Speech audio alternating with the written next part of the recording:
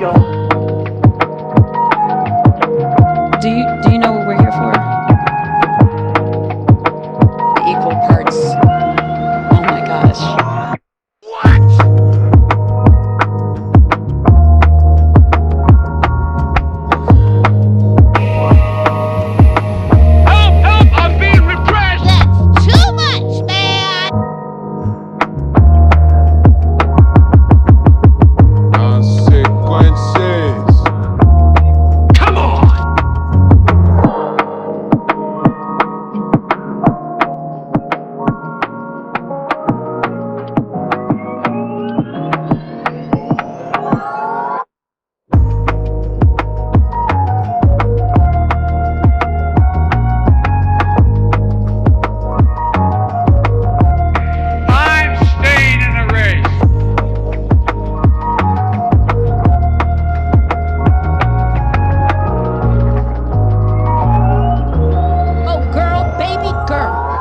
What now? Wait, don't worry about it, little Maga. Gentlemen. Psycho Cheeto.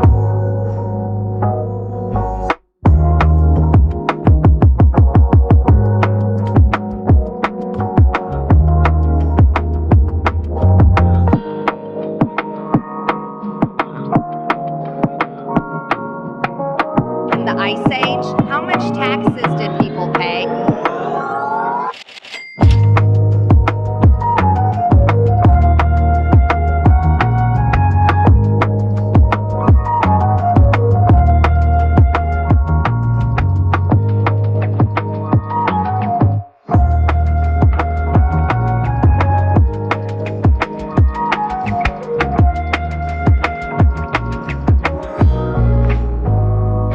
Arguably the greatest work of nonfiction of the 20th century.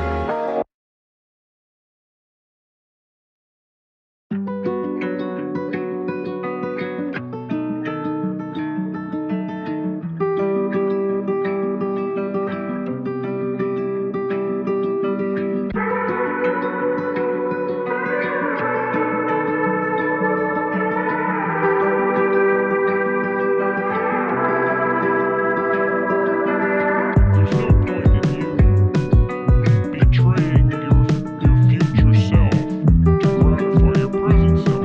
It's a stupid game.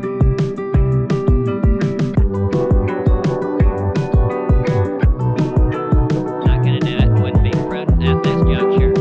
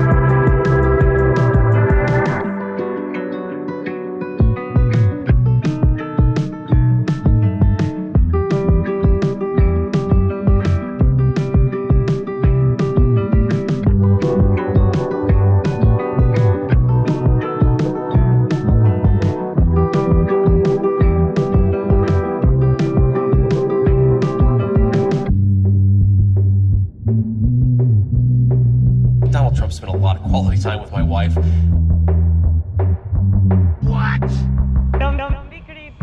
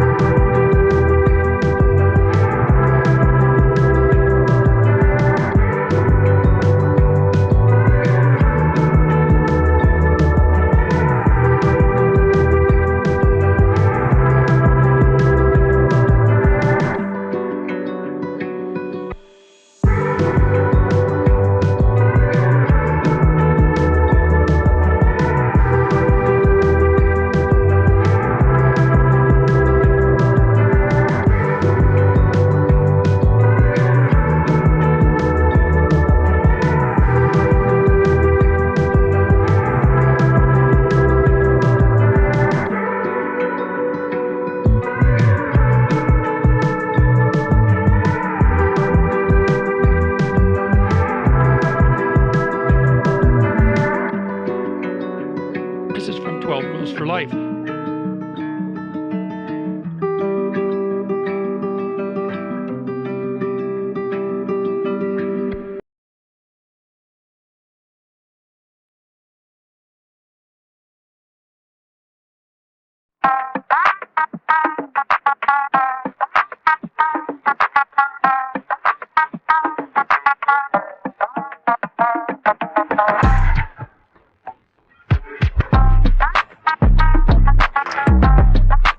I don't want reality.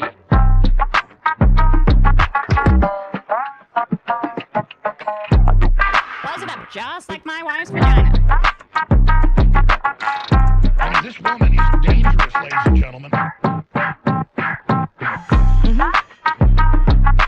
Don't even play.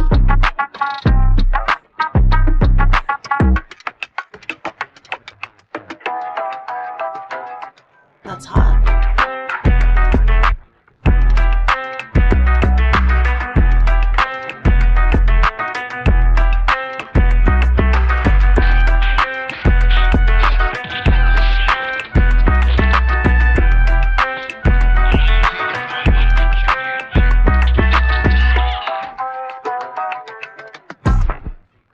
It's science.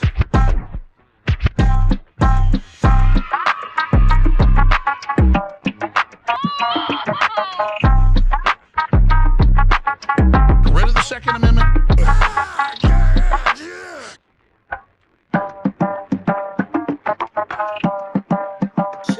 China.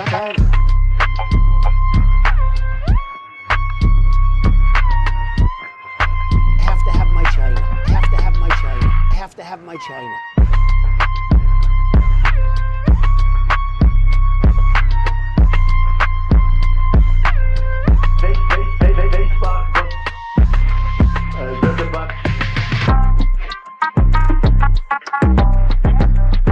Illegal. Follow the rich way.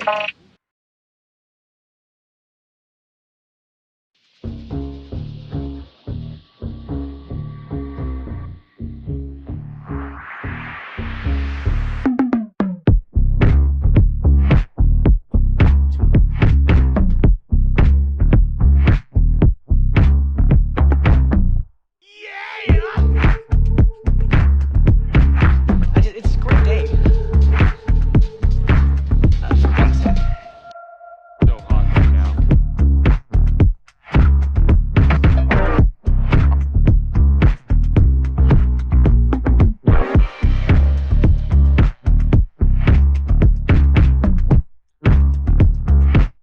Cyclone Cheeto.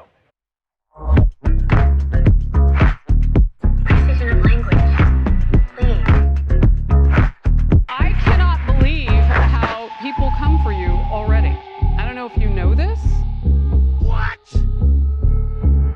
Phrasing?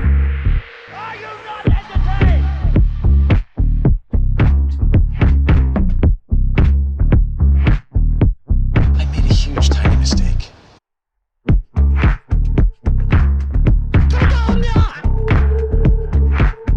You should be ashamed of yourself for having that thought.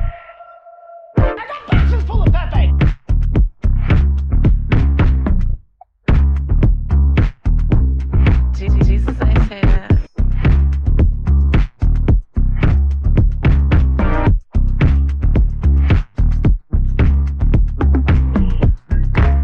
It's a bold strategy, Cotton. Let's see if it pays off for him.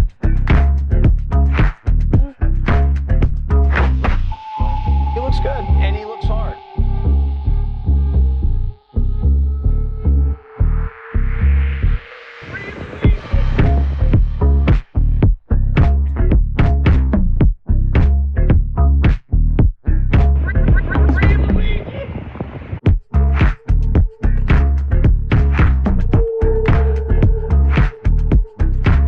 I feel like I'm taking crazy pills.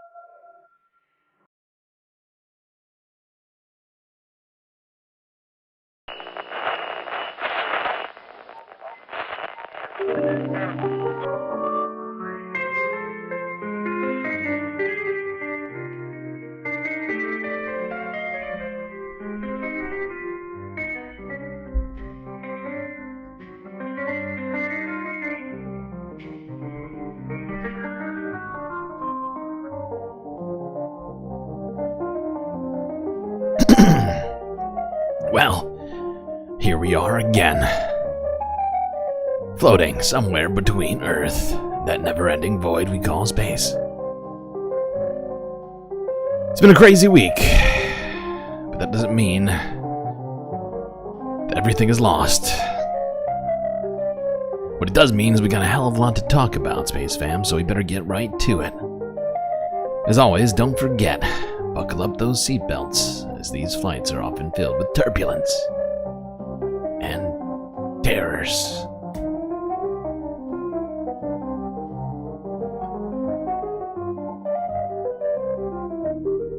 Well, good to see all of you in chat already.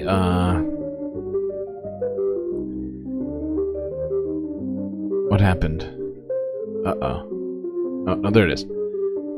Aaron W, Mozart, and Schmegley. 1, 2, 3 in the YouTube chat.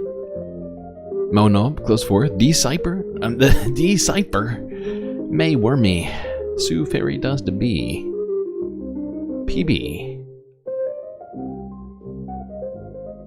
Hermit Horologist, Bob Carmody, Morbid Doslow,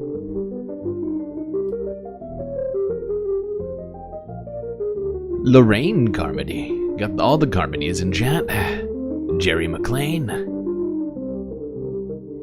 who else? Double O Govan, Mo and Noah. I think I said Mono, right? If I didn't, there we go. I think that's everybody. It's good to see all of you folks. Got a hell of a lot to do, as I mentioned, and, you know, I'm not gonna lie. This week is hitting on all the different sort of stuff, you know? And things I wasn't expecting to replay, things I wasn't expecting to have happen more than, say, 2 times in a week or whatever. But that would have been silly and naive of me. So I guess we better go to that familiar place.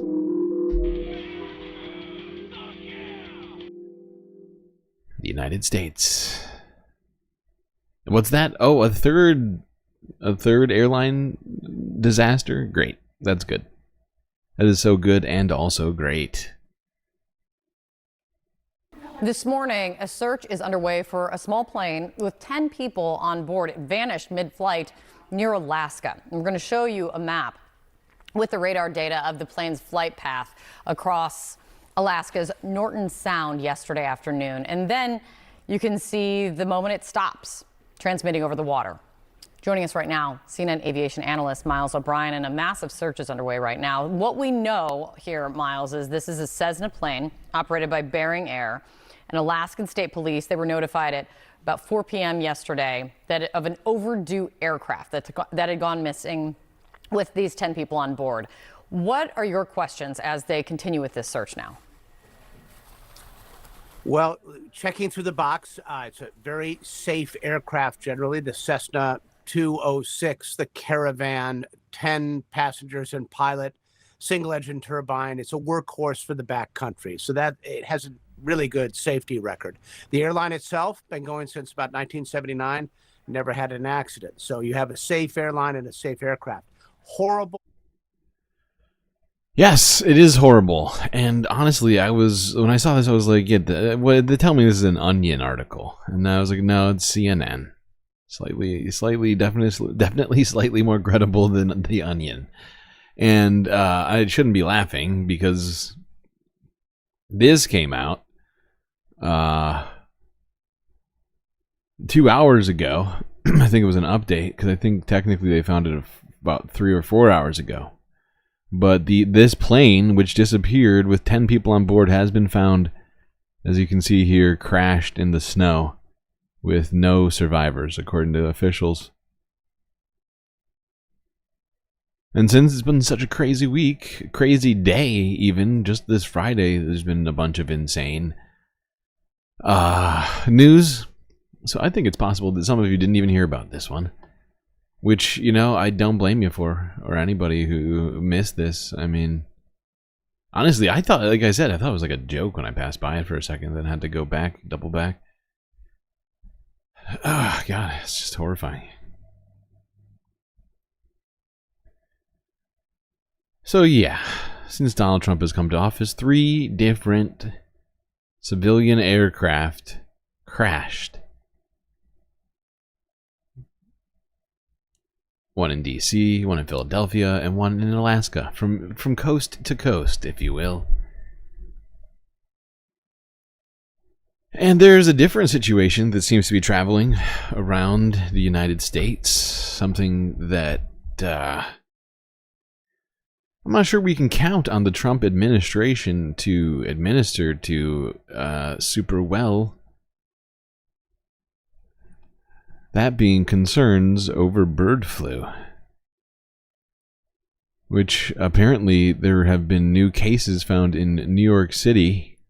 Jumping the map now to New York, where at least 7 cases of avian flu turned up in poultry at live bird markets in Brooklyn. The Bronx and Queens, Bronx and Queens, I should say. Our colleagues at CBS News New York are covering the fallout from those bird flu cases detected in poultry. So let's dip in to their reporting.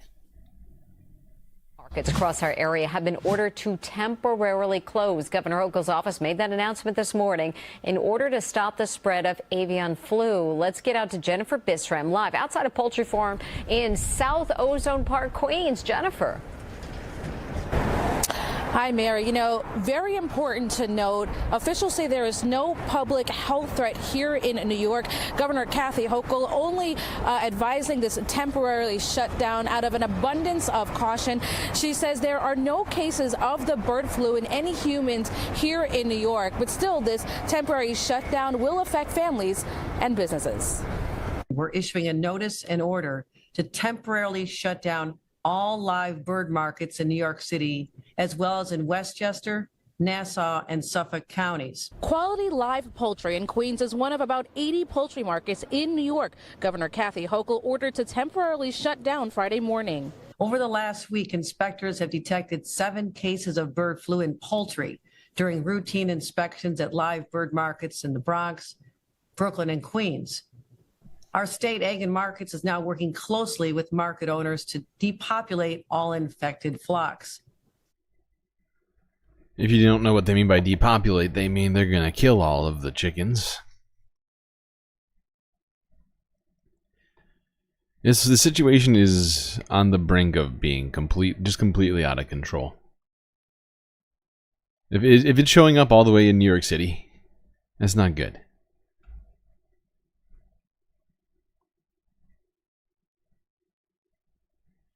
That's not good. And we know Donald Trump's first term, he has gotten a lot of flack for taking the COVID virus even slightly seriously, for being involved at all in the vaccine. So, and with him putting a vaccine denialist like RFK, the head of HHS, he hasn't been confirmed yet, if I'm not mistaken. Although he did go through the first round of voting in the Senate hearing committee, not the nomination. I think it's different. But you know, he's gonna be the head of HHS, which is at the head of a bunch of other important health agencies. It's not good. It's not good. So yeah, we got planes crashing out of the sky. We got birds infected with avian flu all over the country on both counts. And we got another problem that's been going on. I was shocked to see Jake Tapper here do anything interesting or noteworthy. Let's watch this little message he had for CBS. In our politics lead, there's a story playing out between Paramount and CBS News, President Trump, and the Federal Communications Commission that any American who values a free and independent press should care about, including Trump supporters who should not like the precedent that is being set. The story started last fall when 60 Minutes interviewed then Vice President Kamala Harris. Then candidate Trump did not agree to sit down with the news magazine, but nonetheless he protested how 60 Minutes edited the Harris interview. Specifically, the answer she gave after correspondent Bill Whitaker asked the vice president why Israeli Prime Minister Benjamin Netanyahu was not listening to the Biden administration. Illegal. Now, in a preview clip that ran on CBS's Face the Nation Sunday morning, Harris was shown answering like this. The work that we have done has resulted in a number of movements in that region by Israel that were very much prompted by or a result of many things, including our advocacy for what needs to happen in the region. But during 60 Minutes airing, Harris gave this answer to the same question. We are not going to stop pursuing what is necessary for the United States to be clear about where we stand on the need for this war to end. Now, CBS News explained the discrepancy by saying they had merely run two different parts from the same longer answer. And that is indeed what the transcript. Getting distracted by these gifted membies by Rob Skelts. 5 gifted galactic memberships. From Rob Skelts to Antifa, the Parthenon, Haha Dude, Good for Gabby, and Donald James X. I recognize some names in there. Good to see you spreading the love. Really appreciate that. But yeah, I mean, I don't see how editing, especially in this context where it barely changed her answer at all, could be viewed as somehow illegal. Illegal. Even, civilly, leave someone civilly liable. It's insane. All media organizations do this. Now, CBS News did not post the transcript at the time, but they did turn it over to the FCC this week, and the FCC released the transcript to the public yesterday. But that is far from what Donald Trump alleged happened. They took the answer out in its entirety, threw it away, and they put another answer in. Now, that is, as we saw from the transcript, obviously not what happened at all. But still, Donald Trump called this incident, quote, the greatest fraud in broadcast history, unquote. Mr. Trump said, quote, CBS should lose its license, unquote.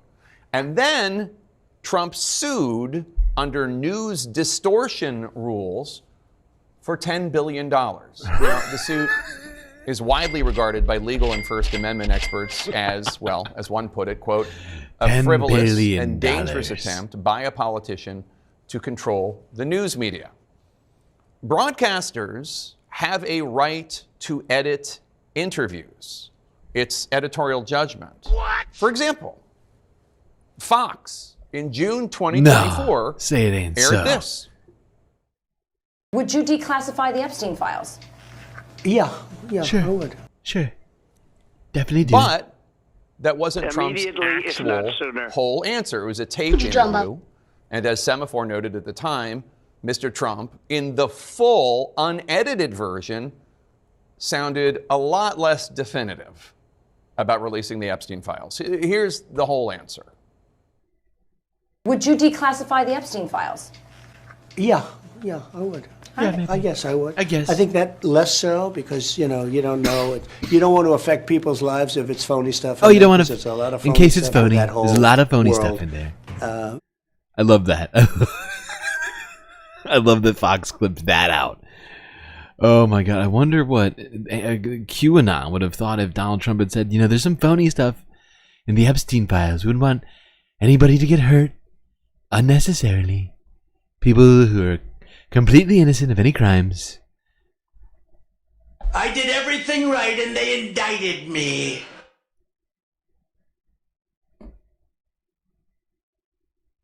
Yes, I would. I think that less so because, you don't know. You don't want to affect people's lives if it's phony stuff in there because there's a lot of phony stuff with that whole world. That world. That world that I live in. Do you think that would restore trust? That world that I lived in. There's a lot of phony stuff. You wouldn't believe how much phony stuff I'm doing. Restore trust? I don't know about Epstein so much as I do the others. Certainly about the way he died. It would be interesting to find out what happened. Part of the files. Situation and the files that don't have my name in it, etc., etc. But yeah, I'd go a long way toward that one. Quite different, right? Now look, Fox had every right to make that edit. Now, did that edit make Trump look more decisive, less equivocating? Did it make Trump, therefore, look better? Yep. Was that why Fox did it? I have no idea. Maybe they just had some timing issues. Either way, it's Fox's right to do it, just as it was Fox's right to do it when they had Trump's surprise visit to a Bronx barber shop on air, which they also cut down significantly, and coincidentally or not, flatteringly, Fox had the right to do it. And not just because cable and broadcast networks have different rules. Now, the 60 Minutes editing case would almost certainly fail spectacularly in court, according to legal experts. But Paramount Global, which owns CBS News, is currently trying to merge with Skydance. Oh, what is happening Media. down here? And in order to do that, Paramount will need the approval of the Trump administration, specifically the FCC, which, under its new commissioner, Brendan Carr, has suggested that Trump's news distortion complaint will be considered by the FCC before any merger can be approved. Enter Sherry Redstone, the owner of Paramount, who stands to make about $8 billion if this deal goes through. Said one CBS News employee to me about this, quote, "Everyone expects Sherry settles with Donald Trump. She is not concerned about her legacy, democracy, or the work we do. Come on! It's only about the deal, her pocketbook. The only..." Boo.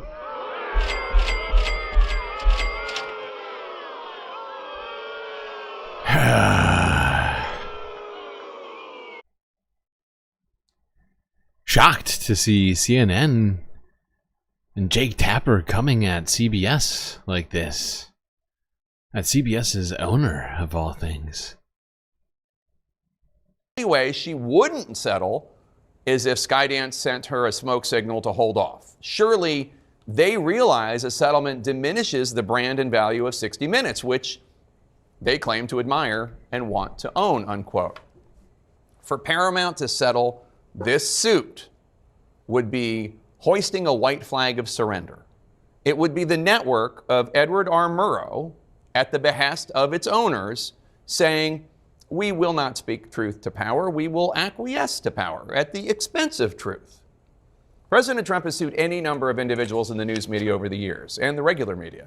Bill Maher, journalist Tim O'Brien, CNN, and he has almost always lost. By the way, one thing I just looked at. If you heard Jake here, he mentioned something called Skydance Media, which is apparently... I don't even know how it's... I'm trying to figure out how it's involved. Oh, it's merged. It's merged. It merged with Paramount, I guess. Maybe they run the news organization? The news side of the business? I'm trying to figure this out. But apparently it's owned by, or at least was owned by, like, Larry Ellison's son, David Ellison. Multi-billionaire Larry Ellison, one of the richest men on the planet. The guy who has all of your data on his servers over at Oracle. As it's been once said, all of the data on the internet has visited an Oracle server or rests inside of them. For the exact quote. I feel like it seems like they're involved in the production of CNN. Of CBS. I can't tell.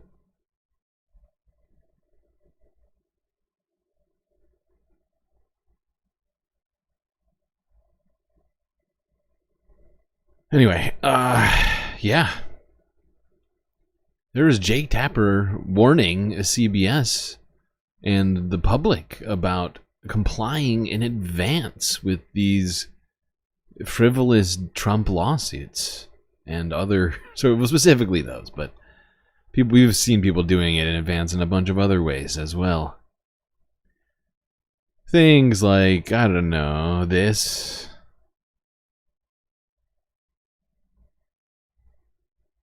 Because we've been talking about this started in advance too. That being companies shutting down their DEI programs. House Republicans are rushing to draft a new budget plan that's in line with President Trump's agenda, and more big companies are canceling their diversity, equity, and inclusion programs. Good morning, I'm Janine Herbst from NPR News, and here are today's top stories. House Republicans are racing to unveil a new framework for a budget. I forgot, I gotta cue this thing up. Killing me. You're killing me.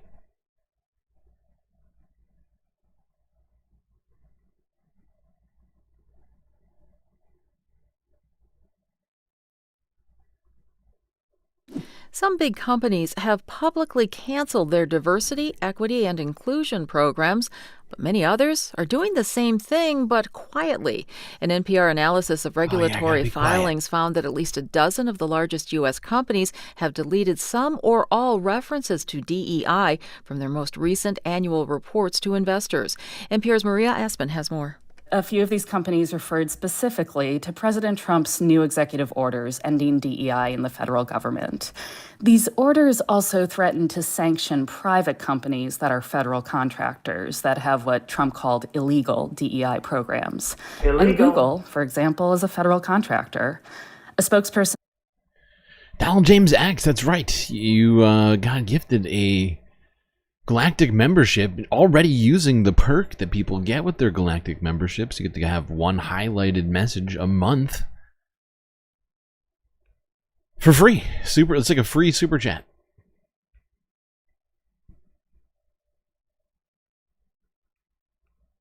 This week told me that Google is evaluating the changes required by Trump's executive orders, and Google, I should note, is one of NPR's funders. NPR's Maria Aspen reporting. She says companies are also under pressure from conservative critics who say DEI programs are themselves discriminatory. A member of Elon Musk's Department of Government Efficiency has resigned after the resurfacing of a now deleted racist post on social media. NPR's Bobby Allen reports the 25-year-old DOGE staffer had access to the Treasury Department's payment systems. The White House.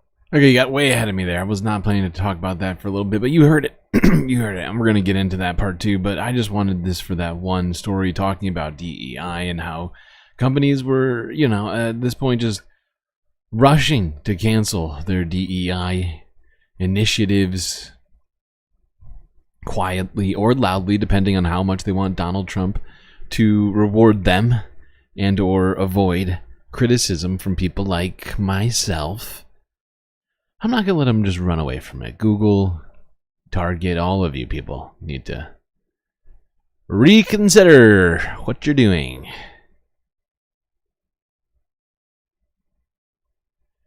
YMCA and the DEI. It is it's incredibly ironic that Donald Trump loves YMCA.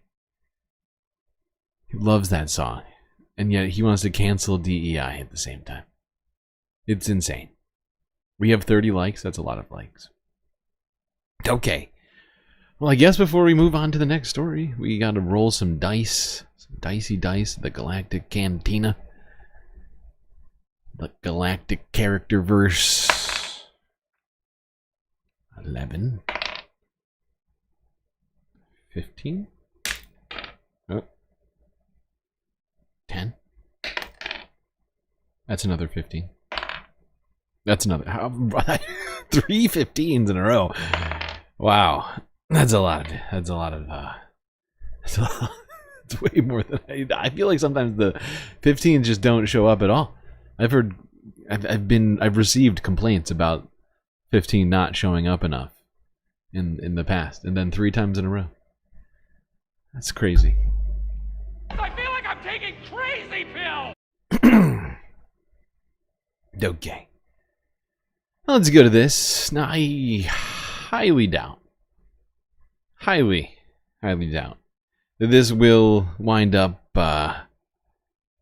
taking hold or any effect. We saw Donald Trump get impeached his first term. Didn't leave. He was fine with being disgraced. So even if this impeachment were to go through, there's no clarity on whether or not this would affect Donald Trump cleansing at in all. Gaza is not a joke, especially when it emanates from the President of the United States, the most powerful person in the world. Whoops, that's wrong. When he has the ability to perfect what he says. Ethnic cleansing in Gaza is no joke, and the Prime Minister of Israel should be ashamed, knowing the history of his people, to stand there Wait, did I roll and allow 4? such things to be said. I think I rolled 4. I remember getting a 10. Ethnic cleansing has been Ah, a fuck, I rolled crime 4 against times. humanity. And I stand here today in the well to denounce what was said, to denounce what the president said, to denounce the complicity of the Prime Minister of Israel, and to remind people that Dr. King was right. Injustice anywhere is a threat to justice everywhere. And injustice in Gaza is a threat to justice in the United States of America. I rise to announce that the movement to impeach the president has begun.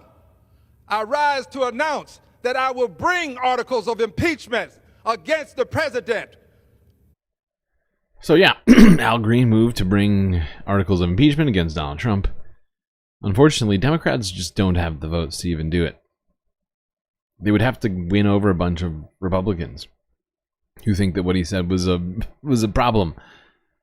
And I'm struggling to think of any Republicans who would object to what Donald Trump has said about Gaza. Even with it being an international and a war crime, both of them. And it's an international war crime, a war crime, and just a regular old international crime. I really do wish there would be some consciences perhaps grown in Congress, the Senate, some of those places, but that might be naive. Without getting rid of some of those people, I don't think there's going to be any change in any of that. Now, apparently, a judge has blocked Donald Trump's plan, which was offering incentives for foreign workers to resign from their posts. Judge has blocked that, I think describing it as unconstitutional, or something like that. Something to that effect. Let's go here. A federal judge has blocked President Donald Trump's plan to push out federal employees by offering them financial incentives. The decision Thursday comes hours before the midnight deadline for workers to apply for the program. A U.S. district judge in Boston sided with several labor unions that had requested a temporary restraining order against the plan orchestrated by Trump advisor Elon Musk. I think the UAW and the NTEU were the two ones. I could be wrong. Trying to downsize and reshape the federal workforce. The efforts that this administration has taken are efforts to weaken the civil service. The whole thought behind removing due process rights of federal employees is about a loyalty test. The judge didn't express an opinion on the legality of the program, but scheduled a hearing for Monday and directed administration officials to extend the deadline to apply for the program until after the hearing. The White House says more than 40,000 federal workers have already agreed to resign. Now, I don't know whether or not, I think it might. I think it might wind up invalidating any sort of already accepted incentive offers. Because I know there had been a number of people who had already accepted these offers. Because they didn't feel like just sitting around enacting Trump's will without any consideration for norms or rules, the law. So for now, I think that leaves many of those workers still technically employed, although it's not clear. It really isn't. Then that's part of the You know, it's not it's a feature, not a bug, right? The lack of clarity, the opaqueness of all of this is indeed what people like Russel Vought, co-author of 2025, and the rest of the Heritage Foundation types all want. Now, within the last 24 or so hours, a second federal judge in 2 days has blocked Donald Trump's birthright citizenship order. I think we already talked about the first federal judge that blocked it. Now another federal judge in a different state, I think, has blocked this end to birthright citizenship, the 14th Amendment. Again, outside of this courthouse, where once again the U.S. Constitution was defended, where the rule of law was defended, and we reaffirmed what it means to be an American in this country. We have a president who must abide by the laws, and if they want to amend the Constitution, there is a process by which to do that. But as of today, we're back to the status quo that we've had in this country for 150 years, that you are an American if you are born on U.S. soil. So I'm really thrilled with the court's reaffirmance of that today. Well, this case... For now. I mean, I love his optimistic attitude. And now the preliminary injunction that we have is the law of the land. Once again, the United States government cannot take any action to enforce or implement the executive order that was issued by the president. And we will see what next steps the United States tries to take. Yes, we will. Speaking of which, 12 hours ago, this happened. Oh, what's that? Pam Bondi and the Department of Justice are appealing after the second judge moved to block this illegal executive order. The Justice Department has appealed a... Shocking. Who could have guessed? Who could have guessed? This is not at all a partisan decision by Pam, of course. Give me a joke. The Justice Department has appealed a federal judge's order blocking President Trump's executive order that would end birthright citizenship. This is the second federal judge now in just 2 days that ruled against that order. It seeks to end the automatic grant of citizenship to children born in the U.S. if their parents are in the country illegally. For more on this, I'm joined now by CBS News immigration and politics reporter Camilo Montoya Galvez. So, Camilo, it was almost expected that judges would intervene here, but where does that place the ruling and the status of people who are curious if this will come to fruition? Good morning, Errol. That is completely right. Now, 2 federal judges across the U.S. have found that President Trump's dramatic bid to severely restrict birthright citizenship is likely in direct conflict with the U.S. Constitution. Of course, the U.S. Constitution, as you know, Errol, has long been interpreted to mean that if you are born here physically on American soil, you are automatically an American citizen, irrespective of the status of your parents. But President Trump had instructed federal agencies like the State Department to deny birthright citizenship to the children of not just people who are in the country illegally, Errol, but also... So here we go. This is going to be an interesting test. Because I think we all... I certainly foresaw this happening with it. You know, a lot of these issues that are blatantly illegal are going to be contested in federal courts. And then the Department of Justice is going to appeal those decisions, which is going to automatically, since they're in federal courts, almost automatically kick it up to the Supreme Court, where Donald Trump and his lawyers have a very strong winning record there. I'm not saying it's good. It depends on who you are, but I guess my point is they have been, at least certainly in recent past, especially regarding his presidential powers and things of that nature, they've been winning arguments in front of the Supreme Court. And so what does that mean for this? Will the Supreme Court have to... What happens if the Supreme Court doesn't do what Donald Trump wants? Will Harlan Crow cut off, what's his name? Justice Thomas You know, what'll happen in the wake of that? If it were to come, I'm stoked. I would be stoked to see that happen.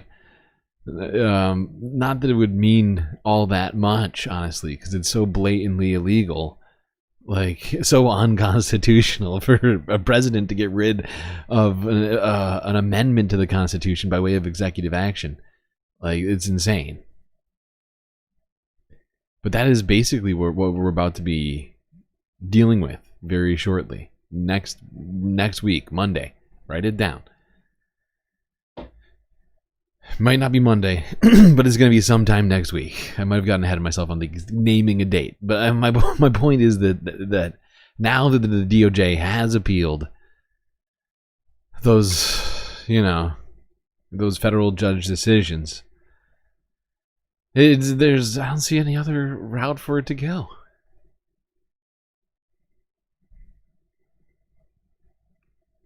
All right. Now let's go to a horrifying place. The National Prayer Breakfast. Jesus, I say that. Hush, Omarosa. Hush. Morning. Oh, God. It is wonderful. Oh, God. Hope you're ready for a little bit of church vibes. Do you know who this lady is right To here? be with everyone, and I have the distinct honor and privilege to introduce, and it really doesn't have to be just an introduction, but to bring to you a man that I have had the privilege of having a front row seat to for the last 24 years.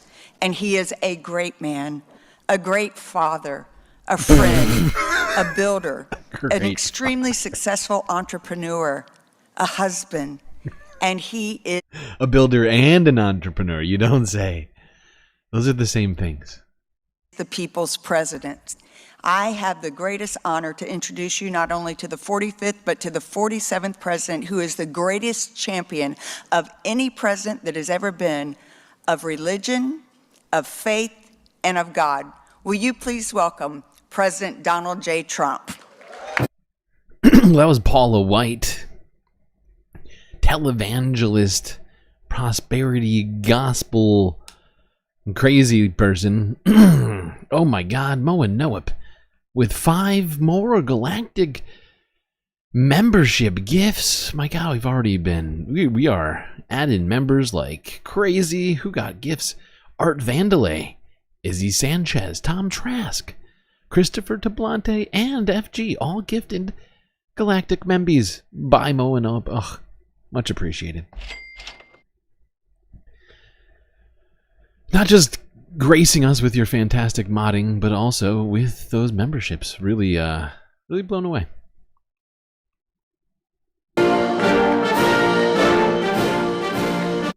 She's like, where's God didn't tell me where he's coming from. Right, from the left, from the right? I don't know. I don't know.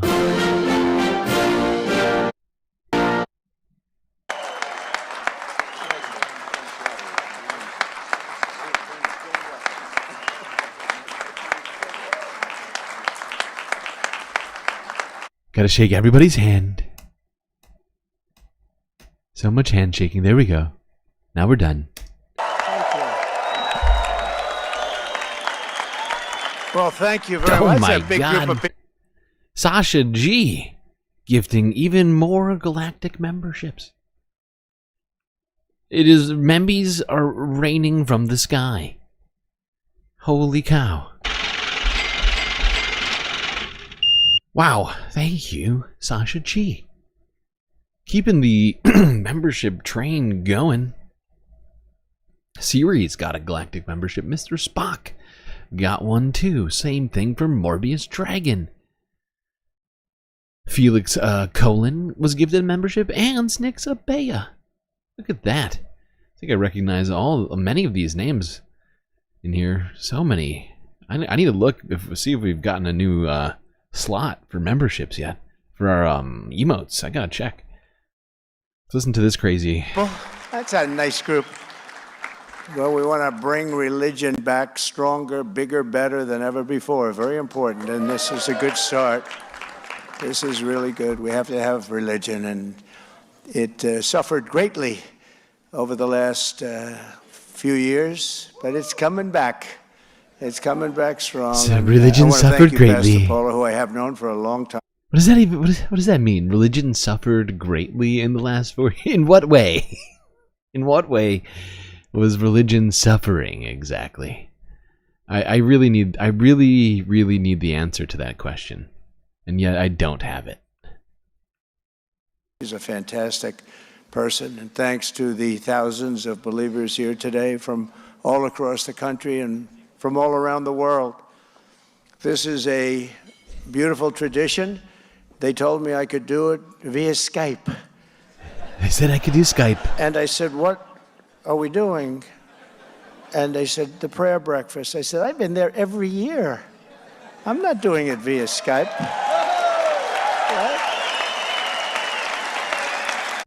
Oh my God, PB. Gifting even more galactic memberships. How many? Everyone's a member. Wow. Unbelievable. Wait, where is it? Ah. Thank you, PB. Who got memberships this time? How many gifted memberships is that for? 20 gifted memberships in the last 30 minutes. Tony Rizzo with a gifted membership. Omega Star with a gifted membership. Afroponics with the gifted membership. I'm sure Afro will be very appreciative of that. Mike B, gifted membership, as well as Fresh Out of the Asylum. Everybody getting a memby today.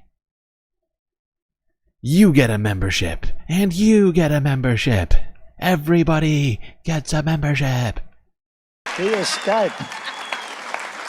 I'm going to be there. It's not that far, you know, it's like about 2 minutes down the road. In fact, it was easier to do this than put up a Skype deal. Destroy the White House, putting up all that stuff. But now I want to be here with you. And I have been here with you. Skype not good enough for the prayer breakfast. No. And I do that despite the fact that they say I can't run again. That's the expression. Sure. Then somebody said, I don't think you can. Oh.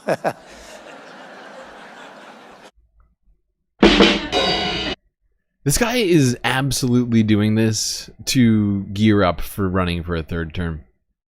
He has been saying this ever since he got elected, talking about a third fucking term.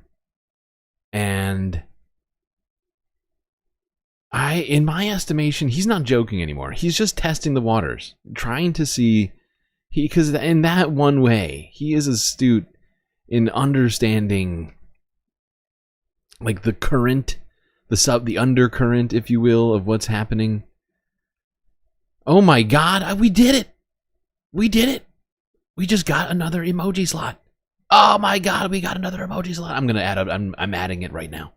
I'm adding it right. Oh my God, and we just got more gifted memberships. What just happened? May Wormy also gifting memberships.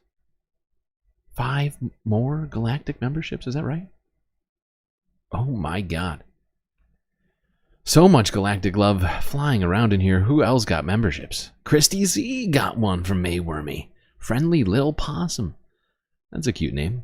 Also gifted membership. Ohm. Gifted membership. Paul J. And Adrienne Vixen. They also got one. How awesome.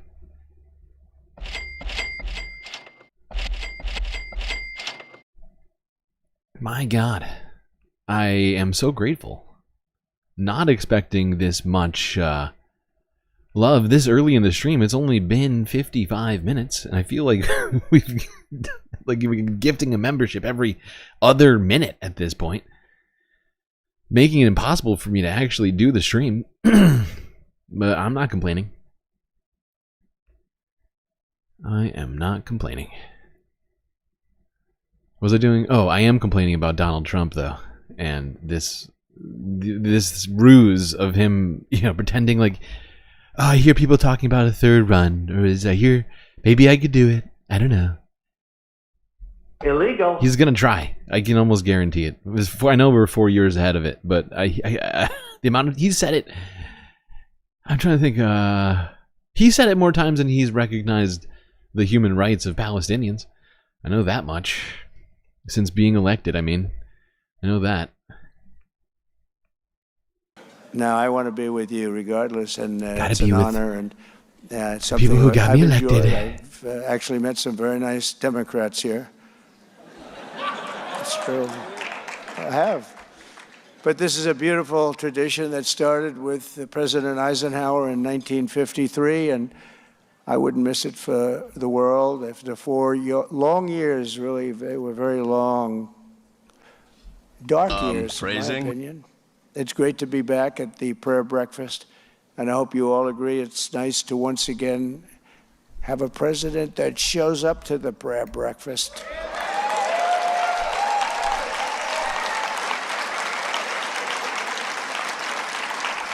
And that agrees to be interviewed for the Super Bowl. I'm doing that too. They haven't done it in so long, they forgot about it. They said, oh, but they hadn't done it in years. But I said, yeah, this morning they wanted to know. And I said, yeah, why not? What the hell?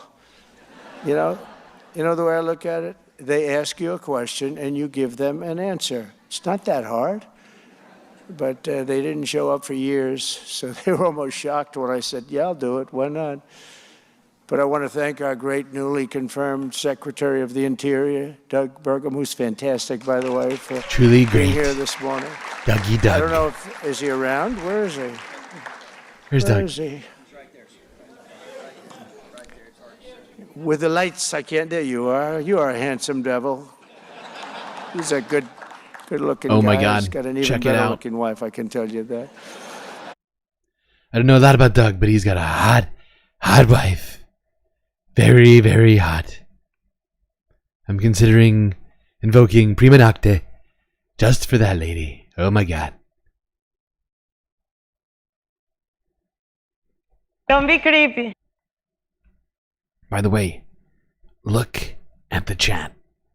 Look what I've just sent in the chat. That is a new emote.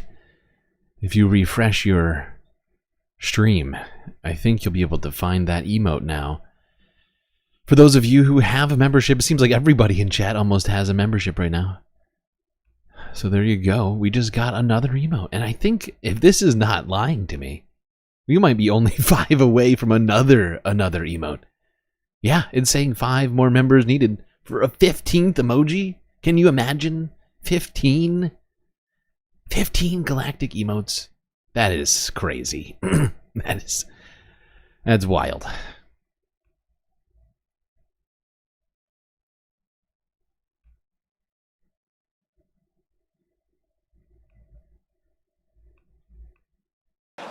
But I want to thank you and Catherine you've been fantastic.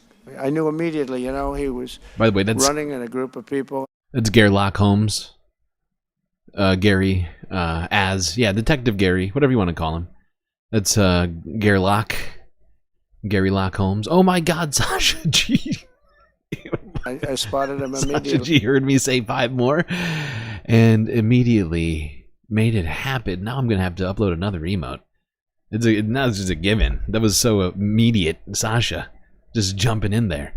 Sticks, Promethean Rebel? I don't think I've ever seen Promethean in here.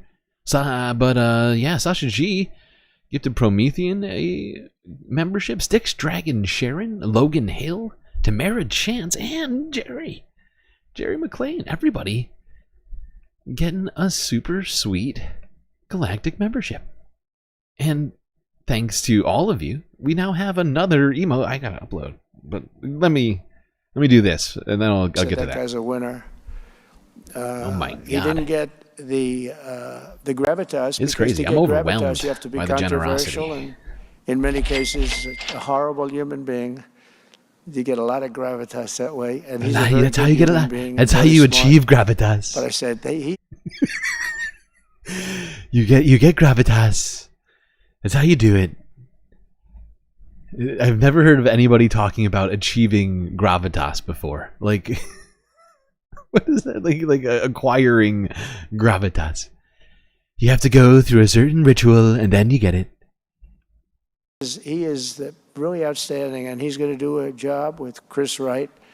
2 of them, it's like a partnership with Interior and Energy. He's going to have more liquid gold coming out of the ground than anybody's ever seen before. We're going to drive the price down, and everything else is going to follow. So he's one of the really important people.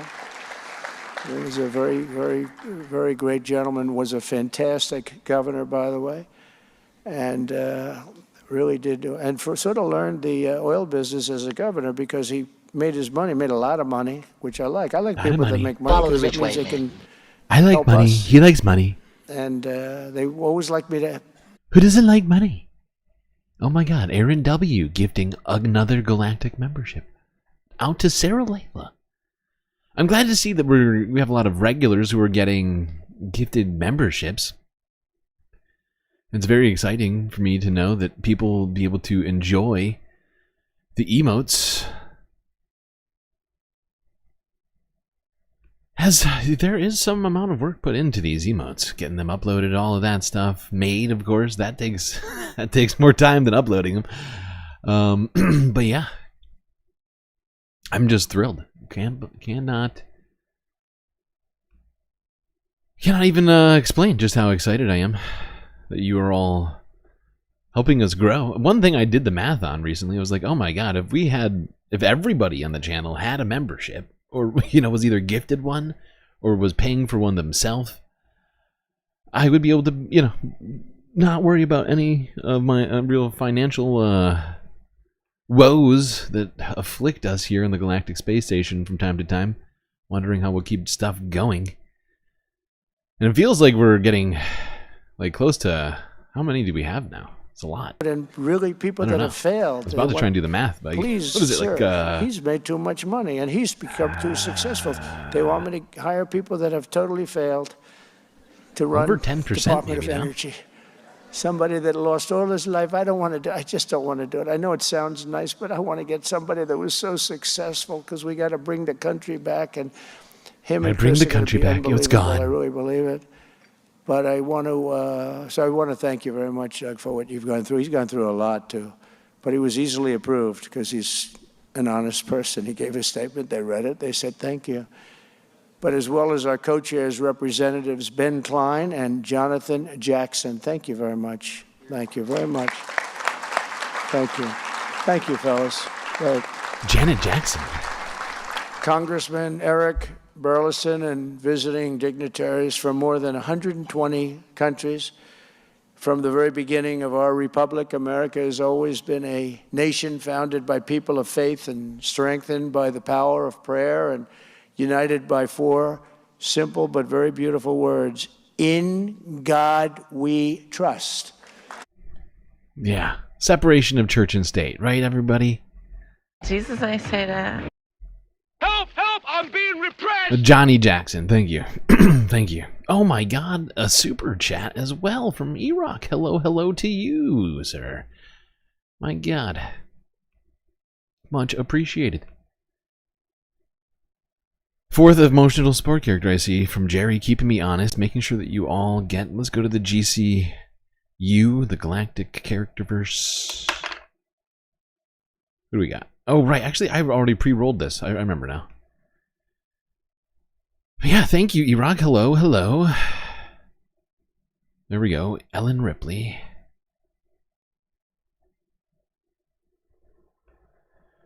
We are going to keep going through this. There's something I wanted to say and or do, and I can't think of it now. And it wasn't thanking E-Rock for that lovely super chat. There's something else, and I can't think of what it is.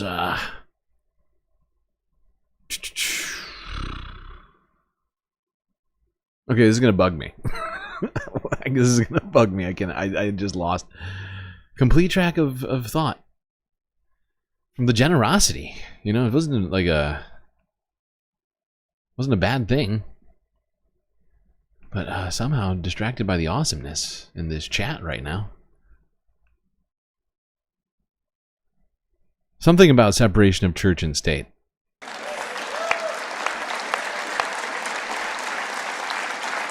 And you all know there was a movement to get that out. I said, no way, don't bring it up. Don't bring it up. I don't want to hear it.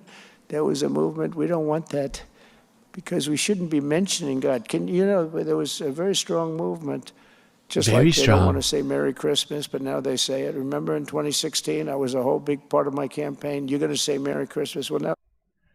Does anybody remember this very strong movement to get rid of In God We Trust? I don't, and I feel like I know a lot about what's going on. Oftentimes, maybe I wasn't paying enough attention. But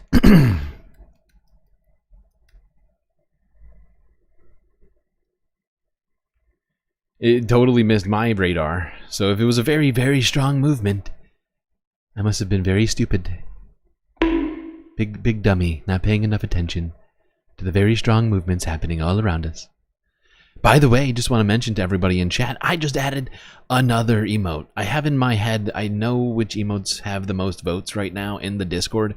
And even though we haven't had the official emote vote yet in the Galactic UN, I just added another emote. The one that, if I recall correctly, had one of the most votes on it. So go looking for that now. Just gotta refresh, you'll find it. Do it again. But we, I don't know if you've been watching, but we got rid of woke over the last 2 weeks. It's all gone. No more woke. Despite the other side stealing hundreds of millions of dollars to promote woke. Did you see what happened? They stole it? Yesterday, where they found hundreds of Wait, millions what? of They were dollars stealing? of money was fraudulent. They were stealing? This is insane. He's talking about USAID, which is not stolen money at all. In no way is it stolen. I don't know how he can even... I have no idea how he can even suggest that that money was stolen. Illegal. Illegal. Totally wrong. They broke into the treasury, Fort Knox. They took the money. They gave it to the DEI. And now it's all over. Iraq. I see that you decided you needed to either show your support and or get access to those super sweet emotes that I'm adding right now. Much appreciated. Given to newspapers and I guess Politico. I don't know. They're here. Good. I hope you're enjoying your breakfast. I hope you're enjoying your breakfast. Looks like Sasha G is enjoying our new emote. I do love this emote a lot. A lot. And this is how you're supposed to use it, for sure. And this is Gary drinking from a juice box. And the other one is Garelock, of course. You can see Gary has a fancy hat. Irish walking hat of sorts. And a magnifying glass for detective work.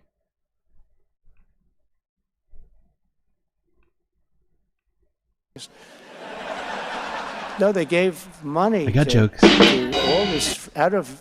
They thought it was a joke. U.S. They thought it was like, no, it's real. They stole it. USAID. They stole the money.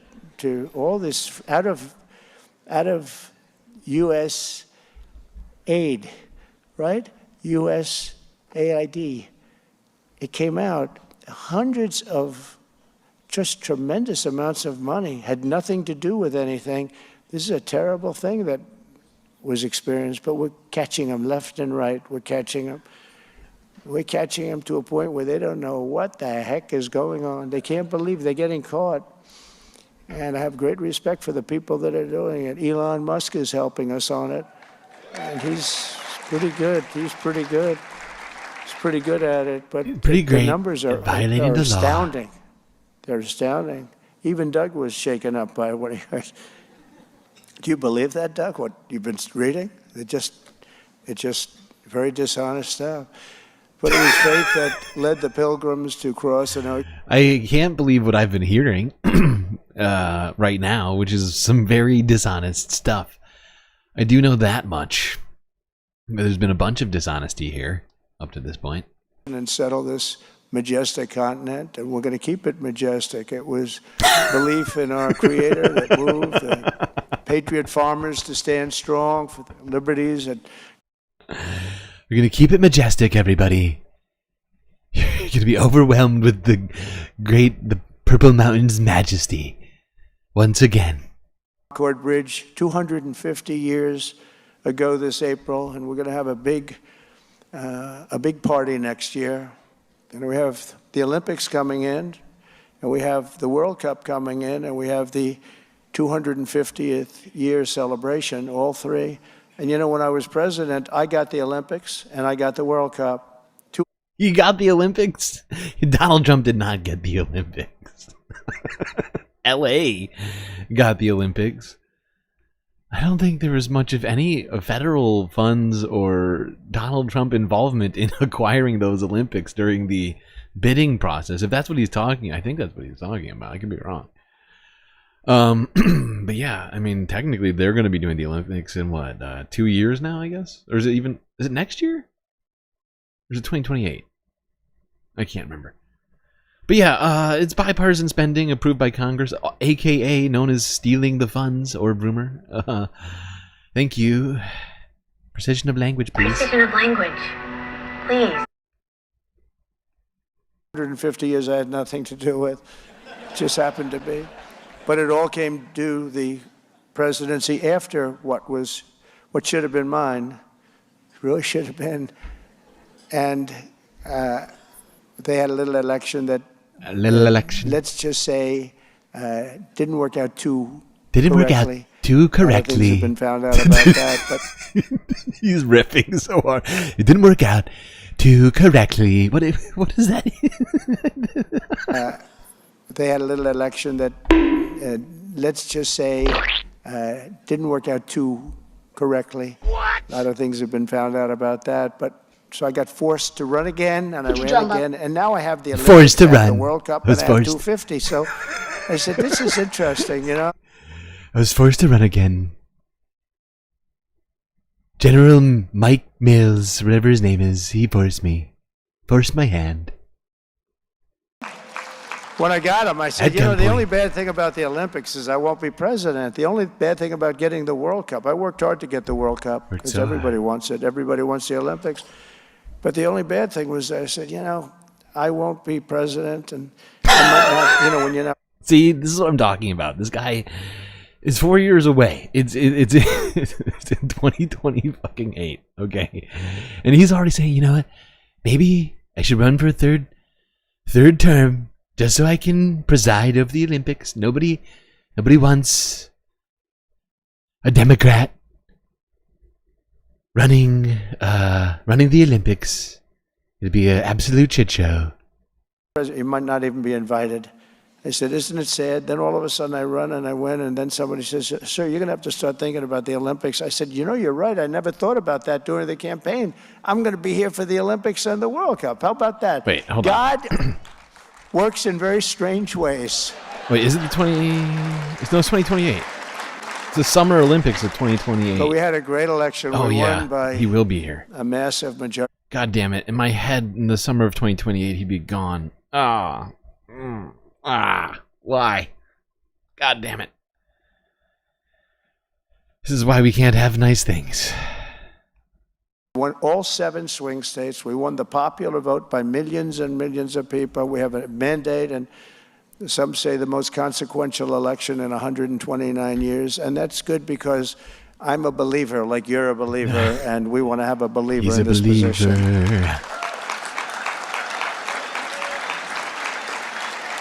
And it was confidence in America's God-given destiny that pushed the pioneers to journey west and led Americans to end slavery, crush fascism, defeat communism, and conquer every single challenge that we faced. And they were. Donald Trump is going to... Wait, is he saying during his term we defeated fascism? Is that right?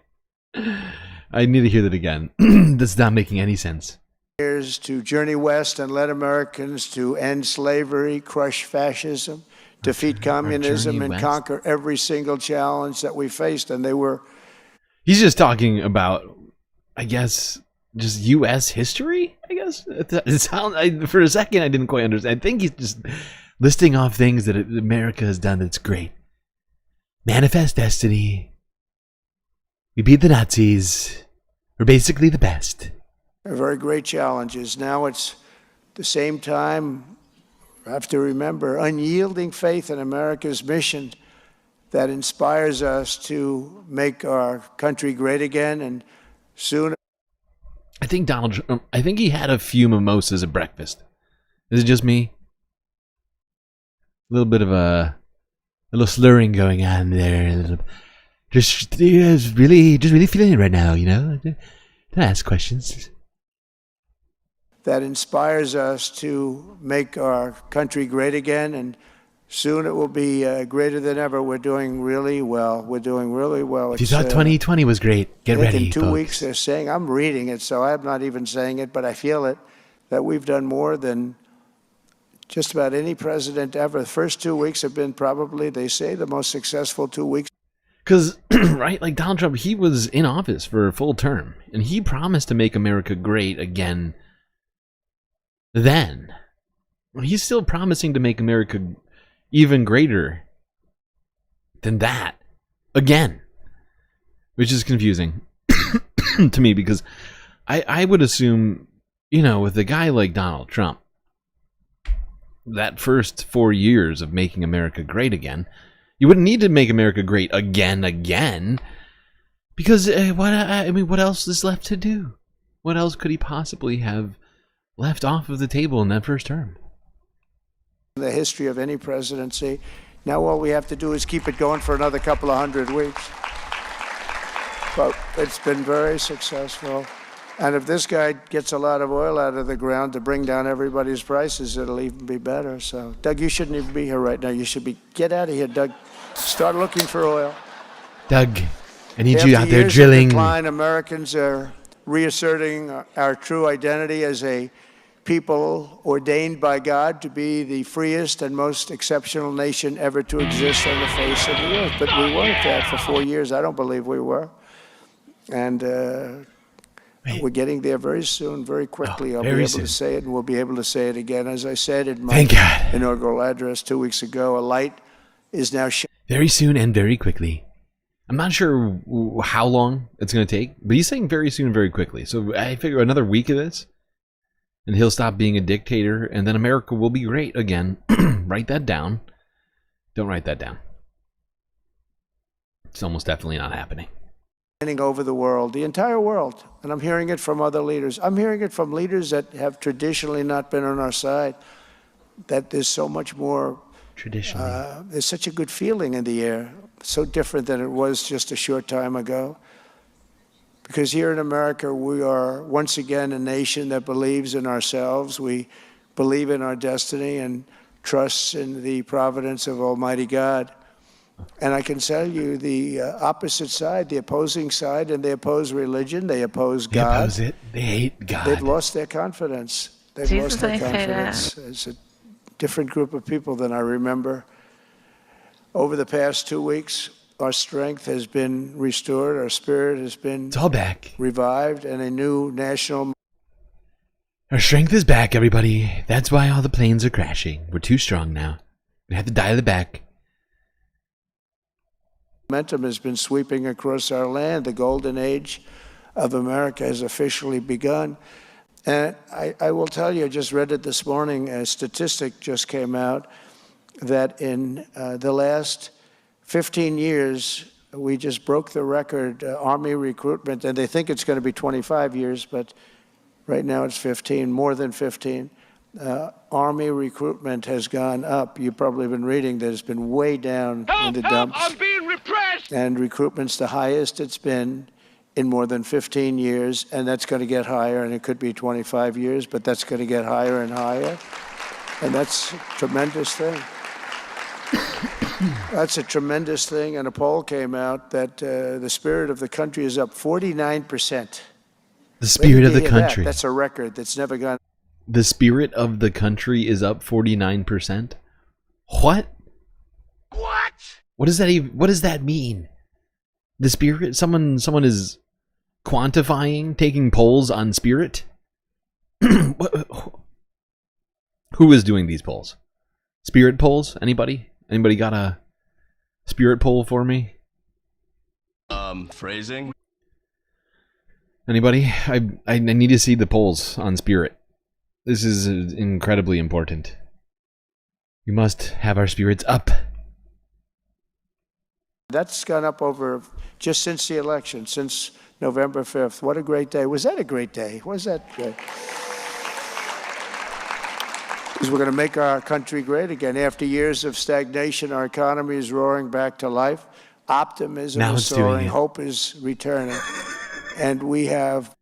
Our economy is rolling back to life. Now that Donald Trump did all those tariffs, then undid the tariffs.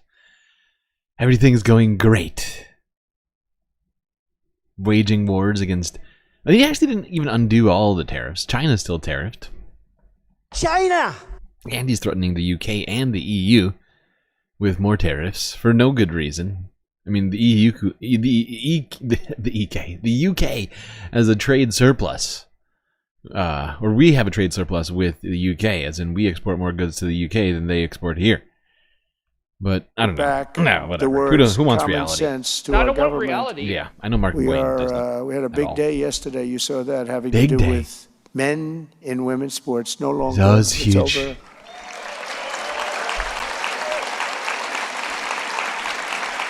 We fixed it. But we're going to be securing our borders, defending our freedoms, and restoring the principle of meritocracy. Merit. We're a merit-based country again. Well, yay. And we have a Supreme Court ruling to that effect. No. Thank God, merit-based country.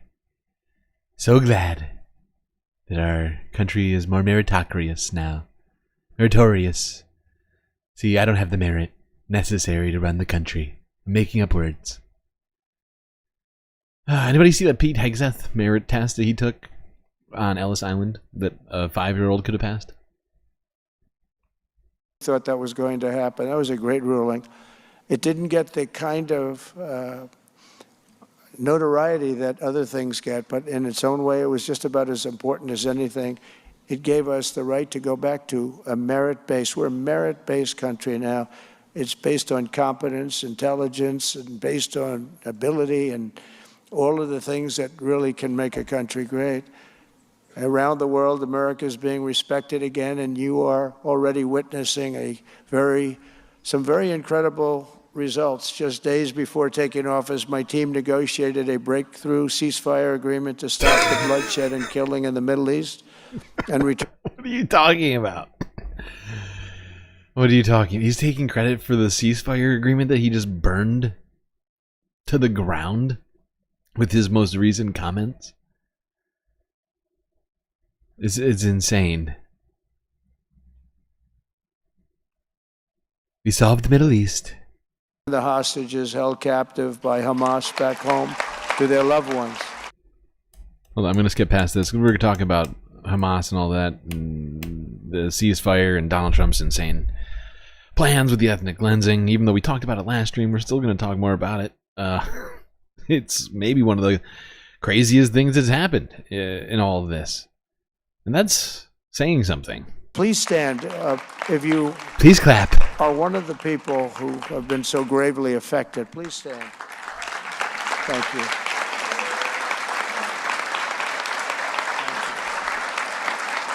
Thank you very much. Well, they're coming in. More are coming in today. They're coming in. It's a very traumatic situation, very tough, as the people know that are here with us. But they're coming in. And I made a statement, and I meant it totally, that if they're not home by the time I get into office, all hell will break loose in the Middle East. And I think... Does he think that he's still at election rally right now? You're in office now. You're in office right now. And I would say the comments he made recently are certainly causing all hell to break loose. Who knows what's going to happen over this freaking weekend? Honestly, I'm dreading. I feel like I'm dreading this weekend right now. Oh, God. I respected that statement, so we'll see. But we have more hostages to come, and we hope they live up to their word. And I have to say, who knows if that's going to happen. But yeah, I wonder if Hamas is going to want to continue with the ceasefire arrangement with the United States, Israel's largest backer, suggesting that they're going to ethnically cleanse all of Gaza. It's fascinating that because this is after the meeting with Benjamin Netanyahu, right? And he's out here saying these things like, yeah, we did it. We fixed the Middle East. Everything's great now. Haven't heard from Hamas recently, but I'm sure they're still scared shitless. They're just going to do whatever I say. One way or another, it's going to work out. It's going to all work out. As president, I will not rest until every remaining hostage has been returned to their families. So thank you all for being here. Appreciate it. Also with us is an incredible survivor of October 7th. What a horrible day that was. That would have never happened. Iran was broke. They had no money to pay to Hamas or Hezbollah. They were stone cold broke. And when I left, they started selling their oil again. They took the sanctions off. They did everything wrong. I mean, I'd like to say the opposite of that. I would much prefer saying the opposite, but they did everything wrong. That includes with... Yeah, and if you didn't hear, Donald Trump reimposed a bunch more sanctions, although a bunch of the sanctions... Wait a second, I just realized, what is he talking about? He's the one who ended the sanctions on Iran. He got out of the Iran nuclear deal, which effectively gave them the green light to do a bunch of stuff that they weren't doing before. And now he's blaming Biden for lifting sanctions on Iran, as if that didn't happen. What is he talking about? Russia and Ukraine, that should have never happened also. All those millions of kids, you know, the soldiers are just being decimated. Yeah, we would have, nothing would have happened. Probably 800,000 Russians, 600, 700,000 Ukrainians, young people just laying on a battlefield dead. It's a horrible situation going on over there. We're working very hard, and I think making progress to stop it. Also with us is an incredible survivor of October 7th who was held captive by Hamas for more than 8 months. Noah.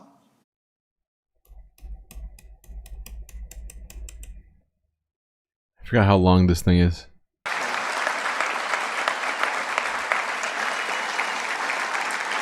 The innocent civilians attacked on October 7th. Hold on. This is, I think it starts around here. This is really what I want to hear about. And that is why today... Oh, here we go. I'm on and really honoring a lot of people, but I'm announcing that I will be creating a brand new presidential commission on religious liberty. It's going to be a very big deal, which will work tirelessly to uphold this most fundamental right. Unfortunately, in recent years, we've seen this sacred liberty threatened like never before in America. What is he talking about? How have our religious liberties been infringed upon? I know he's not talking about Muslim people. So I really, when he started talking about this, I was like, what does this man mean? Christianity has been under threat, and so we need to have a new presidential commission created. And that's not all he did. In history, there's nothing happened like the last 4 years. What's happened with so many things have gone bad, but religion, what they've done, and the persecution that they've executed have been just religions? Horrible. The religions have been persecuting everybody. It's true. Help! Help! I'm being repressed! For example, most of us would not have believed it possible that a grandmother with a severe medical condition, quite elderly woman, would be put in jail for praying here in America. She was put in jail because she was praying. But we're joined today by a woman who was 75 years old. Paulette Harlow was sentenced to 2 years in prison for... I had to look this up when I first heard him talk about this. Paulette Harlow is apparently, at least from what I recall, if I recall correctly, from Moms for Liberty, I believe. But she's also a member of some other, I think, organizations involved in terrorist activities, I guess you might call I'm not sure if that's the right word. They are the sort of, she was involved in a group of people going and blockading people from receiving medical treatment at clinics, and were arrested for, being essentially physical with people, not allowing them to get past into this medical facility. And Donald Trump, I missed him pardoning her, and a number of other people apparently involved in that. But he thinks it's completely unfair, so wrong. So that's what he's talking about. When he says religion is being repressed, it's people going to jail for crimes. Illegal. Peacefully praying outside of a clinic, charged under an obscure law that hadn't been used in years. Hadn't been used in years. Selectively weaponized against Christians by the previous administration. I never understood how we won with evangelical. Christians should be able to block the doors of any building that they want. But if you like Muslim people, you can go fuck yourself. Or if you're Muslim, or if you're a pro-Palestinian protester, can't block those buildings. I love this. I love this because I want us to all burn this into our memory, okay? Because, when protests happen in the future, I want us to remind Republicans that Donald Trump pardoned a woman who blocked multiple people who blocked the doors of a public building. Well, actually, private building. A private building owned by someone, I assume, at least a group of people. But Donald Trump pardoned this woman. And so, and remember what happened during, I don't know, all of the fucking protests? All we heard during the student protests on college campuses was that, they were keeping children from getting to they were keeping the students from learning and going to class. They can't get across the campus. They're being physically blocked. Remember that? Constantly, CNN, MSNBC, everybody was talking about it. Oh God, students can't get to class because of these terrorist supporters. Well, Donald Trump pardoned a terrorist who blocked. Well, actually, Jan 6th too, right? But we're talking about private institutions right now, not public institutions. So technically, there's a slight difference. We won with Christians by a lot. But even that little bit that they got, I said, who are the people that voted for them? Who would vote for them? They were terrible. They were terrible to you, and they were terrible to people of religion, all religions. At her sentencing, the judge mocked Paulette's Christian faith. Exactly 2 weeks ago, it was my honor to grant Paulette I would love to know what he means by that. Christians, about 23 He made fun of her. A full and unconditional pardon.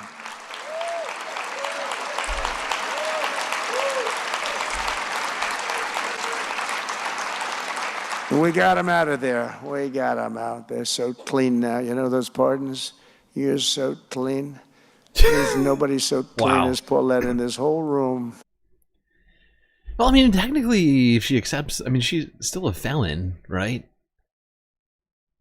I mean, how clean you can't remove the felony, I don't think. She was convicted by a jury of her peers. But I love how much Donald Trump is just sort of basking in his own sort of, pardoning of criminality, right? He's just gleeful about it. She was just, she got a little lucky, didn't she? Yeah, she got lucky that I won that election. If I didn't win that election, she'd still be in jail. She'd been there for a long time, right, Paulette? But what happened to you must never, ever happen again in America. So I want to thank you very much for being here, Paulette. Thank you. So great. Thank you very much. American terrorist hero, Paulette. Thank you. Thank you very much. Enjoy your life. Enjoy it. I'm giving it to you. To confront such weaponization and religious persecution I, today. the king, gave you back your life, Paulette. I hope you're grateful for it. I'm signing an executive order to make our Attorney General, who's a great person, she's going to be a great Attorney General, Pam Bondi, the head of a task force, brand new, to eradicate anti-Christian bias. About time, right? Anti-Christian bias. The anti-Christian bias of the United States, where I believe a majority of people are Christian. It's not fair. Christians are being unfairly attacked in the United States.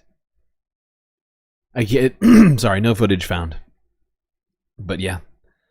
This is the vibe of this prayer breakfast, this whole thing, Donald Trump going on and on about how Christians have been unfairly maligned and attacked, lawfare waged against them, old grannies who never did anything wrong, very clean, stuff like that. But during this, he also announces a number of things, like we already heard.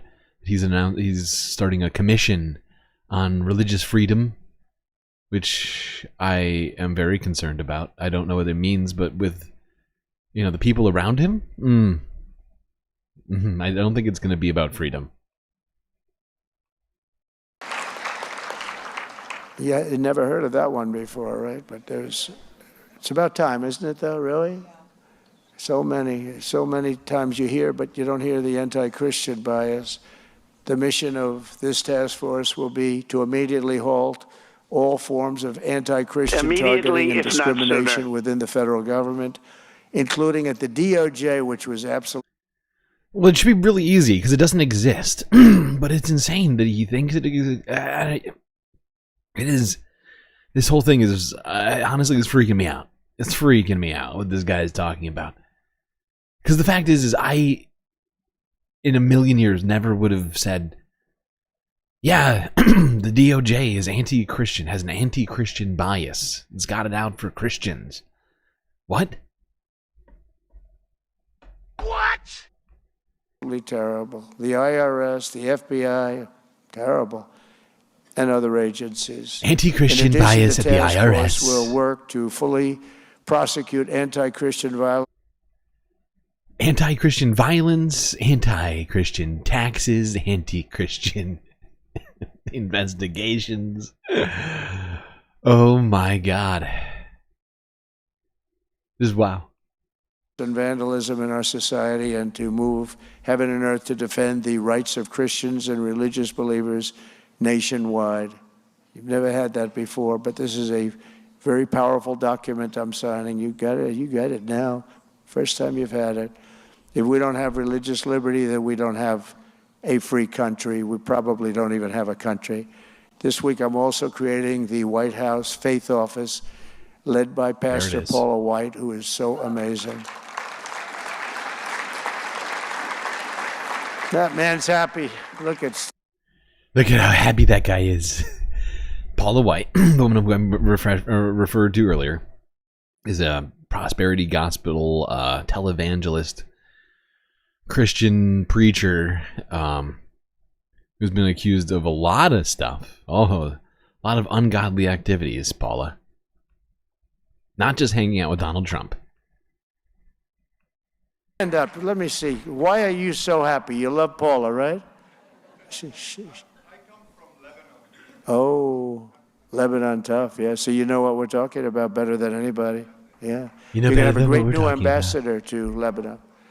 Yes. Thank you very much. Ambassador. Thank you. That's tough. Yeah. You're gonna have a great new ambassador. We just put him in.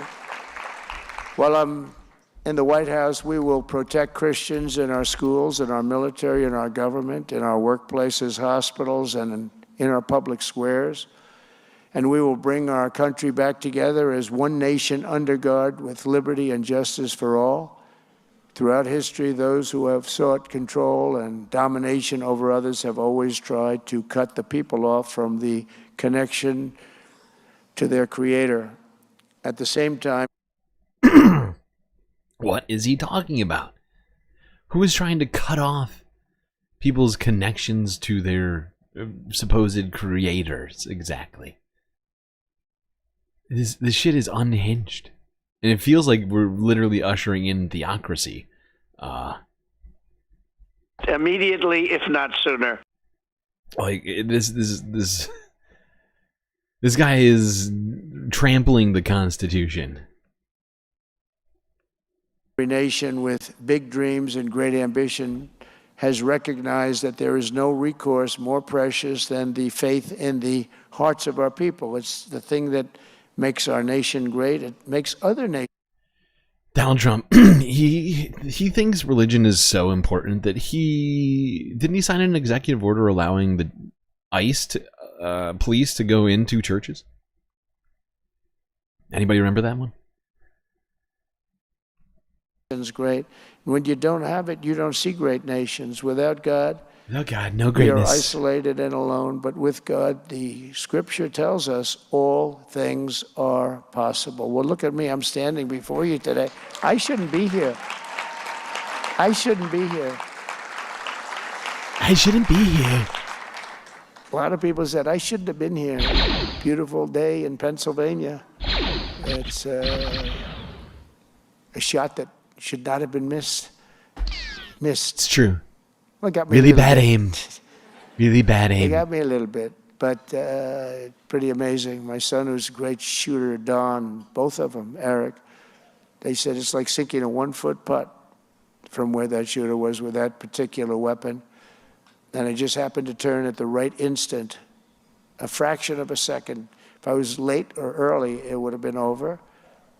And you would have somebody else speaking today.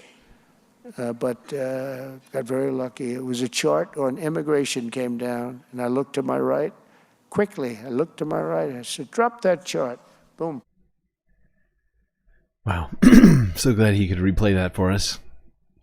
Charlie Jenmuir utilizing that galactic benefit free super chat along with every galactic membership, not just a feeling of galacticness or a slew of galactic emotes now.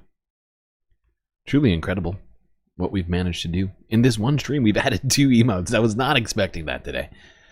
Truly blown away. All right, we're not going to watch that whole thing. It's painful. It's painful. I watched it. It's insane. But, so, 3 things have been created, according to him, by executive order. A religious freedom commission, which, based upon the context, I think is going to mean a commission that makes sure that the 10 Commandments is in every school. Something like that. I could be wrong. But then you have a new White House office. I don't know whose office is. Maybe the USAID office. Was there a USAID office in the White House? Because I guess maybe that's getting cleared out, and that's where the what's it called?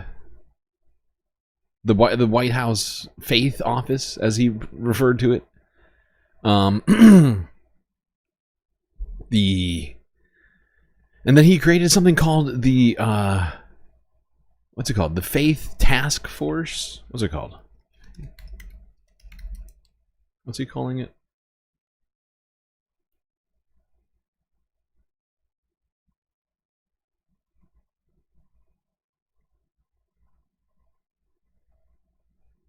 So yeah, I don't know. It to me sounds like Gilead. If you're not familiar with what I'm talking about, I'm referring to the fictional America in oh god, what's her name? I can't think of the author's name, but of The Handmaid's Tale.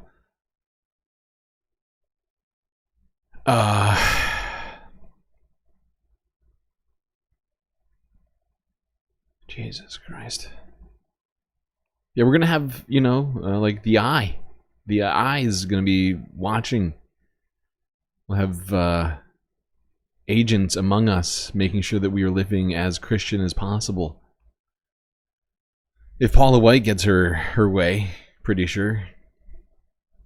Now, if you're not familiar with Paula White, as I figured some people are not,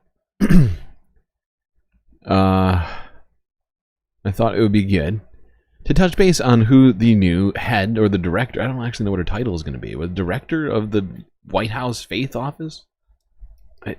I don't know what the actual, I should look it up.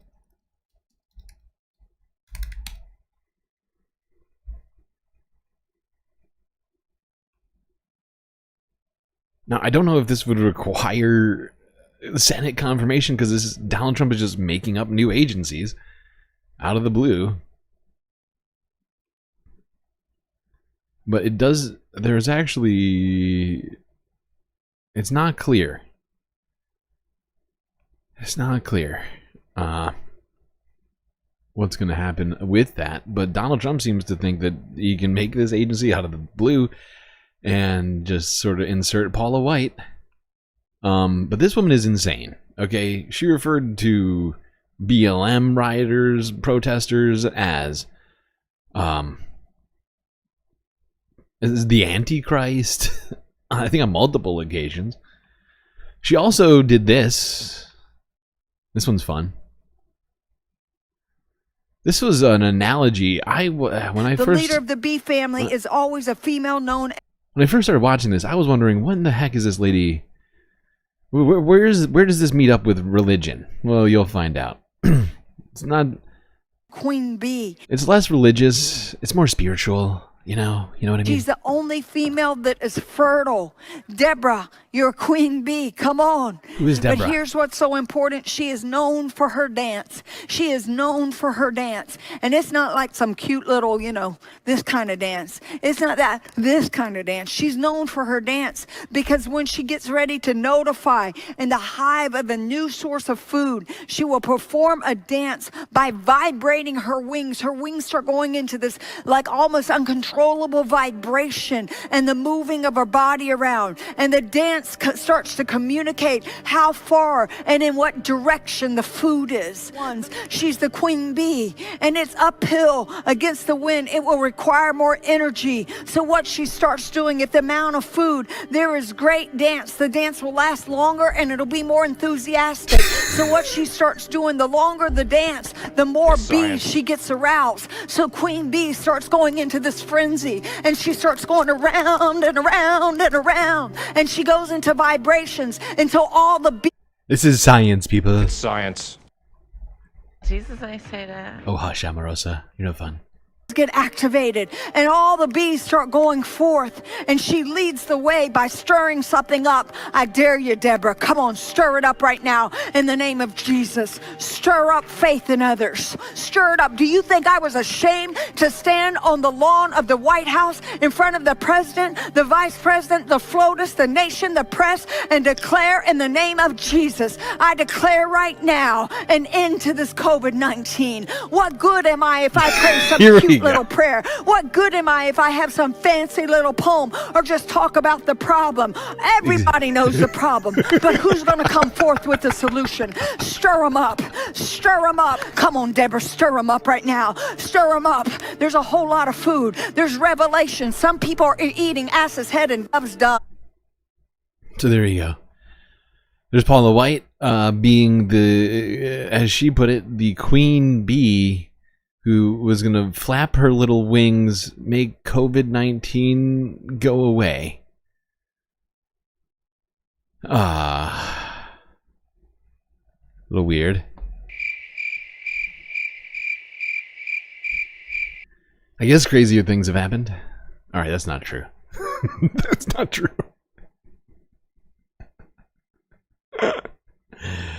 There you go. A little Christian Science for you. Little psycho talk. Let's talk more about Paula. I just figured we'd get ourselves familiarized with that little dance of hers. Get our energy flowing. Get that bee energy flowing. So we can prime ourselves. Wherever I go, God rules. When I walk on White House grounds, God walks on White House grounds. When I go into the dry cleaner, that dry cleaning place becomes holy. I had every right to declare the White House as holy ground because I...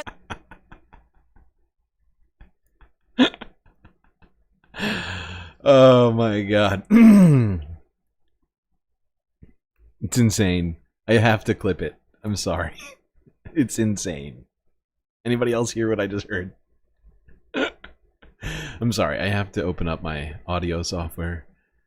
I guess I could just do it. Whatever, it's too late. I've already opened it. I should try. Yeah, I should send it. Whatever, that'd be too much. I gotta hear this again. White House grounds. When I go into the dry cleaner, that dry cleaning place becomes holy. I had every right and authority to declare the White House as holy ground because I was standing.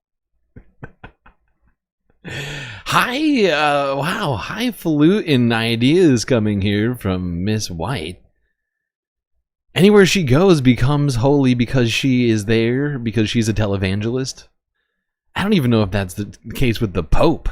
I think she thinks she has more powers than the Pope.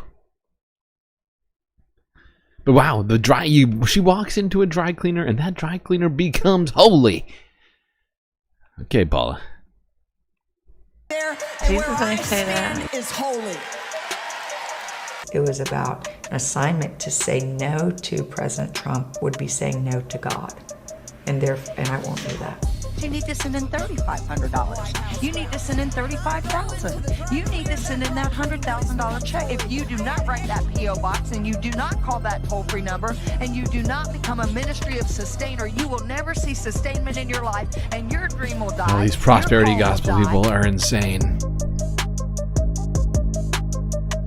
In a world of faith and flashy lights, mega churches and their pastors sometimes come with mega drama.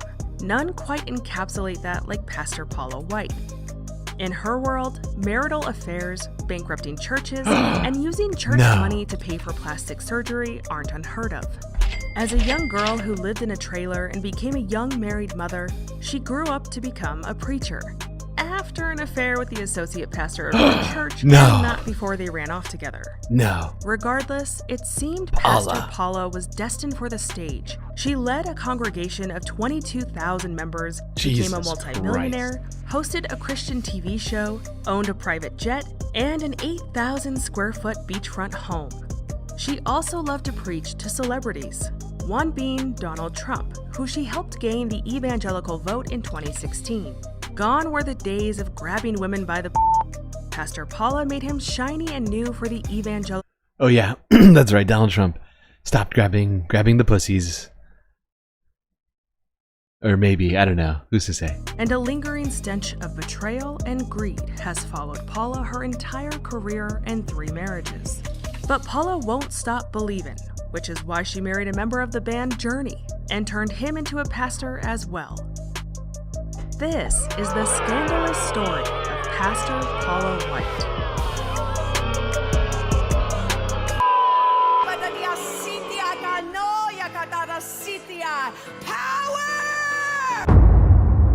Power!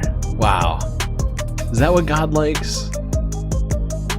For his disciples to be obsessed with power? Trying to remember, where does it say in the Bible? You should become as wealthy and powerful as you can. Was born on April 20th of 1966 in Tupelo, Mississippi, to Donald and Myra Furr. She had one half-brother named Mark, who was Myra's son from before marrying Donald. Paula's childhood was idyllic, at first. Her parents ran a chain of successful toy stores and... Hold on, I'm going to skip ahead. We're not watching this whole deep dive on Paula. But she has had a sordid past, multiple affairs, even while she was preaching with other preachers who were married at the time. Just horrifying lack of moral fiber, this Paula White. Shocking. White was now Paula White. Not long after the wedding, the couple moved to Tampa and began working for Bayshore United Methodist Church. Randy was appointed as youth pastor, while Paula was given a teaching position at the church's school. Where Randy was charismatic and outgoing, his wife was reserved and introspective, perfectly playing the role of a minister's wife. Some who knew the couple would later describe her as, quote, an impressionable young woman with a little girl quality, starstruck and enamored of Randy. And he was the director of her life, telling her how to behave, end quote. The couple immediately made an impression on the congregation. Don't be creepy. There's nothing more important to a church than getting youngsters on board with religious messaging. And under Randy and Paula's leadership, the youth group swelled in membership and engagement. It was a perfect match. Until one day when a church member approached church officials to say that while they were out in town, they happened to see a storefront sign announcing a new church, headed by none other than Reverend Randy White. The church was taken aback, mostly because when Randy interviewed for the youth leader position, he agreed he wouldn't start his own congregation in the vicinity.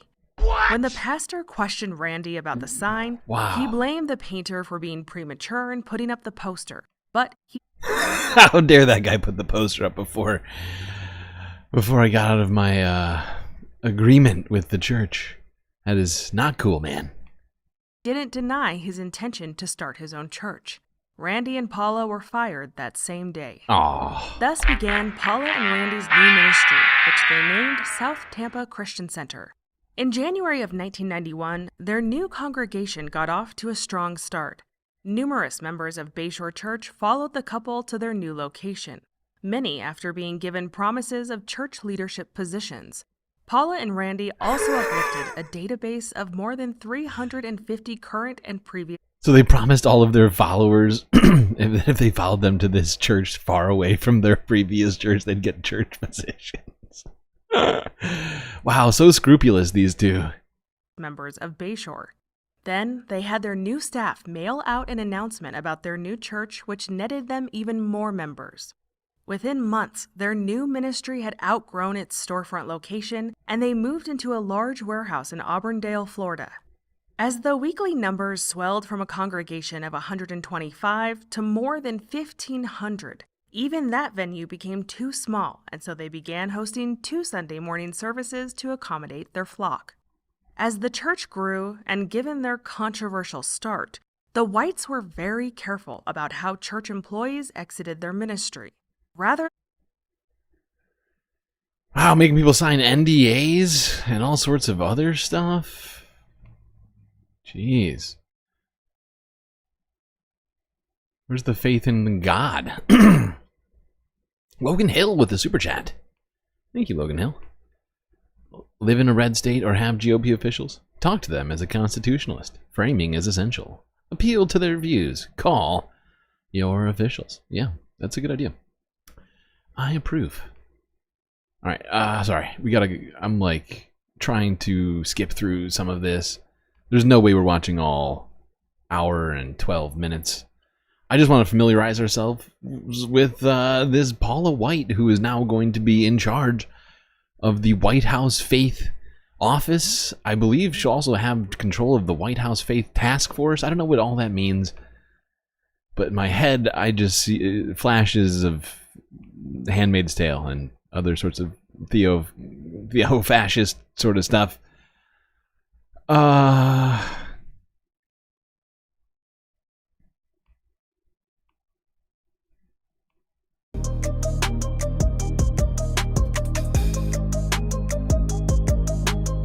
Benny Hinn was still married to his wife Suzanne at the time, although she had filed for divorce a few months prior. When word of the relationship broke, Benny and Paula both denied they were anything more than friends. Friends who...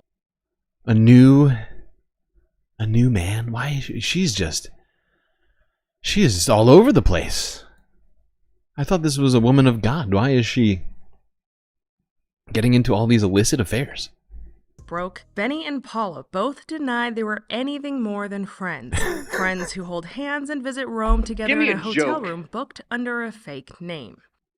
Benny later admitted that their friendship had developed before he separated from his wife, but he attempted to excuse the trip by saying he wanted Paula to become a donor to the Vatican. In defense of his actions after the scandal, Benny said, quote, "The Vatican did invite me a few days ago. They made me a patron of the arts in the Vatican 2 weeks ago, and that's a fact. That's fancy. A patron of the arts means you support the Vatican so they can maintain all the work of Michelangelo. I'm one of the guys now that supports what they do, and that is a fact. I was there, and we were taken around by a man named Wilhelm Kramer. And they asked me, literally, they said, 'Do you know people that can help us financially?' Now, here's where I made my mistake. I let her come with me to Rome so she can donate money. That was stupid on my part, and for that I do ask forgiveness. But that was an innocent mistake, nothing to do with stupid stuff. And Didn't do any stupid stuff. Come on. Benny might have thought no one would question his work for the Vatican. He was wrong. The Christian Research Service wrote to the Catholic priest Mark Haydu, who happened to be the director of the Patrons of the Arts. In their letter, they requested verification for 3 specific questions. 1. Was Benny Hinn invited to the Vatican? 2. Did Benny Hinn become a patron of the arts? 3.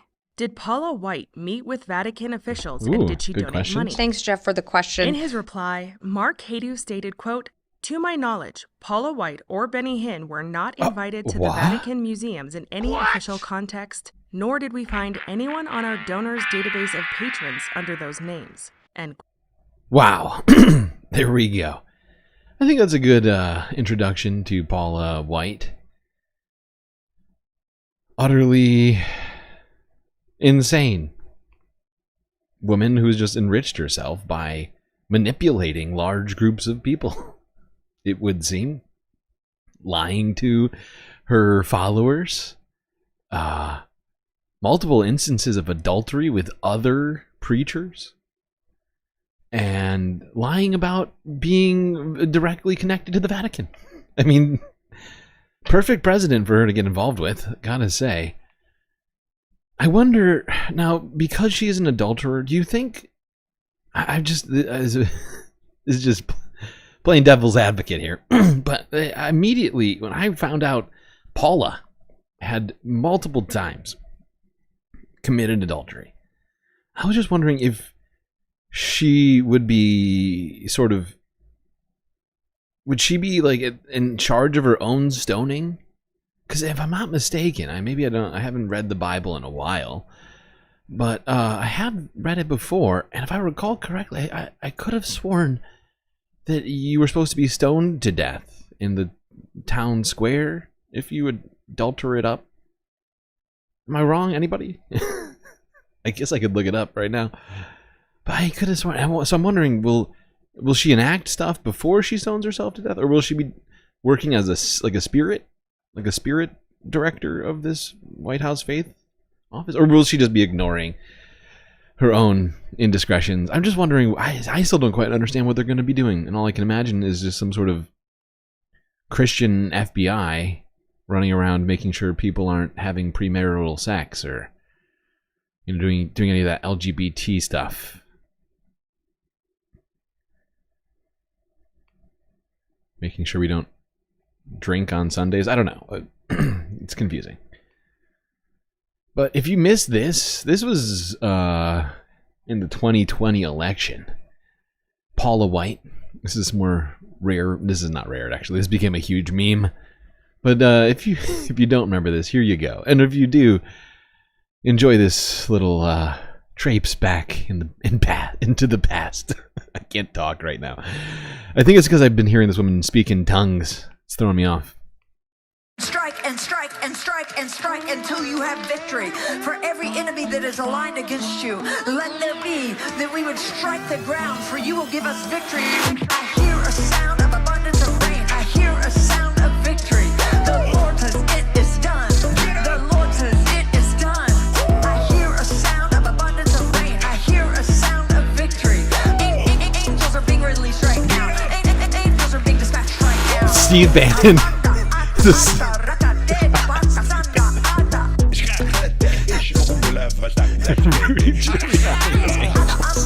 stupid. They're coming here. They're coming here from Africa, from South America. I hear a sound of abundance of rain. I hear a sound of victory. The Lord says it is done. The Lord says it is done. I hear a sound of abundance of rain. I hear a sound of victory. Angels are being released right now. Angels are being dispatched right now.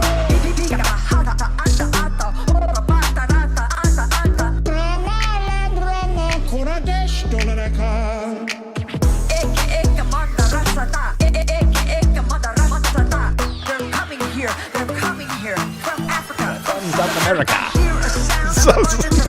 So stupid. Jesus Christ.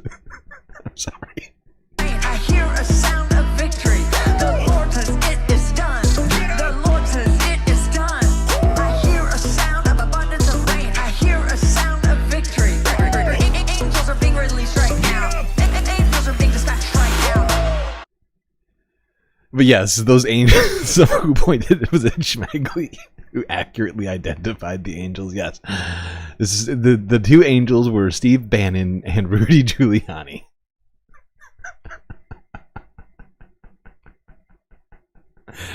She was speaking in tongues, talking about how spirits were coming from South America and Africa.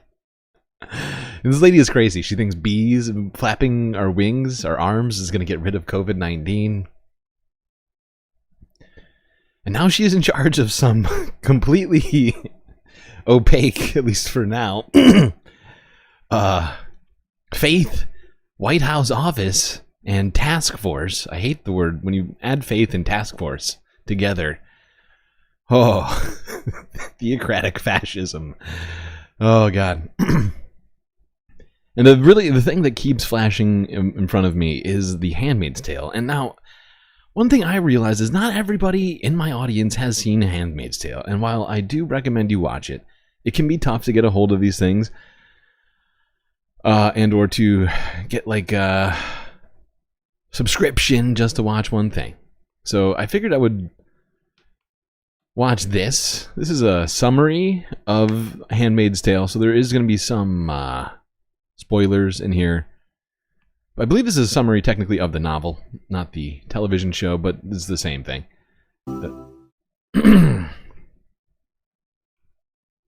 Because honestly, the reason we're watching this, because this is genuinely where I feel like we're heading. Like I was like, I had vibes. I was like, you know what, it could happen. But I was sort of skeptical on just how far Donald Trump would be going. But now I'm actually genuinely like, oh yeah, no, definitely happening now.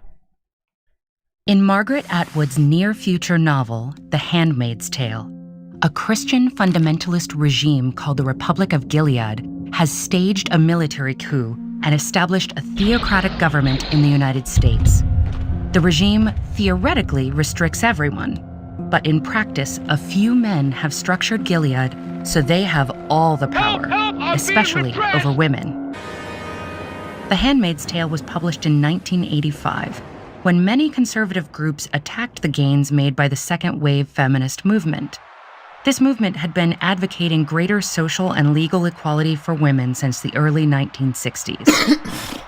The Handmaid's Tale imagines a future in which the conservative counter-movement gains the upper hand and not only demolishes the progress women had made toward equality, but makes women completely subservient to men. Gilead divides women in the regime into distinct social classes based upon their function as status symbols for men. Even their clothing is color-coded.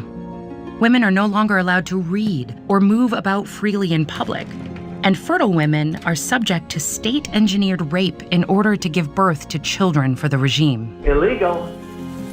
The details of Gilead, which we've only skimmed the surface of, slowly come into focus through the eyes of its characters, mainly the novel's protagonist, Offred, a handmaid in the household of a commander. Before the coup that established Gilead, Offred had a husband, a child, a job, and a normal middle-class American life. But when the fundamentalist regime comes into power, Offred is denied her identity, separated from her family, and reduced to being, in Offred's words, a two-legged womb for increasing Gilead's waning population. She likens language to the formulation of identity. Her words also acknowledge the possibility of resistance. And it's resistance, the actions of people who dare to break the political, intellectual, and sexual rules that drives the plot of The Handmaid's Tale. Ultimately, the novel's exploration of the consequences of complacency and how power can be wielded unfairly makes Atwood's chilling vision of a dystopian regime ever relevant. Alrighty.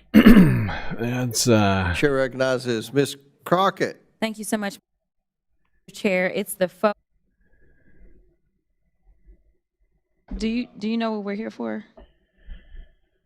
Okay, well there you go. There is definitely different ways to pick that one up in, of course, novel form, audiobook form, and also the television series, I think, does a really good job of it, honestly, if you have time. Although it's long. I think there's at least, God, how many episodes? I think there's got to be like at least 50 or 60 episodes. Maybe less. But we can't keep talking about that. We have to take a space break, of course.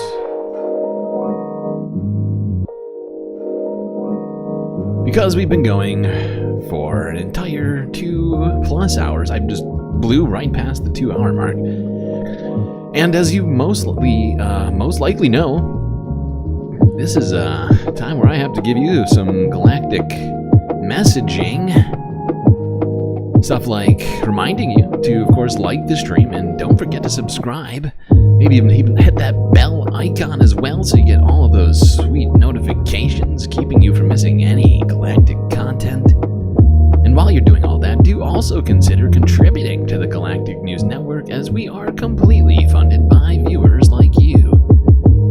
You have so many great ways to do that, of course. YouTube, super chats, super stickers, memberships, which we have gotten so many of today. Very exciting. One thing I pointed out earlier is that, it would only take $2 from every YouTube subscriber to keep us going indefinitely, which is my cut of those memberships. I made them cheap, at least as cheap as I thought possible, $3, and I think my cut's somewhere around $2 for each one of those. So it would all add up eventually, and thankfully I see a lot of people becoming members and or gifting them, so we are on our way for sure to all of that. Now, of course, we have other ways of donating too. If you don't feel like using YouTube, you got Twitch, you got Cash App and PayPal. But of course, the best way to get the most benefits in the Milky Way galaxy is to go onto our website on Patreon and become a galactic patron. Also, only $3 a month. See, same price, same idea, but you get different benefits. Of course, patrons get avatars here on screen doing things around me here by the pool, or the bar, or the lake, or the street. Shoutouts every stream. Access to galactic content. And a secret Discord channel inside of the Galactic Discord server. What? Alright, chat. Enjoy this short space break. Grab yourselves a drink, maybe a snack, and I will be right back.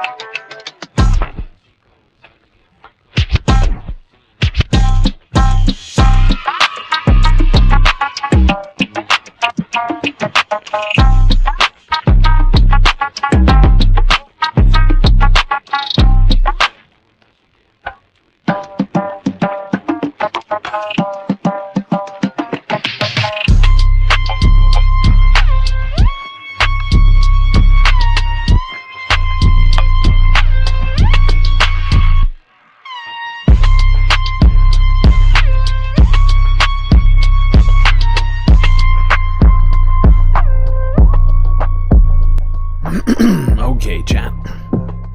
I'm back.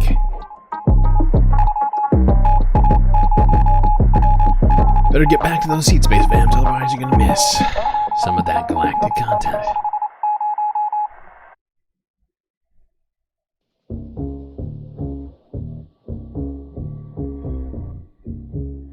It's awesome to see so many galactic badges in chat. It seems like practically everybody has one right now. It's sort of crazy. I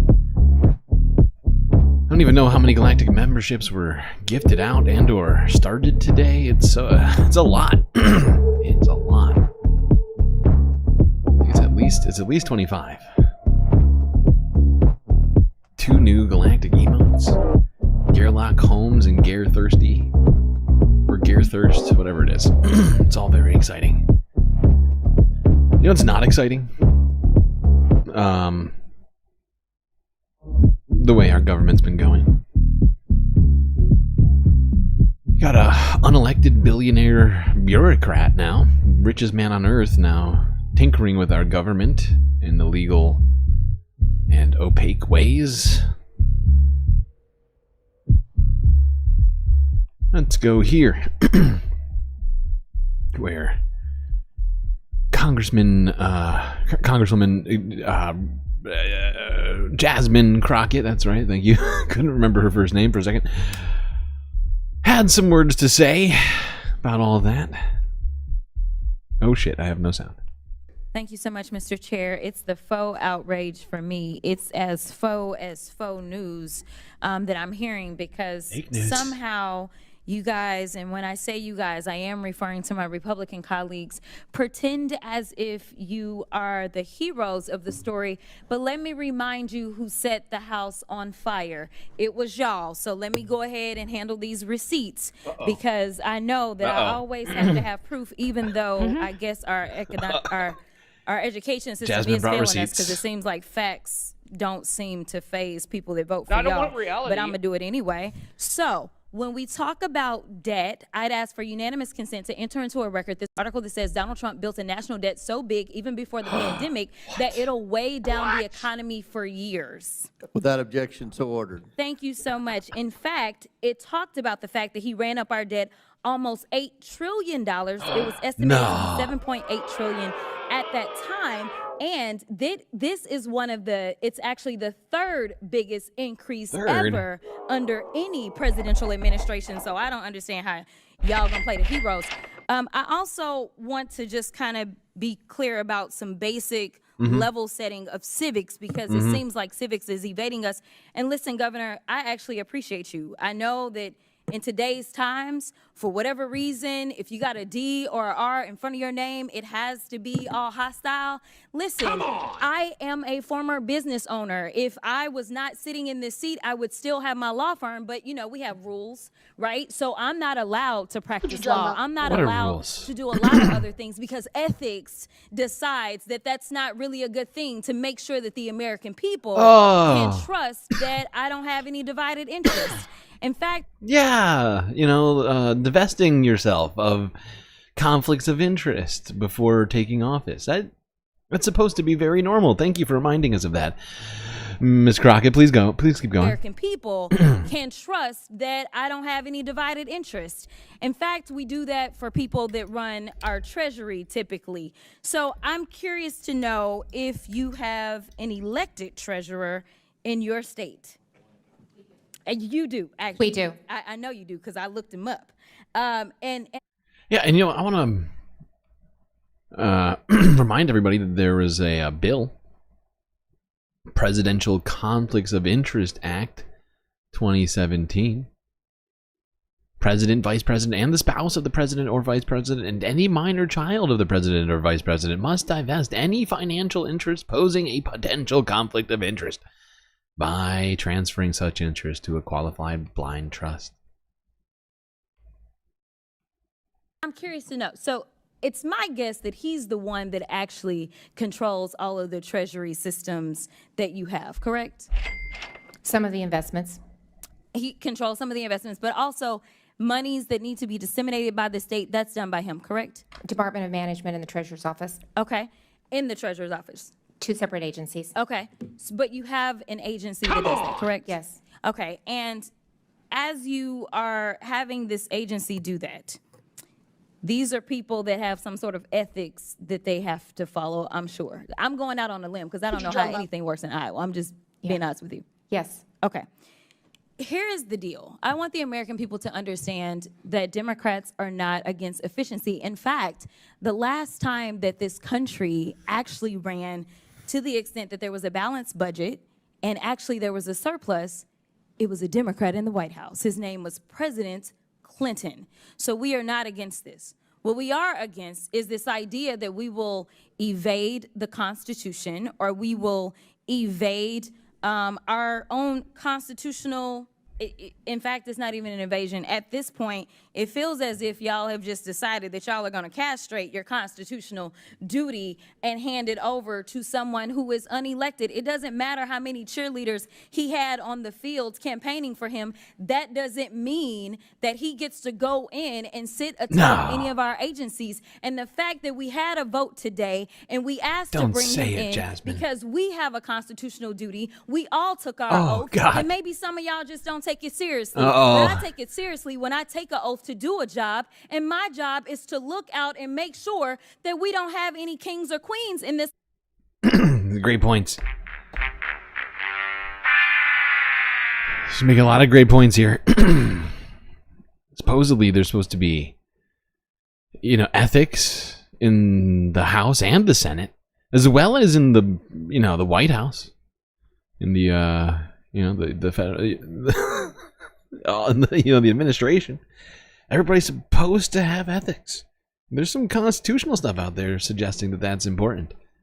And yet, we're seeing a bunch of sort of unilateral, unconstitutional behavior, not just from Donald Trump, but from people that he is putting into place in a somewhat unconstitutional manner. Certainly seems to be the vibes of the moment right now, feeling like we're living in a new fascist dictatorship, theocracy of some sort.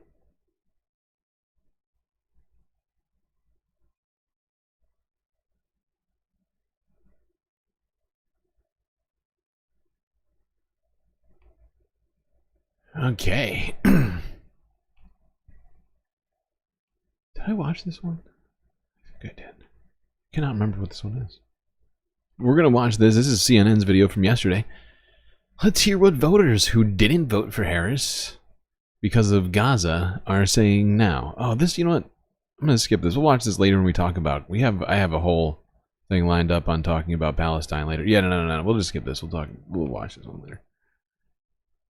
Oh, how are we doing on time? I should start a goal. 60 likes? That's crazy. You're crazy. We've been going for 2.5, not even 2.5 hours yet. You people are crazy. I love you for it. Who's that? Is that Archer? I think that's Archer. 7? Alright, I'm going to skip this. We'll talk about that one later, because we've been invaded. The Earth half has been invaded by the United States. So we're going to be talking U.S. stuff in the final half of the show, if we ever get there. Speaking of which, I'll probably start a goal to make sure that we get all of it, because I think this one's going to go like 8 hours tonight, which is like 2 over what I would like to be doing.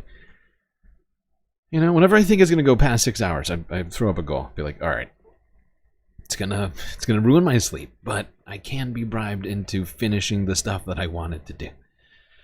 Do you know who also could probably be bribed into doing things? One, Elon Musk. He loves money, but also the guy here with the very emphatic defense of Elon Musk and everything he's been doing. The leader of the Republicans in the House, Speaker Mike Johnson. Who's 7? It is Archer. We ended it today, and I'm going to sign the executive order right now, and everything I said will go into effect immediately. Whoa, what's happening? Some random clip. Does everybody hear that? The multiple audios just now?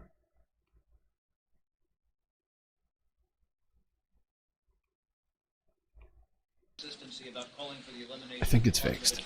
We've heard from some colleagues here this morning. We don't want women to be playing sports with men. And aren't you ceding back that power then as it pertains to education if you eliminate the Department of Education? No, look, I got to challenge the premise of the question, Chad. You know me. I'm a fear. I'm sorry. Why do you have to challenge the premise of that question? If you get rid of the... I need to hear it again. And it's so fucking quiet. It's super hard to hear. But the reporter, if I'm not mistaken, is saying, hey, if you don't fund the Department of Education, how are you going to run it? Or something to that effect. Let me hear... I'm sorry. I got to hear it one more time. Some colleagues here this morning, we don't want women to be playing sports with men. And aren't you ceding back that power then as it pertains to education if you eliminate the Department of Education? Oh, I see. No, look, I got to challenge the premise of the question. Oh, Chad. you still got to fierce challenge that. Advocate and defender of Article 1. I mean, look, we are the legislative branch. There's a reason the founding fathers put the Congress, the legislative branch, as the first article in the Constitution, and we're going to vigorously defend that. But what's happening right now? I love how in this moment, because this is actually not what I wanted. I forgot that this was in here at the beginning. He talks about Elon in a second. But in a second, he's about to defend Elon to the T. And then in the sentence before, right now, he's defending legislative power. Right? It is a real crazy dichotomy. I feel like I'm taking crazy pills! Right, because, I mean, you got Elon Musk, who is not a legislator, who was not voted in, who has been put in unilaterally by Donald Trump by way of executive order. And yet he's here talking about, oh, actually, we need legislators to get rid of trans kids in sports. I think there's a gross overreaction. Priorities, people, come on. What is happening? The executive branch of government in our system has the right to evaluate how executive branch agencies are operating and to ensure that not only the intent of Congress in funding mechanisms, but also the stewardship of precious American taxpayer dollars is being handled well. That's what they're doing by putting a pause on some of these agencies and by evaluating them, by doing these internal audits. He didn't even, I don't think that's still a run-on sentence. I think in the same sentence where he was defending the need for legislators and the first, just, oh my God, dude. Oh, wow. In the same sentence, he's like, but actually, we need the president to be able to stop all funding without the legislators, so the legislators can look at it. Duh, come on. You don't get that?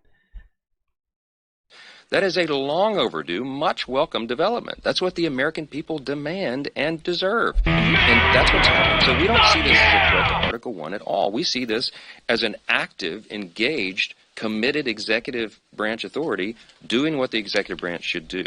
They have broad discretion in all the funding, as you all know, because you follow this. When Congress funds an agency, they give broad discretion to the executive branch on how it's administered. They're using that authority right now in a way that hasn't been used in a long time. So it looks radical. It's not. I call it stewardship. I think they're doing right by the American taxpayer, and we support that principle. When it comes to the point of codification and legislation and all. Does your support matter? It doesn't sound like it's strange. Your support matters, but it also doesn't matter, right? The president can do whatever he wants, regardless of the law, right? Regardless of the legislative, the power of the purse for legislators.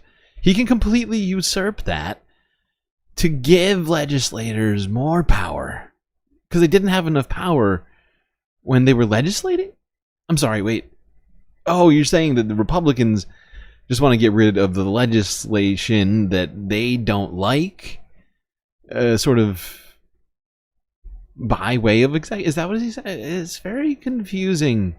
Very confusing, Mike. Will be evaluated. Not making a lot of sense. I think they're acting within the scope of their authority. There's be legal challenges. The courts will have some things to say about this. But so far as I'm concerned, Chad, this is not a usurpation of authority in any way. It's not a power grab. I think they're doing what We've all Excuse me expected for saying and you, hoped sir. and asked that they would do. For very years, sorry. members of the Incredibly legislative branch rude. of Congress, Senate and House, have asked for details. They've asked for, the expenses of USAID. I mean, look, this is what was uncovered. Three just quick thank God. examples. I mean, you tell me if this is unreasonable. Yes, please. Oh, it is, some of the please. stuff that the money is being spent on that We we have didn't to even know.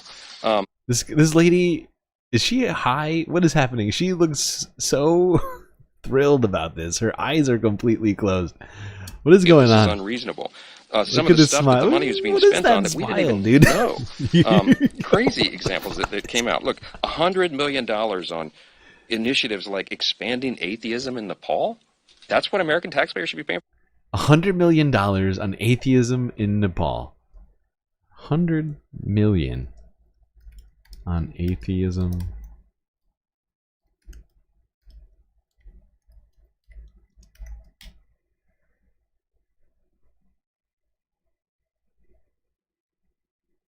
Oh, I see. See, he's, Mike Johnson, he's relying on the fact that we're not able to discern where it is he's putting punctuation marks in his speech. 100 million. I just looked it up. $446,000 to promote atheism in Nepal.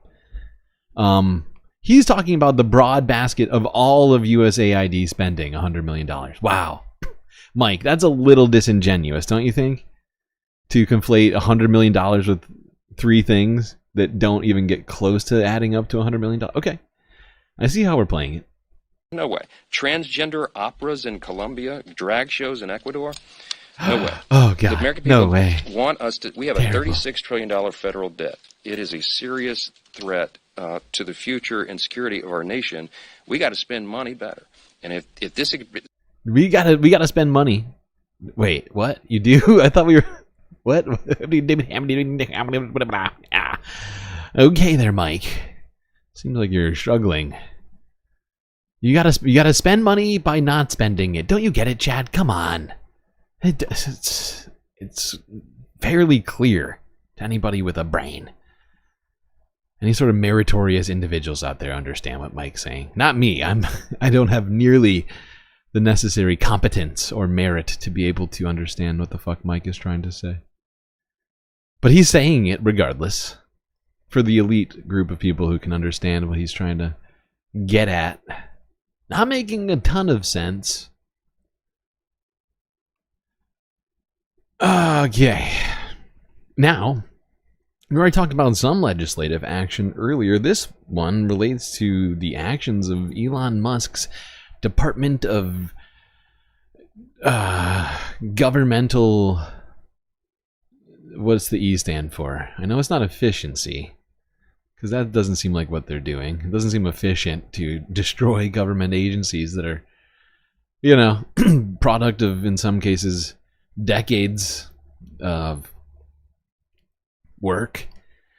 And 13 states, including New Jersey and Delaware. I don't know why we named those two here, but that's in the title of this next video we're about to watch. Apparently, 1/4 of U.S. states suing Elon Musk's DOGE department. Democratic attorneys general in 13 states are vowing to sue Elon Musk and his Department of Government Efficiency. They want a judge to stop DOGE from accessing federal payment systems containing Americans' most sensitive personal information like Social Security and bank account numbers. The AGs in New Jersey and Delaware are among... $55 billion for the drag show. Yeah. I think you were here last time when we went through the costs of some of these things. And like how much taxes people were actually paying for the things that he listed. And I think he basically just lifted directly from Caroline Levitt's list, her little spreadsheet she had. It wasn't really a spreadsheet. It was just sort of a dot plot. Not even that. A list. She had a list. And he lifted directly from it. And I believe in total of the sort of LGBT or anti-Christian type stuff, like spreading atheism, I think it amounted to about 3 cents per U.S. citizen, including babies and children who don't pay taxes. Unless, well, I guess technically children buy stuff, so I guess they kind of pay taxes. But my point is, you know, including every single person on the planet, 3 cents for at least the list that Carolyn brought out, and that's what he just lifted it from. So it's not the 100 million number. It's closer to like 1.5, maybe 2, if I'm being generous. Those considering the legal action. Broken up over 350 million people in a $6.5 trillion budget. Until Monday. Trump has tasked Musk and DOGE with shrinking the size of the federal government, but critics say Musk is being given too much power for an unelected person. Meanwhile, there's a new flashpoint of controversy over DOGE overnight. A 25-year-old DOGE staffer who had access to the Treasury Department's payment system has resigned after a now-deleted social media account came to light where he reportedly advocated for racism and eugenics. Yeah. About that. Where's the article? Hold on. Sorry, I gotta pull this up. But or wait, is there actually? I think we talk about it later. God. Here, I'll pull it up. I'll keep moving through these. But if you didn't quite hear it, because it is kind of quiet. One of DOGE's staffers, one of Elon's Tesla or SpaceX interns or whatever, apparently was online saying some very, very, very troubling things. Things relating to eugenics and just blatant racism.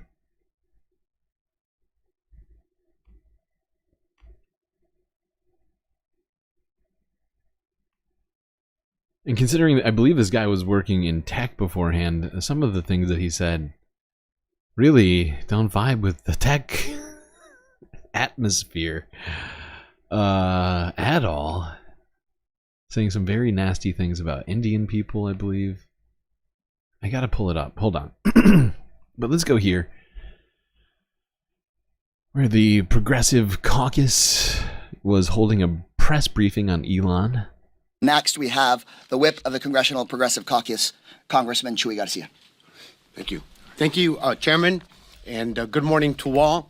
I'm Congressman Chuy Garcia from Illinois' 4th District in Chicagoland, and I'm here to say that Elon Musk has got to go. The richest man on the planet is engaging in an illegal power grab. I'm sorry. I went to go look for the tweets that this guy had put up in the social media account or whatever it was. I think it was on X. Oh my god. It was on X. Oh my god. This is insane. This is insane. Wow. So that's the story we were watching was from 14 hours ago. And this is from 5 hours later. Oh my god. Well, Elon is apparently not accepting this kid's resignation. Elon Musk says DOGE staffer who resigned for racist X posts will be brought back. Marco Elias resigned after the Wall Street Journal reported he had posted racist messages on X that included normalize Indian hate. What? Normalize Indian hate. That's pretty horrifying. Pretty horrifying comment. But this is by Jason Abruzzi at NBC News. Elon Musk said Friday that he will be bringing back a DOGE staff member who resigned after it was found that he had previously made racist marks online. To err is human, to forgive divine, Musk said in a repost to X of a post from Vice President J.D. Vance that also supported the staffer's reinstatement. Oh good, J.D. Vance sticking his neck out for this racist. Wow. J.D. Vance getting out there and getting the Elon retweet. What is it? The Rex? What do you call a X post? I don't know what that means. But yeah.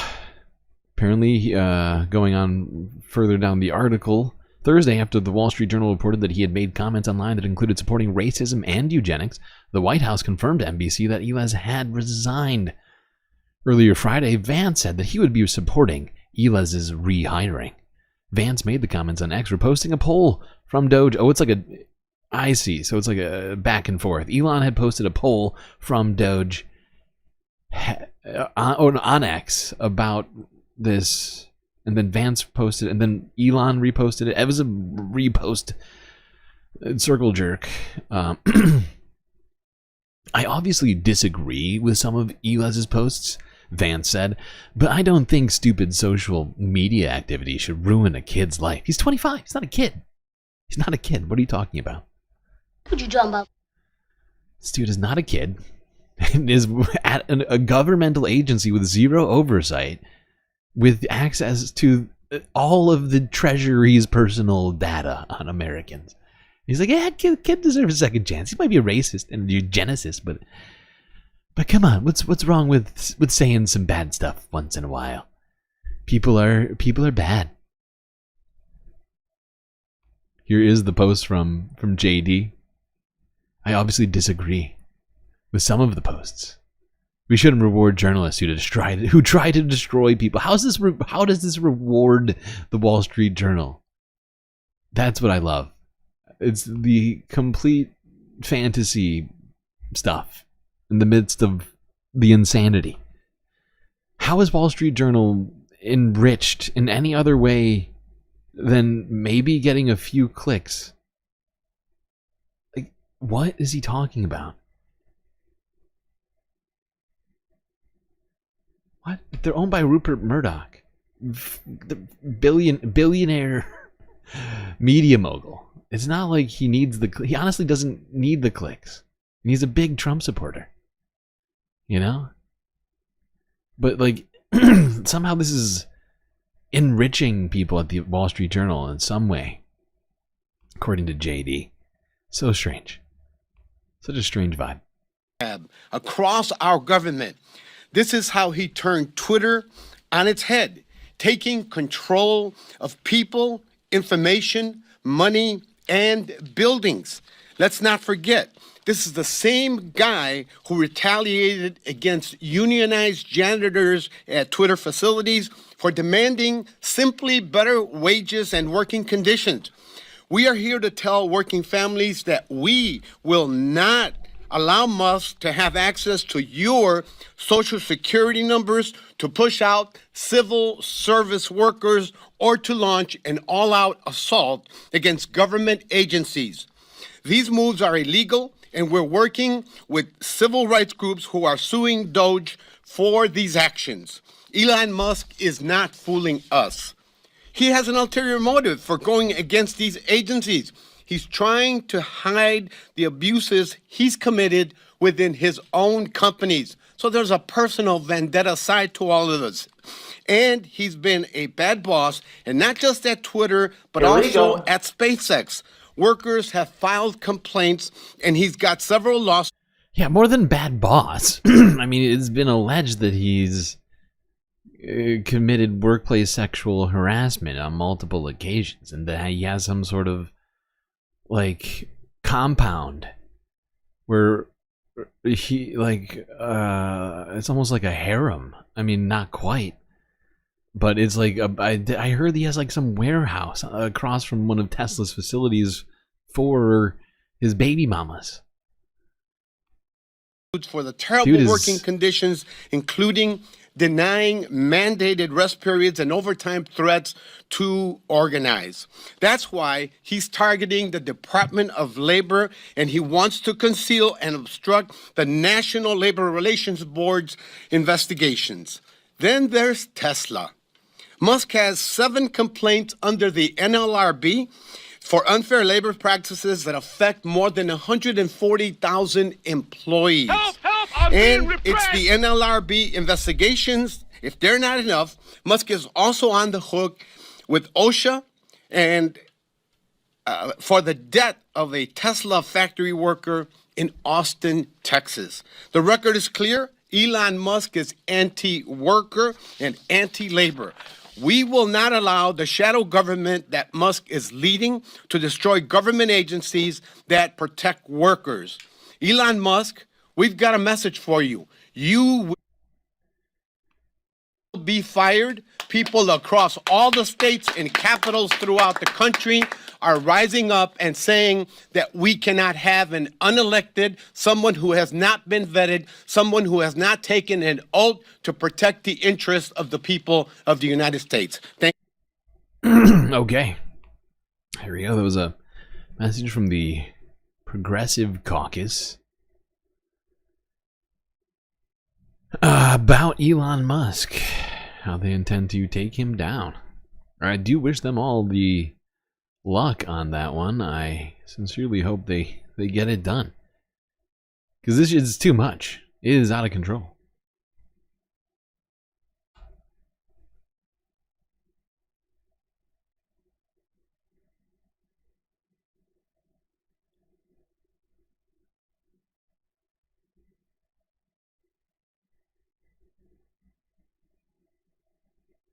Now let's go here, talk a little bit more about Elon Musk.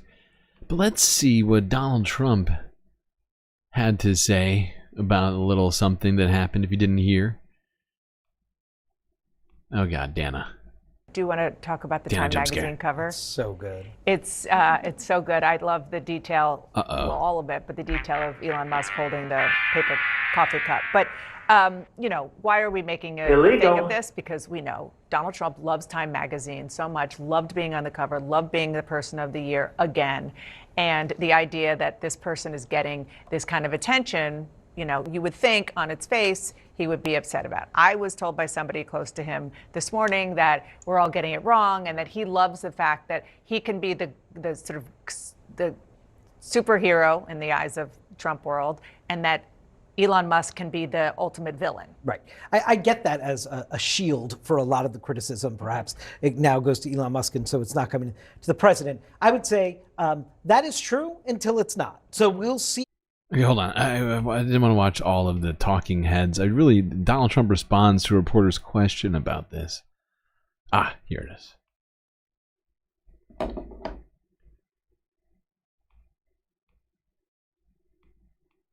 Of the United States, the Japanese Prime Minister spoke to reporters in the Oval Office. Let's watch. Mr. President, do you have a reaction to the new Time magazine cover that has Elon Musk sitting behind your resolute desk? タイムマガジンにイーロン・マスクが大統領の机の後ろで座っている写真がありますけども、それに関するコメントは何かありますか? Is Time magazine still in business? I didn't even know. I didn't even know. I had no idea. You were on the cover like 2 months ago, dude. What are you doing? I had no. What? Time who? This is like such a teenage response. It's like he's heard of a comeback before. Like he gets the concept, but really falls flat here because he can't think of anything. He's like, your mom did that.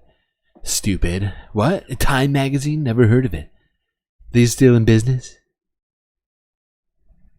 Wait, I just gotta look it up.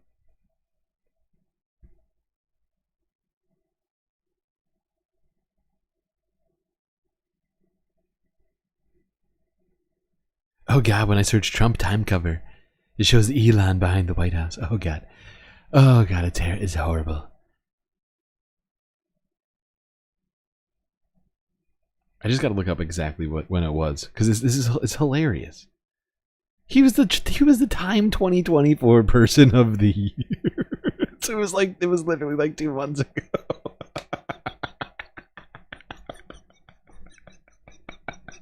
This is breaking him. Look at his face. He's broken. He's a broken man.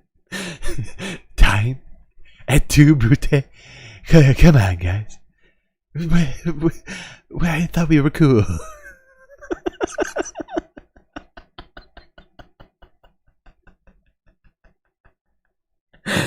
Oh God, he's like looking down at the knife right now. Really? How could you? Never heard of it. They're still in business? Still in business? I didn't even know that. Elon is doing a great job. He's finding tremendous fraud and corruption and waste. You see it with the USAID, but you're going to see it even more so with other agencies and other parts of government. He's got a staff that's fantastic. He's wanted to be able to do this for a long time, and if everybody else knew it was existent, but I think never so much when you look at USAID. That's a fraud. The whole thing is a fraud. Very little illegal. Very little being put to good use. Every single line that I look at in terms of events and transactions is either corrupt or ridiculous. And we're going to be doing that throughout government, and I think we're going to be very close to balancing budgets for the first time in many years. I think we're going to be very close to, in addition to monies coming in from tariffs, et cetera, but no, he's doing a very good job. I'm very happy with it. Will you put Elon Musk up on the podium for us to ask him some questions, Mr. President, at any point? Will you put Elon Musk up on the podium for us to ask him some questions? Oh, sure, he'll be. He'll be. Oh, yeah. He's not shy. Elon's not shy. He's not shy. Yeah, that's the weird thing is I haven't seen Elon. He's been hiding away in our government. The dark, icy hand of Elon. Clandestine. Hidden away in the shadows. When will he come out and answer questions? We've been watching President Trump take questions alongside the Japanese Prime Minister. So yeah, and at some other point during this interview, Donald Trump talks about how he wants Elon Musk's DOGE to also do the same thing to the Pentagon, which I found fascinating. I wonder if Republicans will uphold this action of DOGE. And the other thing I was thinking is if they challenge this, right? Like if they challenge DOGE going through the Pentagon and doing insane things to the Pentagon, that calls into question everything else the DOGE has done. Because I don't think they're going to have any other means than what Democrats are currently doing to challenge it. But if the challenge is successful, at that point, I think that'll open a complete Pandora's box of the rest of it. And essentially, I think, call into question all other actions made by DOGE. Unless they decide to go by some other venue. But like, the only thing I can think of is they would go by the, what is it called? I can't remember. The emoluments clause? Whatever. The power of the purse. Is that emoluments? I cannot remember. My brain just broke. I don't think it is. I can't think. My brain is broken. Either way, it's gonna, completely... It's gonna throw a wrench into their little plan, right? But I feel like this would be the one, of anything, right? Like, yeah, USAID, sure. DEI, sure. Right, like the FBI, the Cash Patel, get in there, right? But this one, I feel like this is crossing some sort of line for Republicans. You send this guy in who's just taking a wrecking ball to everything into... Is it emoluments? Was I right? Okay, maybe my instinct's better than I will give my credit for. Give myself credit for. But yeah, what was I saying just now? But I feel like Republicans, I mean, we all know just how much they love the Pentagon. And they might complain from time to time about spending or not passing audits, but they go right back to passing those goddamn, funding bills, right? And so I just wonder what this would do. I feel like it might start next week. I have no idea. Maybe later, but Donald Trump said it at some point during that.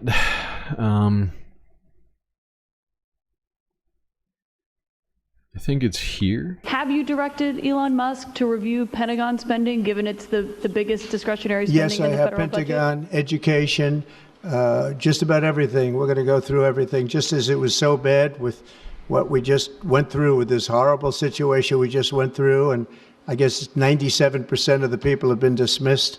It was very, very unfortunate. You're not going to find anything like that. FBI. Now, if he axes the Pentagon, right? What will he be able to invade Greenland? I'm just wondering. I'm just thinking out loud. Not that I want it to happen. I'm just playing this out to its logical conclusion here. But yeah, you heard him. Pentagon, Education Department. Speaking of Education Department, Democracy Now! Got into discussion of all this. This is Democracy Now! In the midst of Black History Month. I'm Amy Goodman with Nermeen Sheikh. As President Trump and Elon Musk attempt to dismantle the federal government, we end today's show with Trump's plans to issue an executive order. Monope is right. I read about this. I don't have a story on it for you, but I totally saw this. It's amazing. It's hilarious. Monope is correct. The Proud Boys trademark now legally belongs to the Metropolitan African Methodist Episcopal Church in Washington, D.C. after lawsuits which were filed by the church. It's truly great. Arguably the greatest work of nonfiction of the 20th century. It's true. Nonfiction and also great. I need an updated one, though. Come on, Jordan. I need an updated one for the 21st century, pal. To abolish the Department of Education, even though the agency can only be shut down through an act of Congress. The Department of Education was established by President Jimmy Carter in 1979 to oversee public school funding, administer student loans, and run programs to help low-income students. On Friday, dozens of longtime Education Department staffers who'd attended a diversity training course during the first Trump administration were put on paid leave. Trump has accused the agency of, quote, indoctrinating young people with inappropriate racial, sexual, and political material. The confirmation hearing has yet to be scheduled for Trump's Education Secretary nominee, billionaire pro-wrestling magnate and Republican mega donor Linda McMahon. I almost forgot about that. On Capitol Hill Tuesday, education group... I love how Nermeen just powers through. Oh, God. This one is really blowing my freaking mind, right? We talked about Linda McMahon when she got nominated initially by Donald Trump in I think it was like the first week after he was elected. But it's just sort of hitting me what is happening. We're putting a woman who is essentially, her entire world revolves around pro wrestling, right? She's the wife of Vince McMahon, the psychotic former, did he pass? I can't remember. Did Vince die? Can't remember. Oh, he's alive.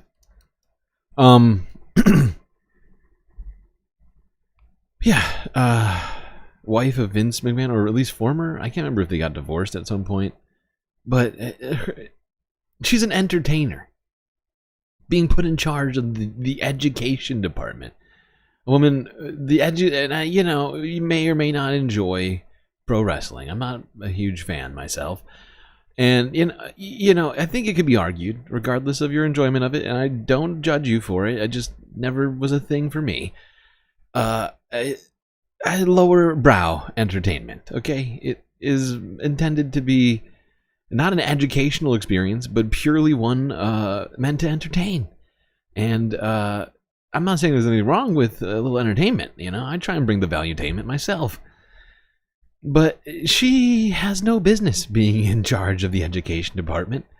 I don't even understand why she's in there. And, if we thought America was dumb right now, if we thought we were struggling in the education, falling further and further behind the rest of the world, well, we were right. But with Linda McMahon in charge of this, I don't see how we can make it any worse than what's going to come next. Because what is her plan? Are we going to put like spotlights in schools so that I'm just trying to figure it out. I'm just trying to put it all together. What it will have, like the Hulk come in and do educational videos for the kids. Come on, kids. If you want to be smart, you got to go work out at the gym and yell a lot. Okay, books are stupid. Learning comes from iron pumping, like that. What are we gonna get from a Linda McMahon Department of Education secretary? What the actual fuck? I wish this couldn't. I feel like this should be impossible. But she does genuinely seem dumber than Betsy DeVos. Which maybe it'll be good, or I don't know. Good or bad. I can't tell if it's gonna be worse or better. I really can't. Does having somebody dumber in charge of the education department make it worse than having a sinister smart person, or at least moderately smart person? Joined with labor unions as the Alliance to Reclaim Our Schools. You want to to learn about protest trigonometry, against Trump's education department nerd? plans. And students have held protests and walkouts nationwide over Trump and to oppose attacks on mixed immigration status families. Meanwhile, as the Department of Defense has canceled many so-called identity months, some wonder if Black History Month will continue to be taught in schools. Thanks, Jeff, For more, we're joined by Jesse Hagopian, longtime educator, high school teacher in Seattle, Washington. He has a new book. It's titled Teach Truth, The Struggle for Anti-Racist Education. Jesse's on the leadership team of the Zinn Education Project, which draws on historian Howard Zinn's seminal book, A People's History of the United States. He also serves on the National Steering Committee of Black Lives Matter at School. His recent article for The Nation, The Far Right's Plan to Force Teachers to Lie About Race. Jesse Hagopian, welcome back to Democracy Now! Why don't you start off by talking about the significance of Trump very openly talking about the dismantling of the Department of Education? What would that mean? Good morning. Hello, Amy and Nermeen. Happy Black History Month and happy Black Lives Matter at School Week of Action. Thanks for having me back on the show. You know, Trump's array of executive orders have been so blatantly unlawful that I would say he should enroll in a high school American government class to learn the basics of the Constitution, except I don't know a teacher that would allow him in their classroom given his record of boasting about sexual assault. And his plan to abolish the Department of Education isn't about local control, as he claims. We know that because he's issued so many federal edicts about what kids are allowed to learn. But let's call this what it is, an extremist authoritarian power grab to dismantle public education and enforce ideological conformity. And we know that only Congress has the legal authority to completely end the Department of Education, but he's already begun dismantling it. He doesn't have to fully abolish it in order to stop it from functioning, right? He can appoint a secretary who dismantles protections from the inside, like he's planning to do with Linda McMahon, and he can gut its funding and staff, as you pointed out. Already, he has ended the department's tracking of book bans, right? Effectively giving states a green light to erase history. The American Library Association has documented over 4,200 book titles that were banned in 2023 and over 1,000 more last year, right? And so a staggering like 60% of these books are children's books featuring characters of color. They've been banning books like the Ruby Bridges story, Miles, Yeah, I can't have characters in books that aren't, cis heteronormative white people. You wouldn't want to have representation in books. That's not fair to the little white kids. Can't do that. Can't have them being aware of different things, even if that'll be detrimental to everyone else. Can't do that. That's not fair. How rude. Pulitzer Prize-winning graphic novel about the Holocaust, books about Martin Luther King and the civil rights we can't movement. Have kids learning about the Holocaust. And this isn't about protecting children. What about the German children? What about the German American children? How are they to get through the day knowing that it's possible, not even 100%, but that some of their ancestors may have committed atrocities? You know? We wouldn't want to make kids uncomfortable at the, you know, the, what do you call it? At the price, at the cost of, you know, telling history in whole, or making sure that we at least discuss more than a propagandized version of history. It's just, that's a cost we're just gonna have to eat, okay? We can't.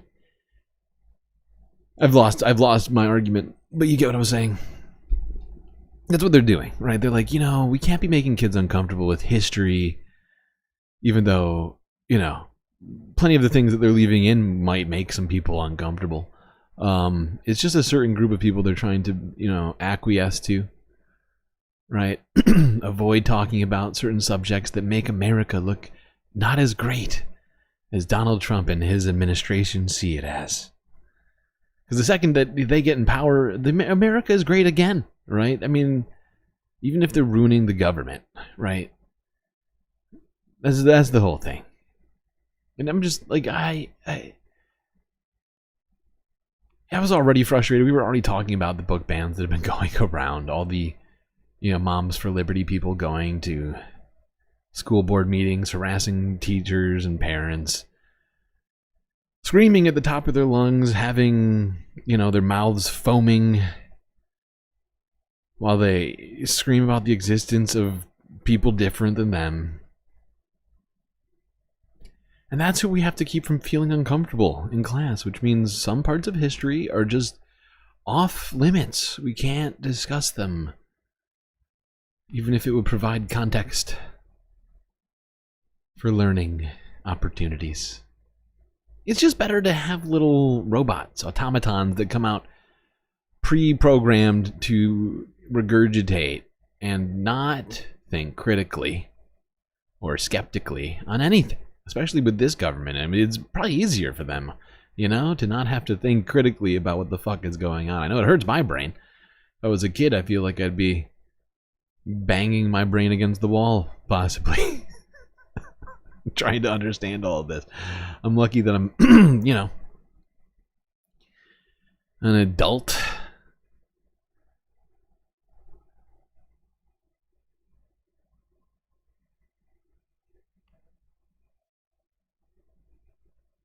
Because, you know, this is a form of indoctrination that they're doing, right? Removing the stuff that is inconvenient to their narrative, right?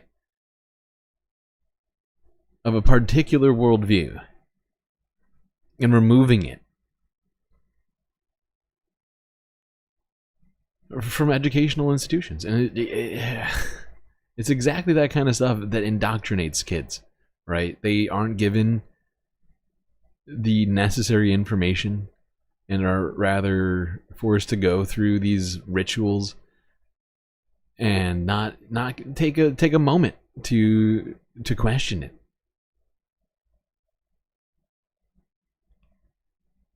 Now, something you might not have heard about. Donald Trump signed into, I guess, law, for now, with another executive order. I don't know how many he's at now. It's got to be close to 100. 2.5, well, I guess has it been 3 full weeks yet? I'm trying to do the math. Not yet, but 3 full 5-day work weeks, I think. Right? When was the 20th? Maybe it's 2.5. Was the 20th? Was that in the middle of the week or a Monday? Could have sworn it was a Monday. It is a Monday. So 1, 2, 3, 4, 5. Yeah, so 3 full work weeks somehow we've gotten through with Donald Trump now as president. He still seems to be acting like a dictator week 3, moving on to week 4 now.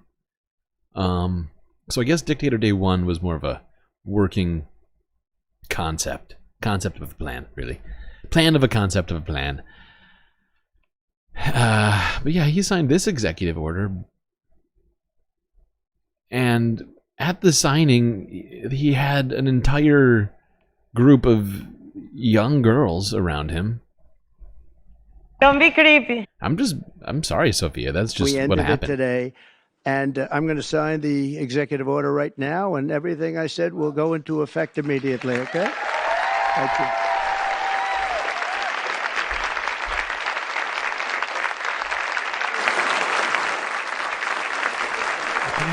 Cop chat.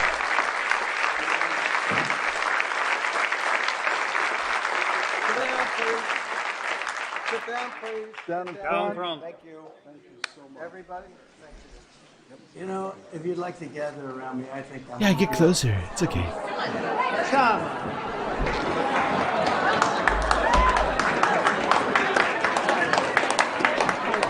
Don't be creepy. Secret Service is worried about them. If we have to worry about them, we have big problems. I need one of you girls to step up right now. You've got a historic opportunity. Then I'm going to give you some pens, okay? You ready? What a nice picture this is, huh, Governor? You ready? We'll do a good job. Wait, let me press that. Come on, girls. You can do it. Being granted I want to make this a really good a signature. very unique opportunity this right is a now. big one, right? If you know, you know. Oh, I think we have a 10. We have a 10. God bless you, Mr. President. What does that mean? We have a 10. What does that mean? Is that a rating? We got a 10. Nielsen just told me on my earpiece. We got a 10 in the ratings.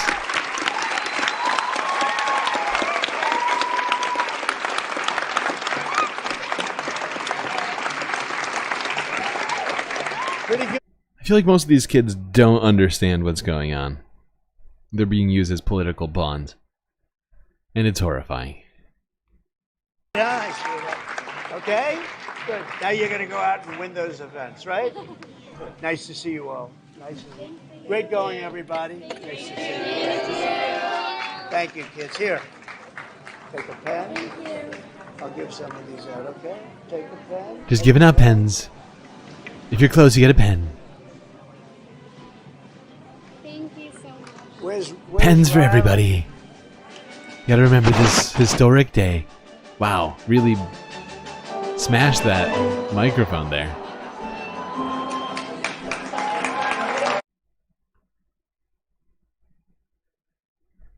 Wait, what song is that? Is that? I feel like is that some sort of a Christian song? I can't think of what this is. What is this goddamn song?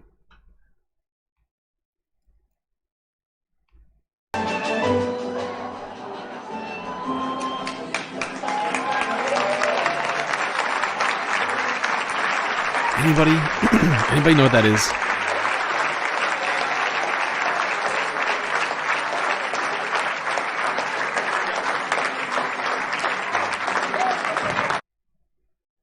This seems like a really awkward gathering.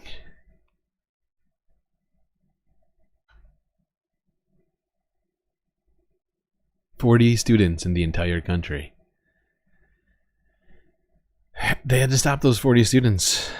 You know? It's top priority. First 90 days type of material, okay? First 30 days type of material. I don't know why. Seems weird and unnecessary. I guess he solved it, everybody. We're not going to hear about trans anymore ever again. This was also horrifying. Yesterday, Donald Trump signed an executive order titled "Keeping Men Out of Women's Sports." And notably, it looks like he's trying to recreate the Tim Walz photo op of signing free school lunches into law, where all these kids started to hug him. In this instance, he's using all young girls to surround him. I mean, this is some image.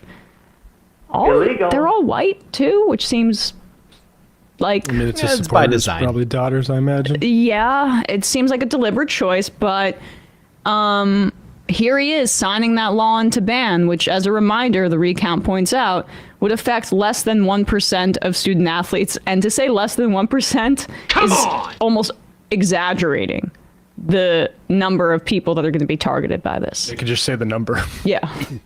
Just 40. Secret Service is worried about them. If we have to worry about them, we have big problems. Okay, do you want to have it? You want to do this? Watch what I do, and then I'm going to give you some pens, okay? Are you ready? What a nice picture this is, huh, Governor? You ready? We'll do a good job. Wait, let me press that. I want to make this a really good signature. Because this is, this is a big one, right? Okay. Is it a big one? Whatever. Yeah, keep going. I wanted to see what he says at the end. Oh, I think we have a 10. We have a 10. God bless you, Mr. President. Hey, hold on, I want to skip ahead. I forgot that we already went through this and they did this at the beginning. But there's more to this I want to watch.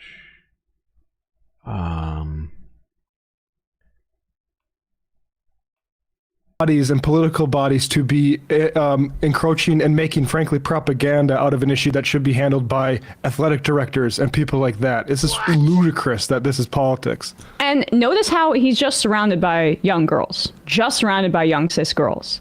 Because we've talked about this before.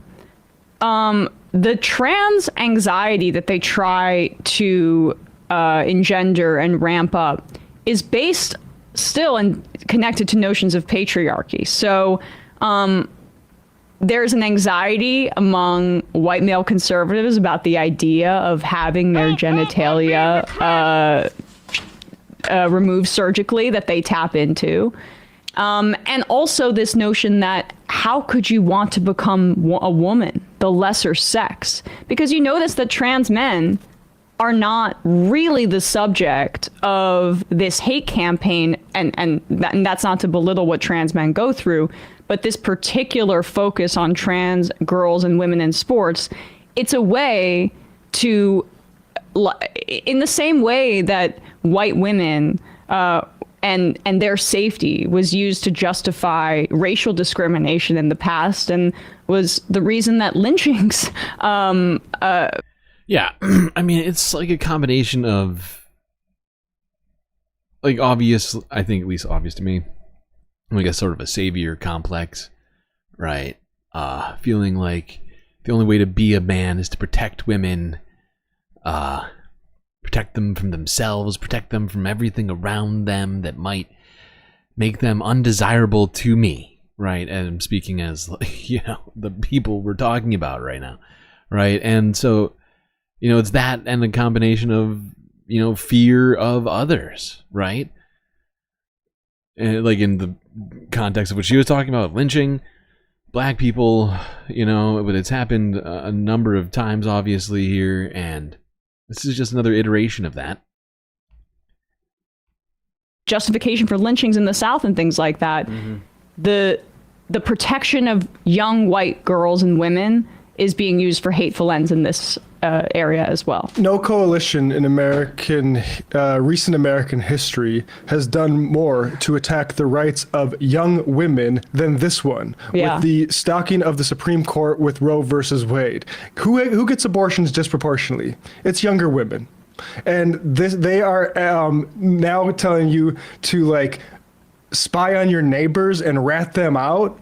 So they need to be seen doing something because they do have still women in their coalition and they can be satisfied, unfortunately, with this sort of complete bullshit symbolism, and which is at the price of attacking a handful of trans people who want to be included in sports. Yeah, and it's thankfully 15 attorneys general from blue states are issued a statement and said that they're going to protect gender-affirming care, but Trump is doing this under Title IX through the Department of Education, and essentially saying that allowing trans girls in sports or trans women, fewer than 10 out of 500,000 in the NCAA, is discriminating against those women. It's so paper thin when you get just to the logic of it, because this is less than 0.002% that we're talking about here. But hey, a marginalized population that we can punch at and attack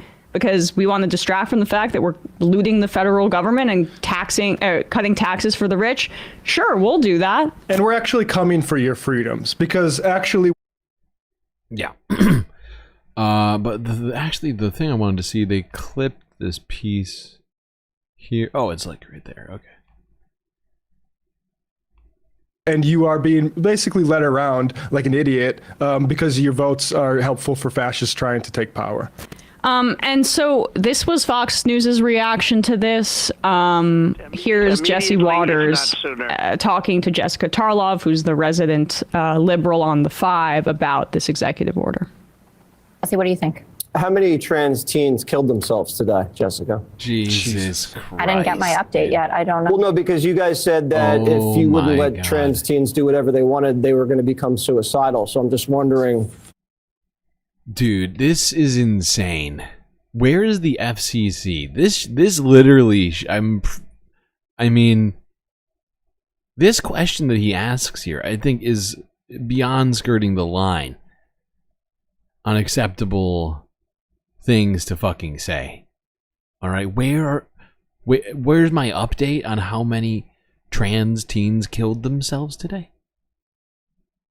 The only way, and the way that he's phrasing this, the only way for him to be satisfied is for it to, you know, hypothetically, is for, you know, oh my God. Like, this is one of the most disgusting sentences I think I've ever heard. He is giddy that in his estimation, there's been some sort of overestimation of the number of suicides that will happen among trans teens with this announcement. On the day of, this guy is saying, where are all the suicides? I am fucking blown away. That is disgusting.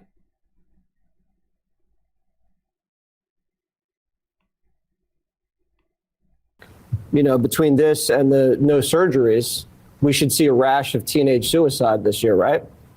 Obviously, I'm being sarcastic because that was a BS excuse. Oh, that fixes it. That fixes it. Where are the records? I don't think saying I'm being sarcastic fixes this sentence at all. We all knew that that's what he was doing, but the point is that does not take away what he is doing here. He's talking about children killing themselves, right? In a very I wonder how many kids saw this, whose parents, you know, had Fox News playing in the background. Maybe we're in a shop somewhere, a bar, a restaurant, or wherever, where they had Fox News on. It's one of the most watched channels on the planet, if I'm not mistaken, or at least it's certainly in this country, certainly in the United States. I don't know what time this was on, but wow. That's what I'm worried about, because a lot of men shattered female records. I hope this guy gets sued. This is insane. Record should be replaced. Never happened. Where are the Democrats protesting this? I thought trans rights were human rights, Jessica. No, they're I think, protesting a slush fund. Okay, all right, whatever. I mean, just the mocking of the suicide stuff is all I needed to see, because I made this point on social media, and I don't, like, there's some sort of turf group that has me on alerts or something like that, and they're all coming at it with the same talking points. The suicide thing, you're holding us hostage, as if they're the victims in this instance. I mean, it's absolutely astounding. But Jesse Waters, now he suddenly cares about the topic of suicidal ideation as it relates to discrimination based on gender. Only as a vehicle for comedy that didn't even land with his co-anchor. She didn't even laugh. Sarcasm for humor. Wow. Okay. Identity or sexual orientation, he's just throwing that out there to make fun of the left, because he never illustrated the fact that there was a study, and have been multiple studies, by UCLA that found that 81% of transgender adults in this country have considered suicide. 42% of transgender adults have attempted it. 56% have engaged in self-injury over their lifetimes, and that is not the same proportion as cisgender people. Trans adults are 7 times more likely to contemplate suicide, 4 times more likely to attempt it, 8 times as likely to engage in non-suicide. Yeah. she's got the facts.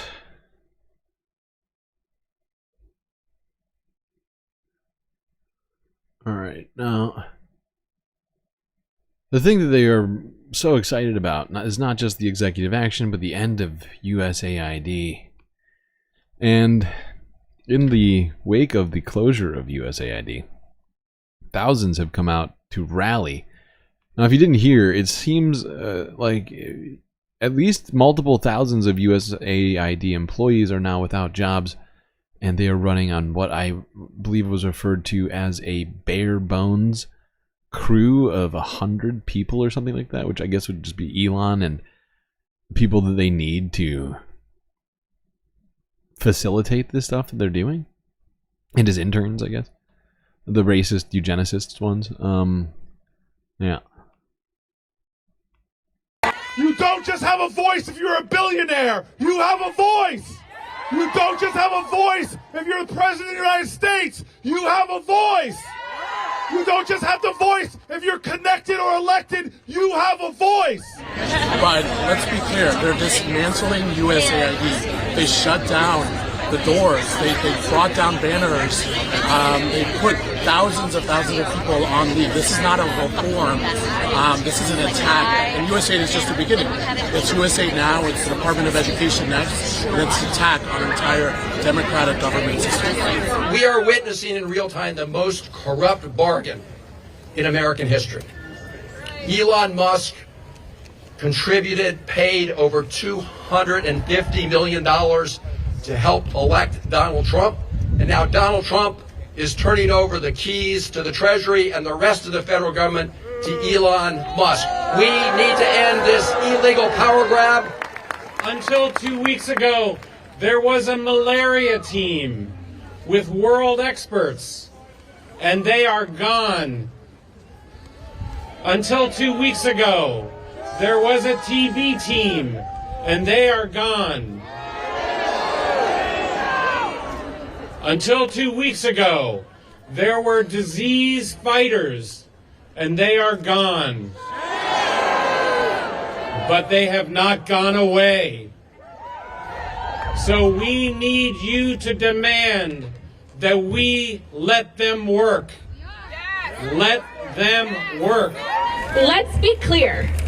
This is bad for people. This is going to hurt people all over the world. This is going to hurt our national security.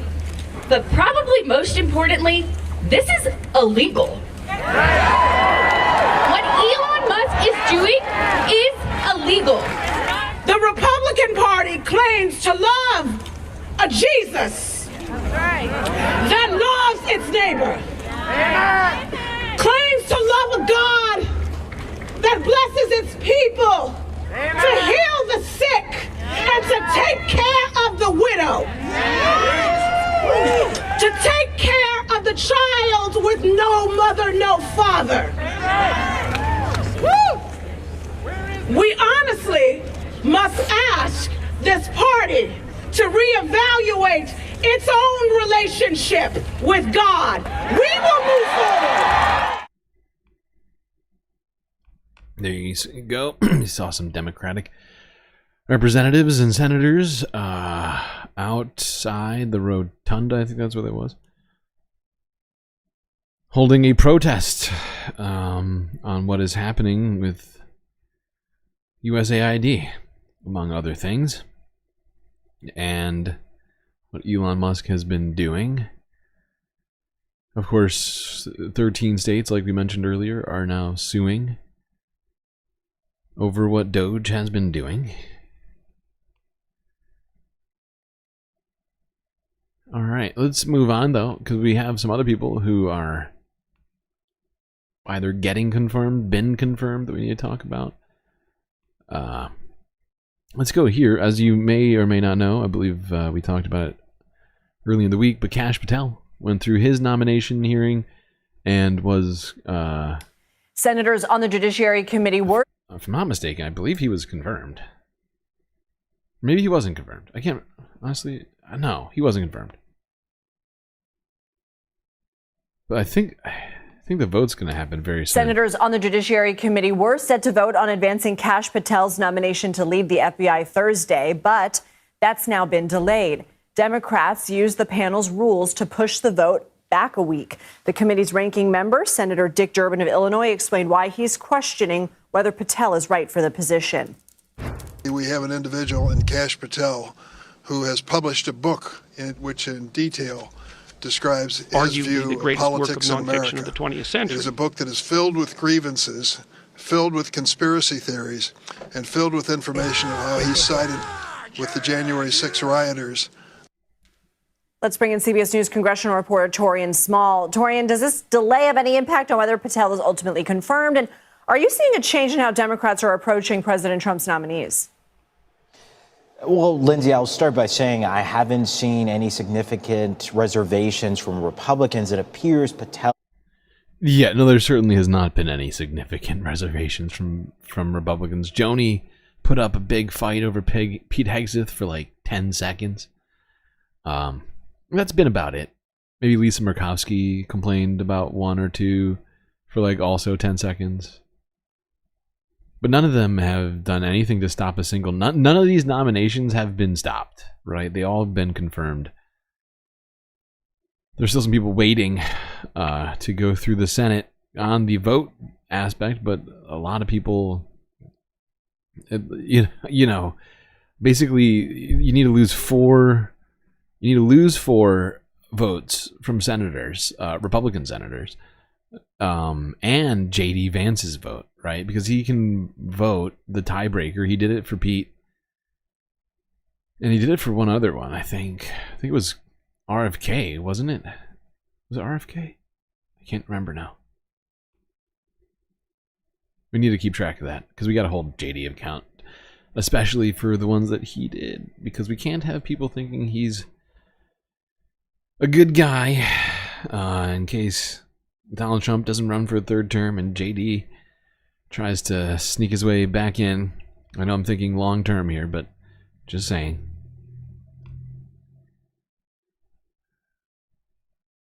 But it looks like Cash's hearing is going to take a little longer. Not the hearing itself, but the vote is going to be held off till sometime this next week. Good meeting at the White House, very productive. We had a large cross-section of members there from committees of important jurisdiction. The president started off the meeting and sort of set the table for the discussion, and we stayed there in the cabinet meeting room for, I don't know, maybe 4 hours or longer. We got out the whiteboards and we worked out the framework for what we believe will be the path forward, and we're going to meet again tonight to finish up some final details. I think we'll be able to make some announcements probably by tomorrow, and we're excited about that. The idea would be to get the budget committee working potentially as early next week, maybe Tuesday, for a markup for the budget resolution, and then we'll unlock this process and get it moving. So our I forgot that they need to fund the government again because they just did a CR. And it's been however many days since then. Has it already been 90 days since the last CR got passed? Wow. Or was it shorter? I can't remember. Was it shorter? Maybe it was like 80 days or something. This should be fascinating to see if the Republicans will keep the government funded. I mean, they're already basically trying to defund as many parts of the government as they can. Department of Education, USAID, apparently even the Pentagon, maybe, which would be fascinating to watch. But this is weird. This is going to be real weird when Republicans who are trying to tear the government apart have to decide whether or not to keep it funded. And with people like Elon around, oh boy. To our friends and colleagues in the Senate is allow the House to do its work.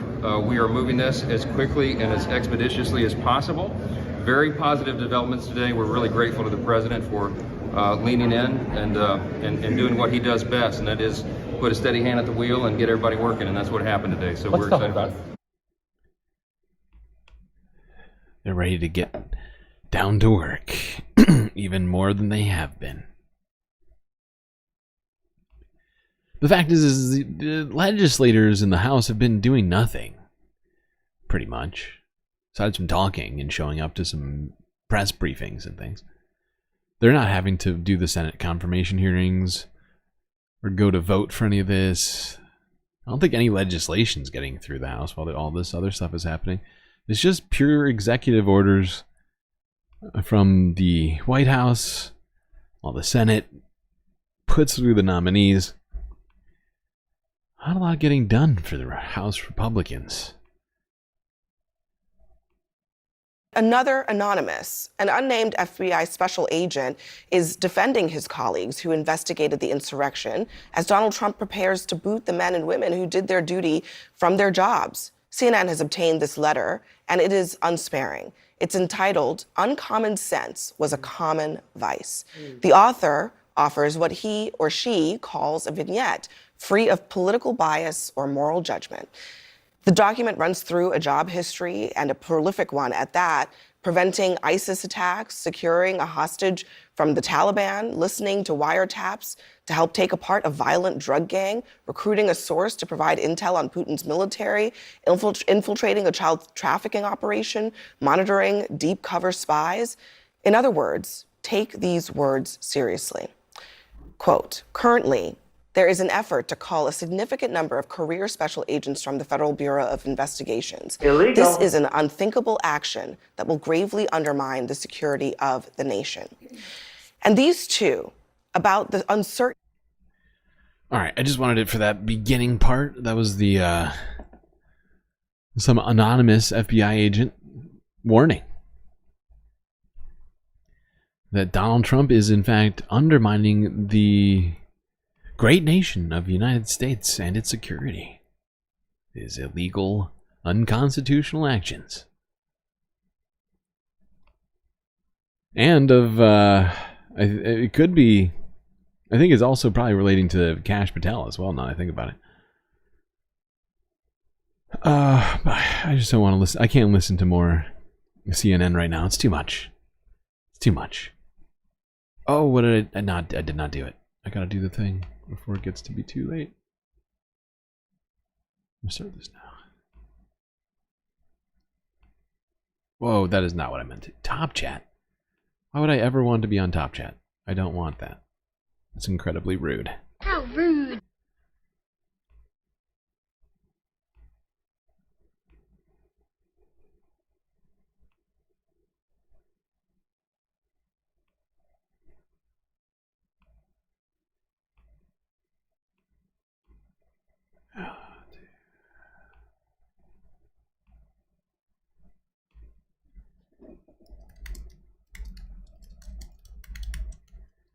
The fact is, we are moving slow right now, so I have decided to start another goal today because I think I probably got at least 8 hours of content here. And we're only on hour three, I guess we're three, almost at 4. My God.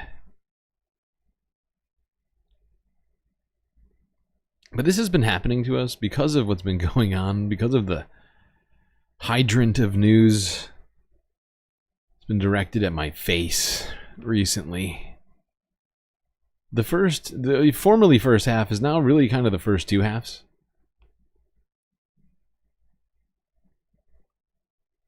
All right.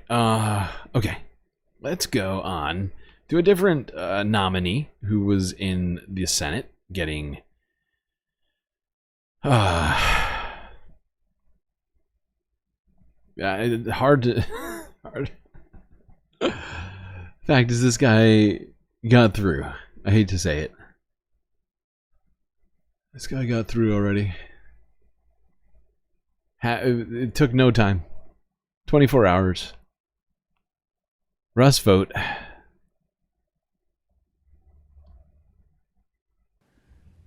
Mr. President, it's not unusual in this job of ours in the United States. Sorry to spoiler it for you people, but I'm broken. I'm broken. We knew just how dangerous Russ is, or was, leading into this.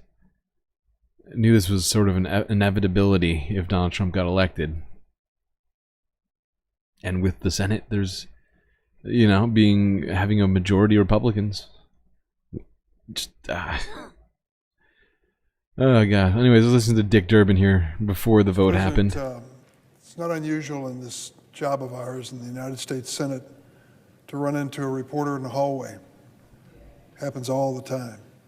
They're trying to write a story and they want to ask a question or two to get a quote possibly for their story.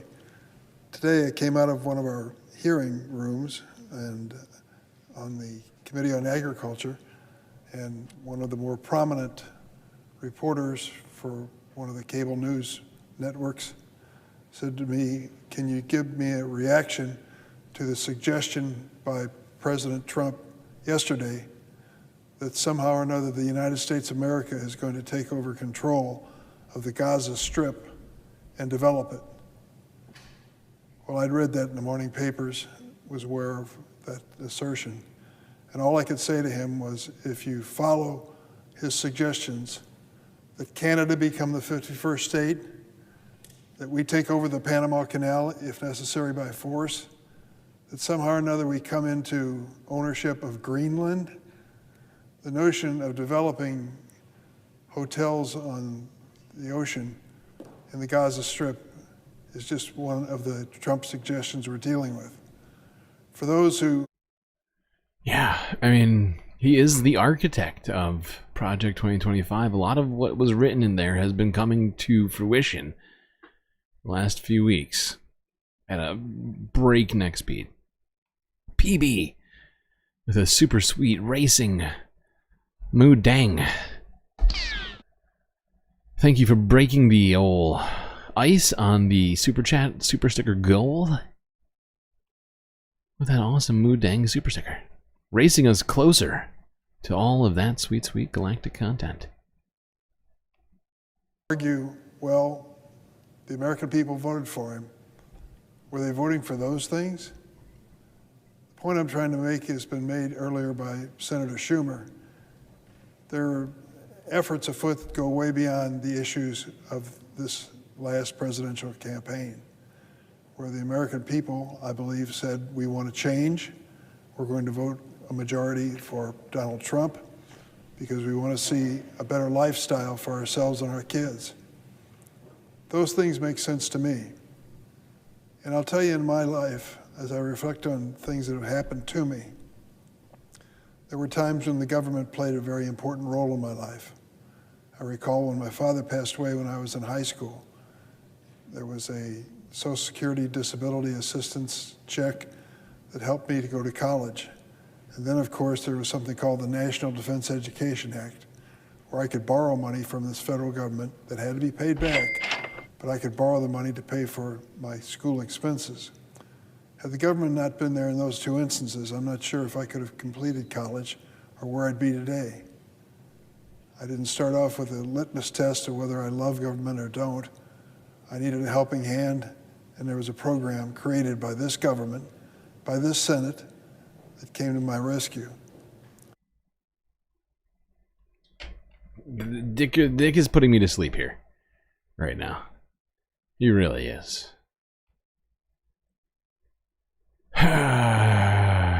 God. It's frustrating that we got leadership in right now. I mean, the Democratic Party is very old, and the leadership is even older, and I feel like they're struggling to keep up with all the stuff that's going on. I don't blame them. You know, you stay up all night dealing with one thing, and then Donald Trump overturns it 24 hours later. Elon Musk, DOGE, all this other stuff, all these new agencies that are being created. Who knows how many constitutional, unconstitutional acts being put into place by Donald Trump.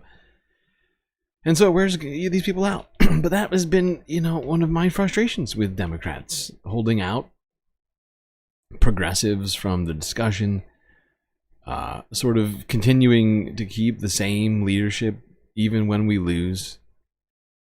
And, you know, Jerry Connolly, whatever his name is, getting a leadership position in a place where we need energy, we need youth, a guy who has whatever stage, but not pancreatic cancer. What is it? Kidney cancer? Whatever it is, it's not good, and it's not, it's not conducive to being a leader in our government, right?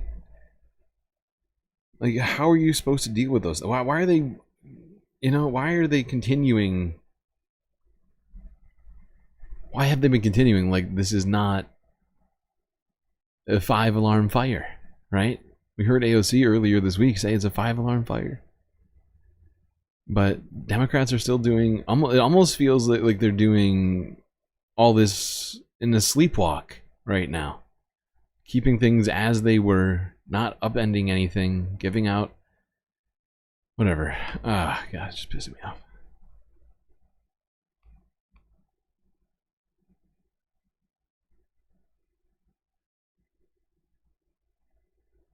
Chris Coons. Senator from Delaware.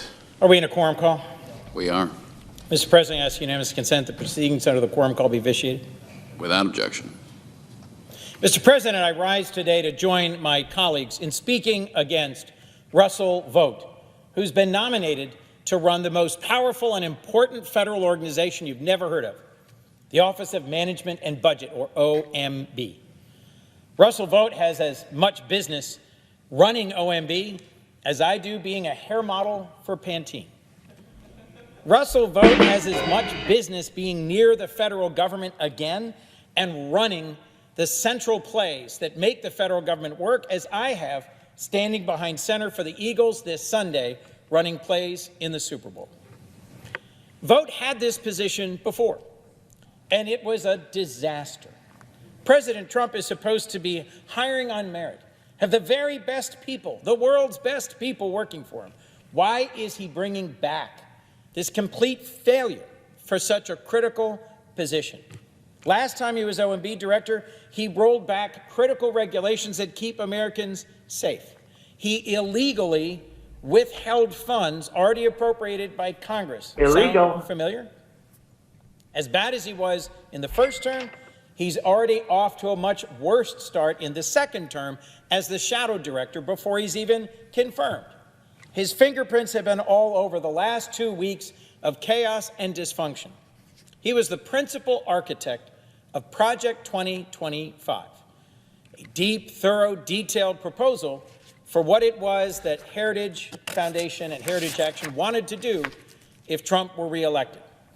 A policy blueprint so extreme that on the campaign trail, President Trump pretended he'd never heard of it. Who's that? New phone? Who dis? No idea what Project 2025 Not on what is, reality. who wrote it, or what it would do.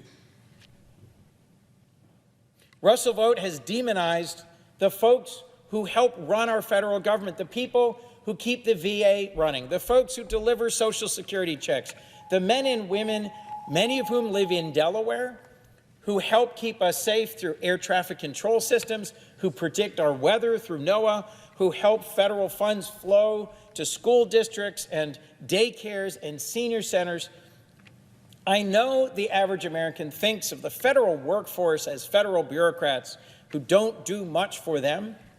But if you get into the details of their actual public service, the reach and scope and impact of what they do is remarkable, as we've learned in Delaware just last week when they tried to shut it all down. But more on that in a moment. He's absolutely right. Federal workers touch people's lives without them knowing it, right? That's how you get your SNAP checks, how you get your Social Security checks, how your Medicaid or Medicare gets disbursed, how teachers get paid, how, well, not entirely, but in many degrees, they require the help of federal funding.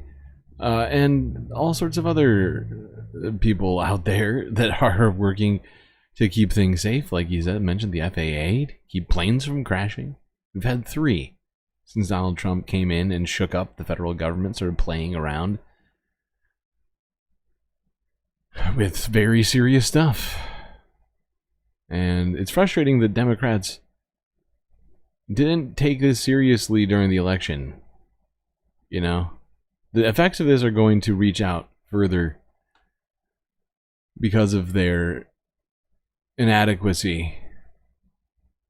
Russel Vought has demonized these civil servants, called them villains who need to be in trauma, and he wants to radically augment presidential authority. We are in the middle of a huge power grab by President Trump and his administration. He doesn't know or care whether or not the constitutional appropriations powers of Congress ought to be upheld.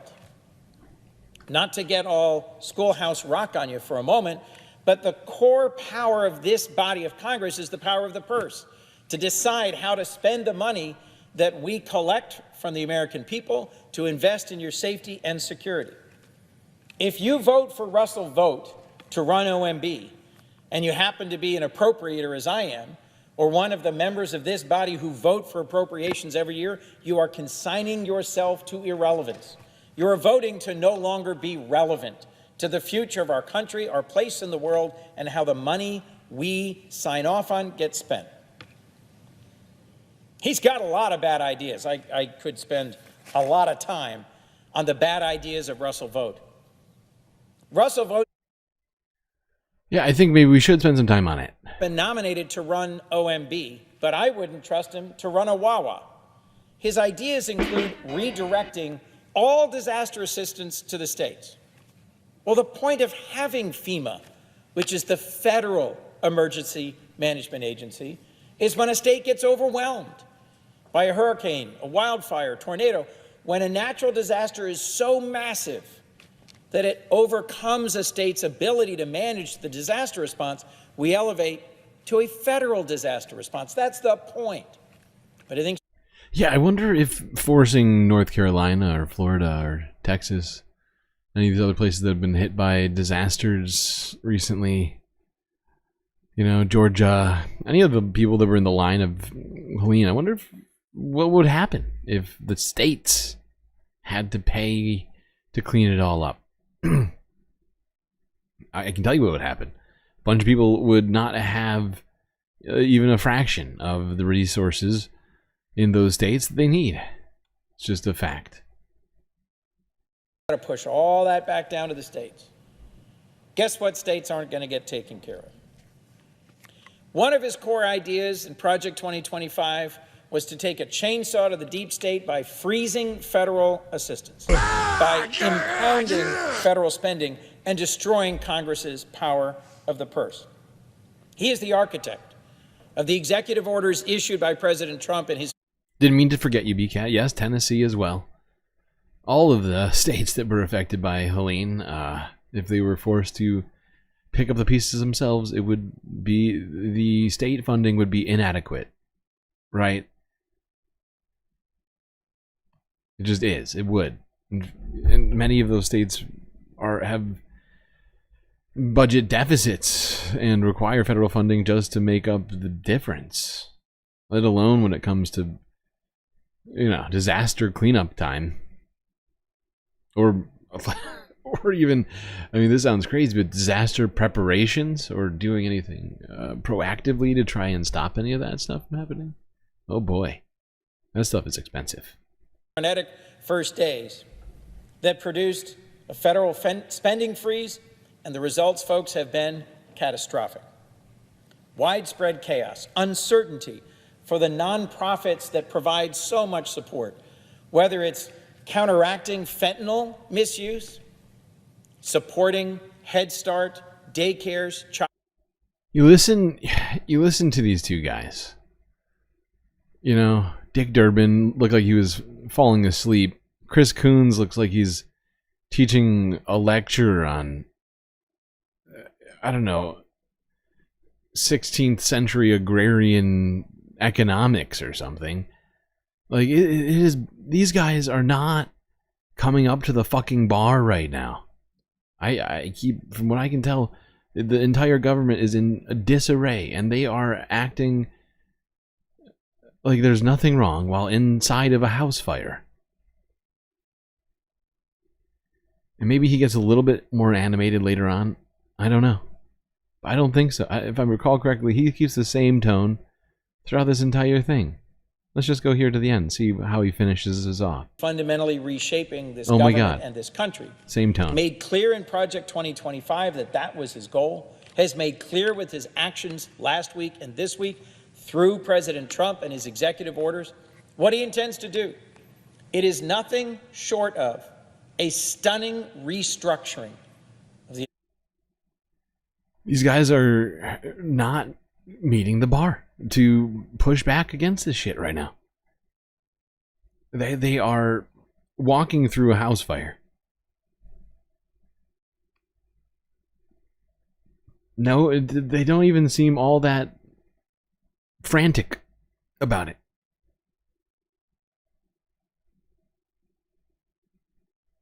But we're going to check in with not all, but a bunch of the Democratic senators here. Let's go now to Mark Kelly of Arizona. See if what might have been a vice presidential tonight. This guy was a vice presidential candidate pick for Kamala Harris at one point. He was on the hot list before Tim Walz got in there. Let's see what he had to say. I bet a lot of folks watching tonight cannot believe that we are here talking about the Office of Management and Budget. The Office of Management and Budget. There is nothing more bureaucratic sounding in this whole city. And that says something. It's not an office Arizonans should really have to think about, let alone see their senators debate for hours. Think of this. Think of this office as our government's financial planner. They keep track of spending for everything from veterans benefits to disaster relief for communities. When Flagstaff gets hit by flooding, or North Scottsdale gets hit by a major wildfire, this is the office that signs off on federal relief. Every single federal agency must go through the Office of Management and Budget to access the dollars that Congress writes into law for the work that they do for the American people. When it's working right, this is the office that helps build the federal budget and then makes sure that it gets executed according to the law. But that's the problem. Under this administration, it's not working right, and it's not following the law. We saw this a week ago when this office tried to illegally freeze all federal grants. Illegal. In the most reckless, incompetent action we've seen yet from this administration, they issued a 2-page memo, 2 pages, that said, and this is a quote, federal agencies must temporarily pause all activities related to the obligation or disbursement of all federal financial assistance. Is it just me, or does it seem like Mark Kelly is trying to teach us a class in Excel or something? He's talking about this with a level of excitement of the most boring video on the internet right now. Like, this is the time to break out the energy pills, my guy. You know, crush a monster. Get out here and yell a little bit. Give us some emotion to help. You know, I don't understand why Democrats are so incapable of what do you call it? Like, I can't think of the way I want to say this. Like, why they're not able to show, right, rather than tell, right, like a teacher in a bad lecture.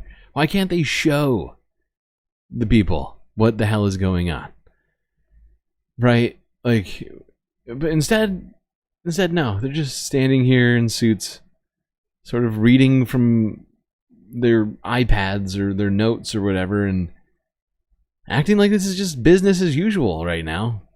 But the word that they're saying suggests that it's not business as usual. So what is the disconnect here? Why are they incapable of emoting? End of quote. This effort is now temporarily blocked by the courts, but it created a mess all over the country, and it still isn't fixed. We had Head Start programs in Arizona that nearly had to lay off staff and turned families away because they didn't get the payments they were promised. I had Arizona community health centers in my office today who just had a frozen payment come through, but it was more than a week late. Are there places where we need to make federal spending more efficient and effective? Of course there are. And I'm willing to get together with anyone who wants to make our government work better, who wants to save taxpayer dollars, and who wants to improve people's lives.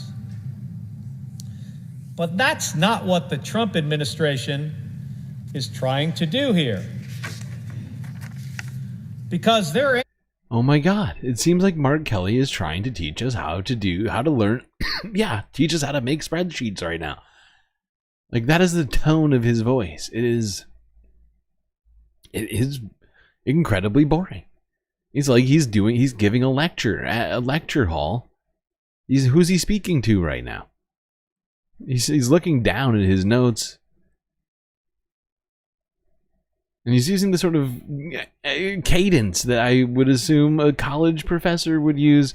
A bad college professor. It's not efficiency. It's not being more responsible with taxpayer dollars.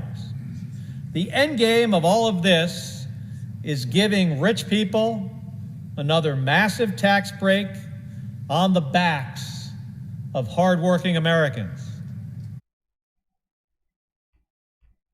Oh boy, this is rough.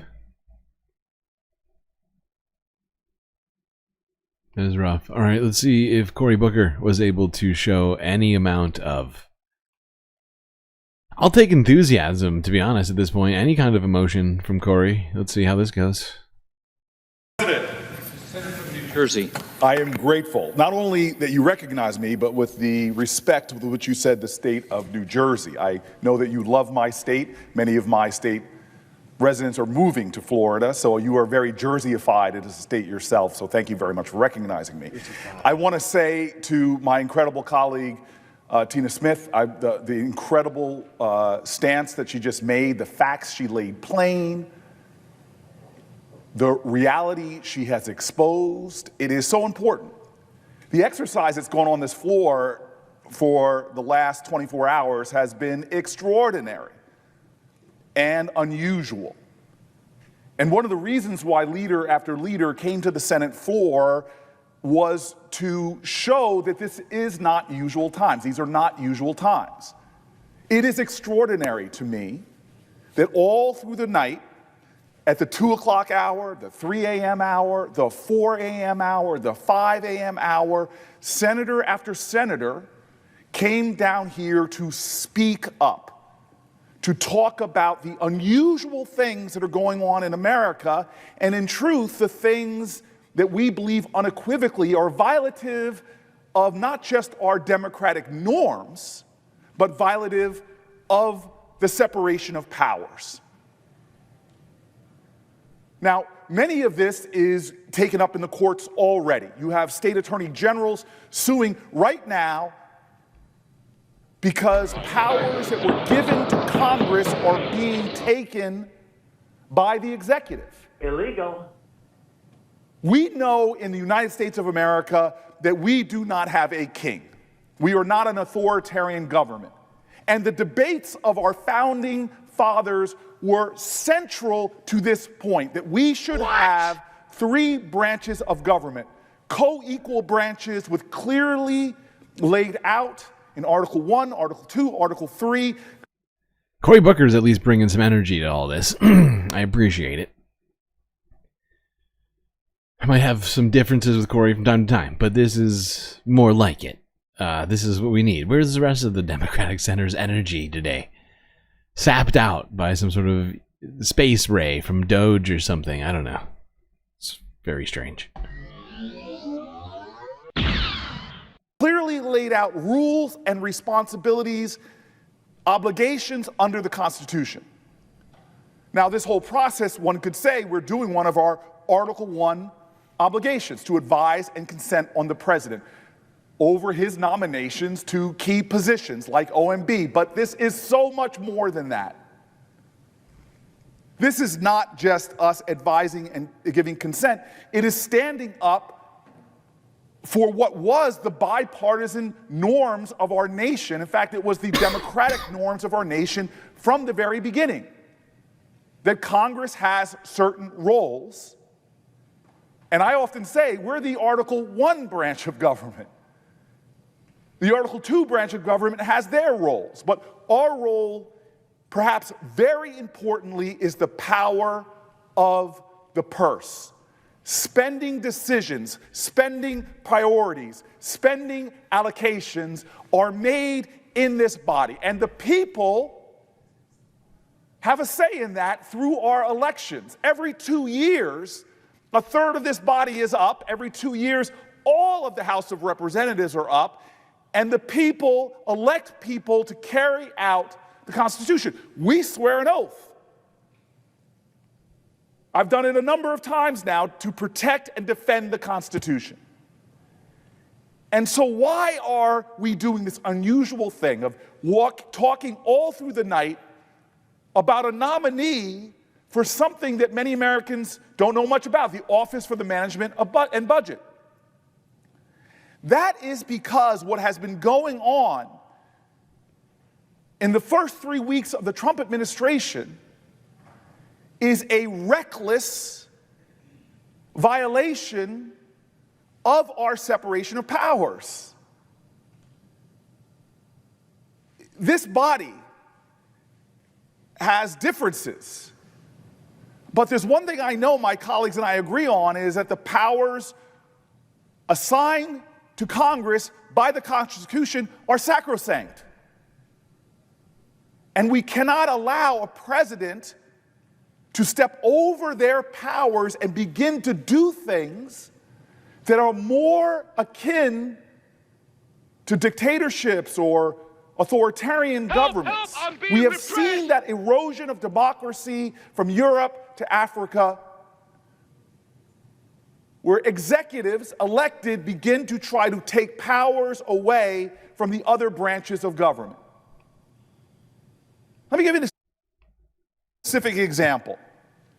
Agencies within the federal government are set up by Congress, funded by Congress, given directives and a mission by Congress, and then Congress provides oversight for those agencies and how the executive is conducting those congressional mandates.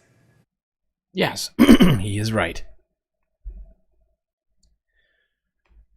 Hold on. We're not gonna watch this whole thing. He stood here and talked for a full hour. So we're gonna give him the time of day. We're gonna let him talk a little bit more here. I appreciate the effort. Certainly more effort than the rest of the guys we just heard from. Mark Kelly, Chris Goons, and Dick Durbin, who were putting me to sleep. At least I can listen to what Corey is saying right now. What's happened? Stopping USAID's work without any plan or strategy has now endangered every American. Because there's things we get to go to bed at night and not have to think about because we have a government full of officials, scientists, hardworking people who every day make it their life mission to focus on things so that we, the people, do not have to think about it. Think about that for a second. Yeah. We know it in our own towns and communities. That is a great point, though. The fact that we are sitting here talking about this right now, rather than really, other hugely important issues. It is problematic, right? The people shouldn't have to be worrying about just agencies doing their jobs. right? It should be assumed that they are going to do what they were set out to do by Congress, right? And to be worrying about whether or not they're going to stay open, it's like the thing that I think that this really reminds me of, right? is these words aren't going to lead to any action. I mean, technically the words are action. Him trying here, even though, you know, we have plenty, I'm sure we have plenty of criticisms over the last year or whatever else. But fact is, what else is a senator going to do than this, right? Like, senators are supposed to be good communicators, orators, if you will, and understand the law, and are supposed to be there to make sure that law gets right, done correctly. And, you know, in this moment, Democratic senators have nothing else they can do. There's nothing else they can do but try and hold things up by sitting here talking and explaining what the fuck is going on. And, you know, maybe sue, but really it's really not even senators' jobs to do that. It's really the AGs of different states, things like that, to sue. And really there's jobs of the senators here to at least get the message out to the people, to their constituents. And I think, if anything, at least Corey here is getting that message out way better than Mark was, and way better than Chris. I mean, Chris Coons, it sounded like he was eating a donut during this. Dick looked like he was falling asleep. He looked like he was literally sleeping in front of that podium. At least Corey is arguably looking at least energetic over this. I got distracted by that comment, though. What was I saying? Multiple people here are saying that nothing. I get it. Believe me, I get it. But my point is in this moment, this is what the senators need to be doing, and need to be doing well, incredibly well, explaining why this is all so wrong, legislatively speaking, and why it's all so bad for people, right? To have to be worrying about these agencies staying in function or not. Firefighters, we have police officers that stand on the front line. They stand in the breach to protect us, to get dangerous things and conditions and people off the streets so that we're safe and we don't have to think about it every night. Well, that goes for USAID too. They are a national security organization. How do I know that? Yeah, I'm a spiritualist. I really am. I believe there's universal spiritual principles. One of them was spoken by this great American, one of the few people that's not a president of the United States whose statue sits under the dome. He was a spiritualist. He was, in fact, a person of faith. He was a minister. And he spoke to us about a scientific truth using spiritual language. It was in this great body of work called The Letters from the Birmingham Jail. And if he only knew that his words would resound in history, these spiritual words would speak to a scientific truth. He said this, he said, "We are all caught in an inescapable network of mutuality, that we are tied in a common garment of destiny, that injustice..." They could obstruct. I do see what you're saying. They can't. They really can't obstruct in this moment. Not my understanding. Maybe I'm missing something here. I see what you're talking about, Annie. And I guess my thing is, like, they can't do it by quorum, right? Even if all the Democratic senators don't show up to the votes, right? And no one votes. The Republicans still have enough for a quorum. All they need is 51. They have 54, excluding J.D. Vance, who could also cast a vote. So even with they can't they can't stop it by quorum. They can't stop it. What was the other thing I was going to say?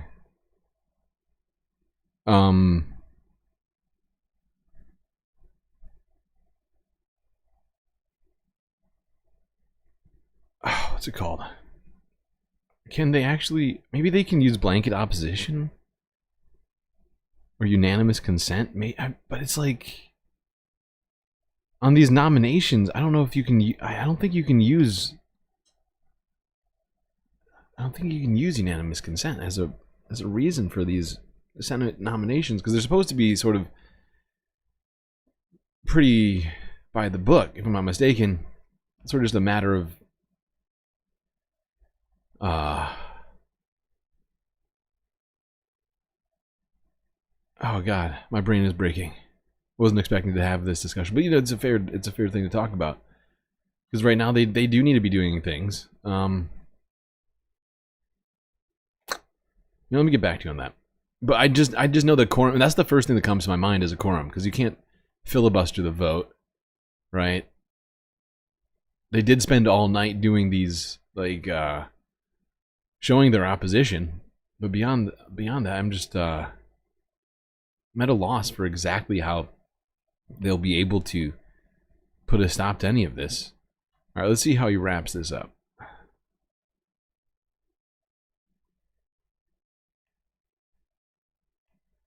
Failed to make lynching a violation of the federal law.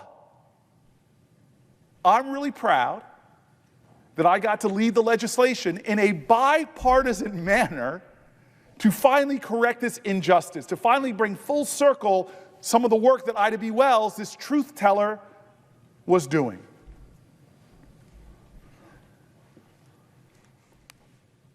I bring up Ida B. Wells today because it's my concluding message. This defiant refusal in the face of injustice, this strength of character in the face of powerful people, governors of states, President of the United States, and others making decisions on the federal level that reaped utter havoc for millions of Americans. When you didn't have the numbers, you didn't have the votes, but what you had was the truth. To not let things happen, not just to be a bystander, but to be an upstander. This was what Ida B. Wells did. We study American history. Right. So the blanket opposition is still going to, in almost every one of these cases, at least up to now, there has been at least one vote that Democrats voted for the Republican nominee, but in almost all of them, it's been unanimous dissent, if you will, blanket opposition, right, against these bills, all just voting no in most of these cases, but still not enough votes to stop it, right? And that's the problem. That's the big problem. Is even though it will put to light over time. Yeah, it will, right? People will see it, whether or not they accept reality or not. We'll see. I don't want reality. We'll see what happens with that. Trump voters and all of them, getting them to get upset with Donald Trump is something of a task, because he's done and said practically everything that one would expect would cause people to be upset. But yeah, I guess that's my point is that aside from voting no and or attempting to force a quorum call, which they can't, this is one of their main vehicles for opposition, especially as senators, right? It's different for AGs, different for, I mean, the fact is the House is basically completely uninvolved in all of this. It's just, it's a fucked up hill that we have to climb to even attempt to stop any of this stuff. With an obligation to let it be not just our past, but we study American history, to let it be our calling in the present, so that we can try, as humble as we are, to live up to those who came before us, that but for them, our entire way of being would have collapsed. Still put the votes on the record. And absolutely, I agree. Since the quorum's not going to work, you got to go out there and vote no. I 100% agree with that. And that's why I keep mentioning the votes that J.D. Vance specifically also is greenlighting, right? The ones where, like Pete Hegseth, where he had to put up the deciding vote. So we can hold him to account specifically as well. Because, you know, he's more powerful technically than any of the senators. And so, you know, don't want people to forget that he was there to, you know, walk all these nominees through the halls of the Senate. And he himself put up deciding votes on some of these nominees.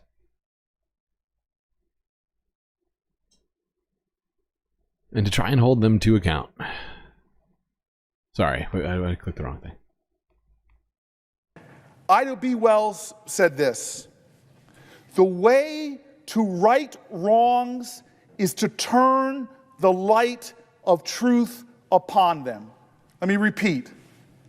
Ida B. Wells, this documenter of savage injustices, this truth teller about lynchings in America, this sower of seeds of truth that generations later, even in this body, we honored her by passing anti-lynching legislation after a century of trying.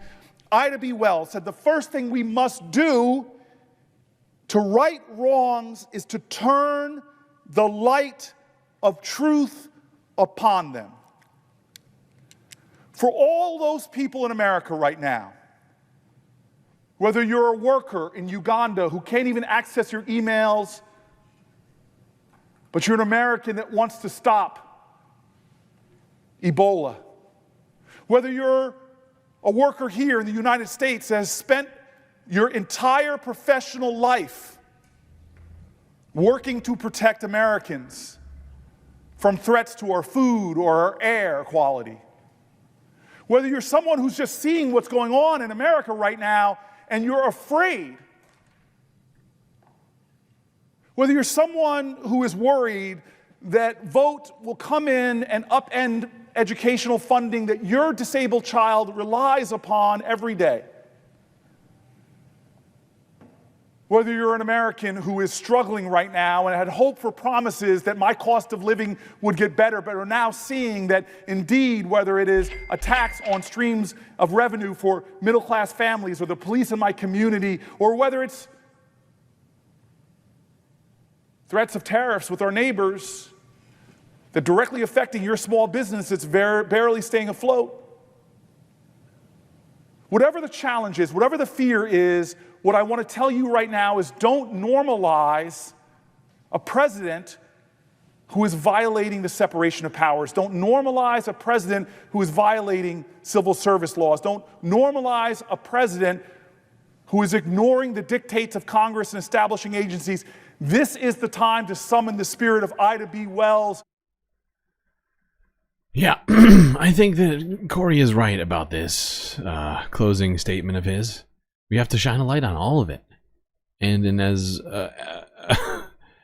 you know, efficient, to borrow a term from the current meta, as possible. And not in these sort of lifeless ways that we were getting from Chris Coons, Mark Kelly, and Dick Durbin. At least Corey managed to get me out of my seat a little bit.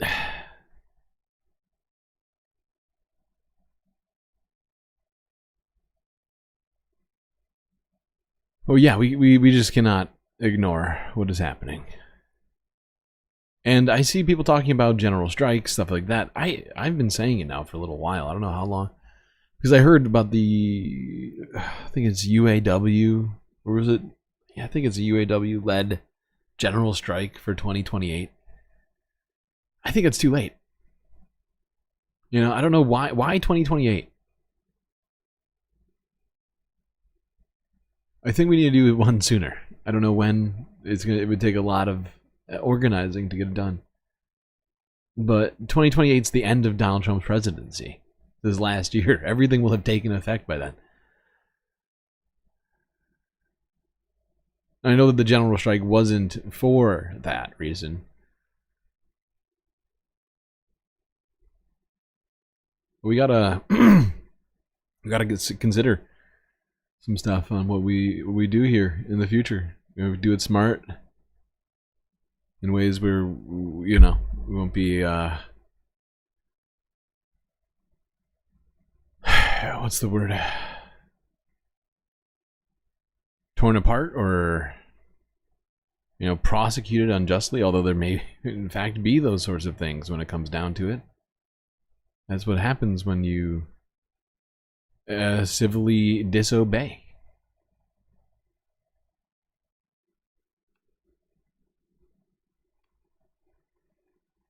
Now, like I mentioned at the beginning of all this, because I couldn't hold off on talking about it, but votes went straight down party lines for Russ Vought, and he was confirmed in the Senate. Here is the moment that happened.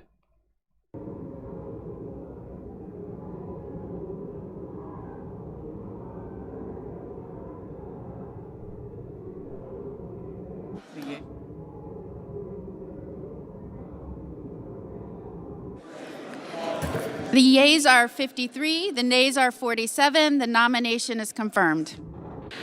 Mr. President, Leader. Madam President, I move to reconsider the vote, and I move to table the motion to reconsider. Is there a sufficient second? There appears to be. Madam President, I ask unanimous consent that all votes going forward be 10-minute votes.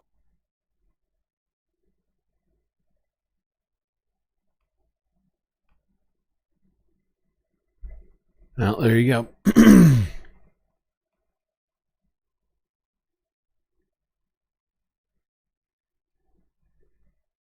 All right, we gotta take a break.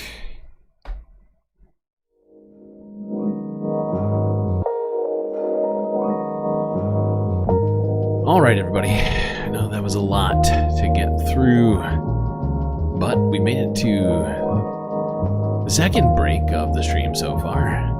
If you haven't already, hit the like button, and don't forget to subscribe, of course. Hit that bell icon too, so you can get all the notifications. Otherwise, you'll miss some of that important space content.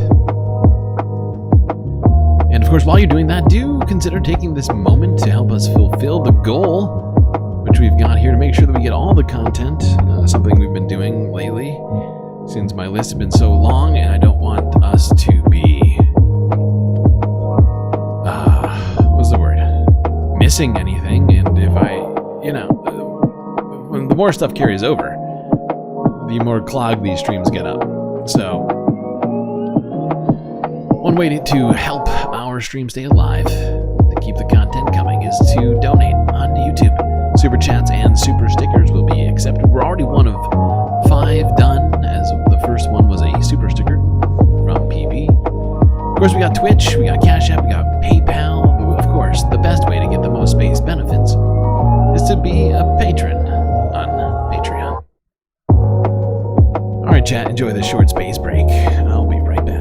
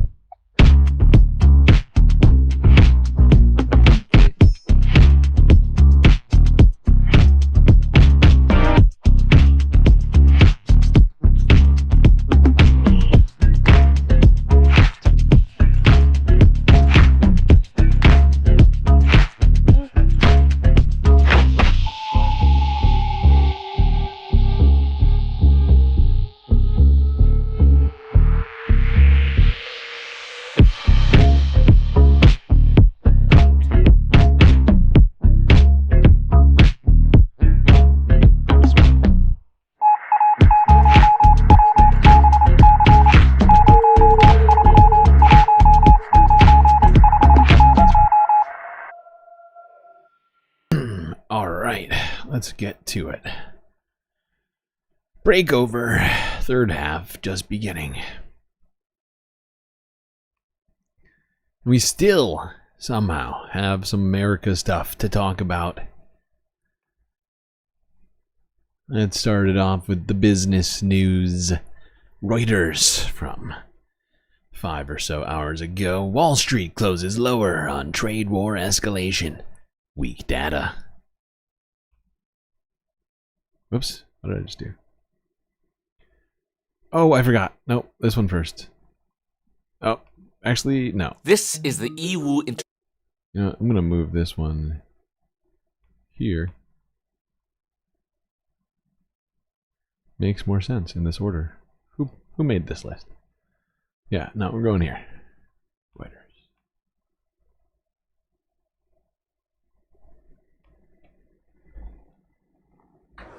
Wall Street's main indexes closed lower on Friday after President Trump said he planned to announce more tariffs on many countries next week, and after the release of a mixed jobs report and weak consumer sentiment data.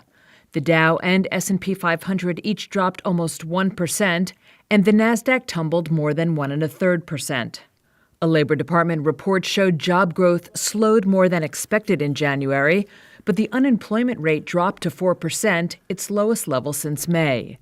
Also on Friday, a survey showed consumer sentiment dropped unexpectedly in February to a 7-month low, and inflation expectations skyrocketed. Meanwhile, Trump telegraphed more tariffs without saying which country. Yeah, who could imagine that somehow people are spending less money right now with utter chaos happening in their government? Nobody could have guessed. But certainly things Donald Trump is doing is affecting markets, making them much more volatile. Although while they talk about these little tiny dips, 1% here, a couple percent there, it really has not gone down very much at all, really, over the last, well, certainly since Donald Trump became president. It's been sort of in the same spot, going up and down on the wind, however the wind changes from one second to the next. Now let's talk more about tariffs, as they mentioned it just now there. An apparent loophole which Donald Trump and his cronies are planning to at least supposedly close. At least I believe that's what I kept hearing about. This is the EU international trade market in China. With 75,000 stores spread out over 1,500 acres, it's the world's largest wholesale market. If you've ever bought anything on Temu or Shein, there's a good chance it came from here. But the price of all these goods might be going up after President Trump suspended a trade exemption that had turbocharged Chinese e-commerce platforms. A little-known loophole had fueled a boom in low-cost Chinese goods making their way from EU to the US. You can get bunting for your US election campaign. But Trump's new tariffs may put an end to that. Here's why this market, the center point of global wholesale trade, has found itself in the US government's crosshairs. The bazaar is strategically located near China's east coast, close to huge ports in Shanghai and Ningbo, allowing easy trade to the US. Buyers for e-commerce platforms like Temu and Shein flock to EU to source cheap products in bulk and sell them on to American consumers. China. Look at this. You got Trump 2024, and they've even got the hair to prove it. Made in China. These MAGA hats are sold wholesale in EU for around $1 a cap. And the prices stayed low for US consumers because the shipment wasn't subject to any import taxes or tariffs. That's thanks to something called de minimis. It's a provision that allows any shipments under $800 to enter America tariff-free, regardless of where they come from. The US has one of the highest de minimis thresholds in the world, around 50 times higher than Canada's. The argument here was if you had to put a tariff and all of the customs paperwork on every single product that comes into a country, you would overwhelm your customs officials, with things that are so small that what is the point?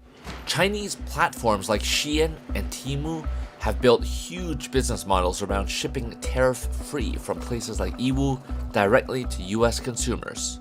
Exports from the city were valued at more than $70 billion in 2023. Damn, that's a lot of money. 70. Wow, 70 likes already, chat. That's intense.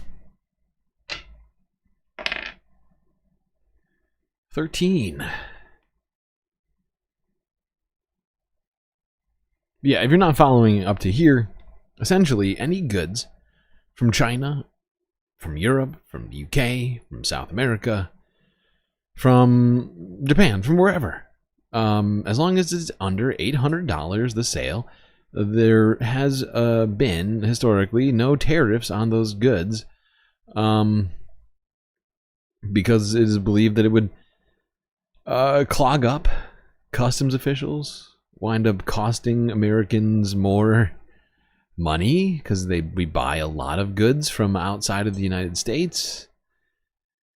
And this very sort of archaic, minute detail in our policy, our trade policy, allows and has allowed U.S. consumers to consume something that they do more than pretty much any other country on the planet. And if you close it, all of a sudden, people will be paying that extra whatever percent in tariffs on top of the already existing Chinese tariffs on any goods. Doesn't matter if it's a penny or $799.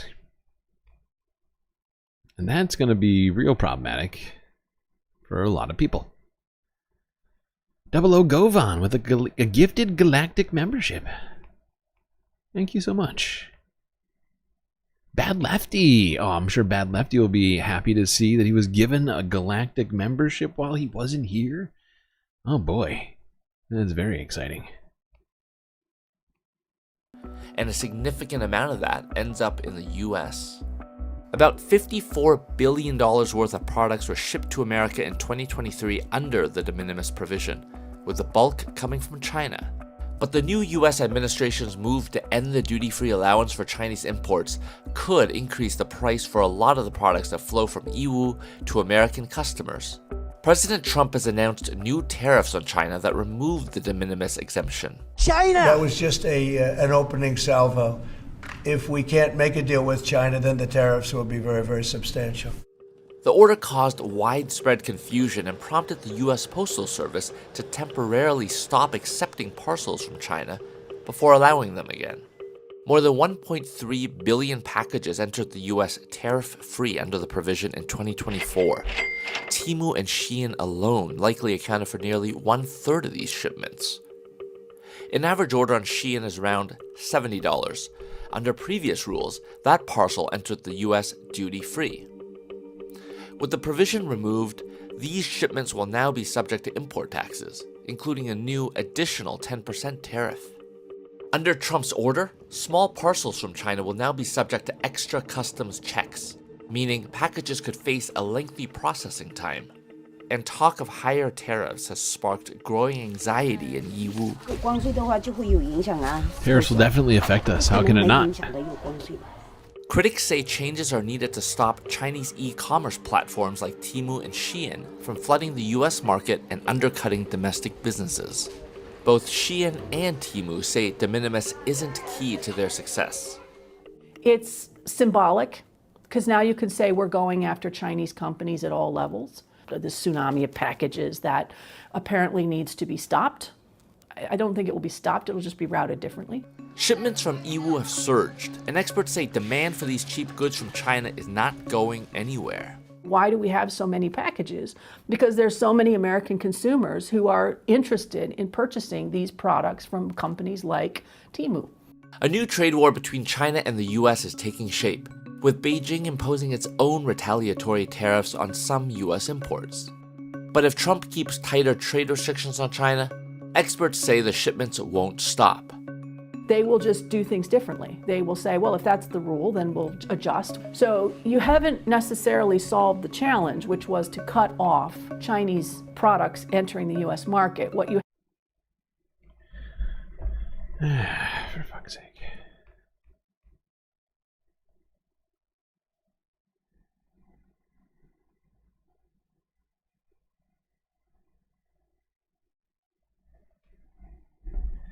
Yeah, I mean, this is what this is going to do is cost consumers money. There will be workarounds, you know. If anything, my guess is, you know, someone entrepreneurial in China will probably open up a export facility in a nearby country and then export from there and see if that gets through customs, right? Because it's not technically coming from China.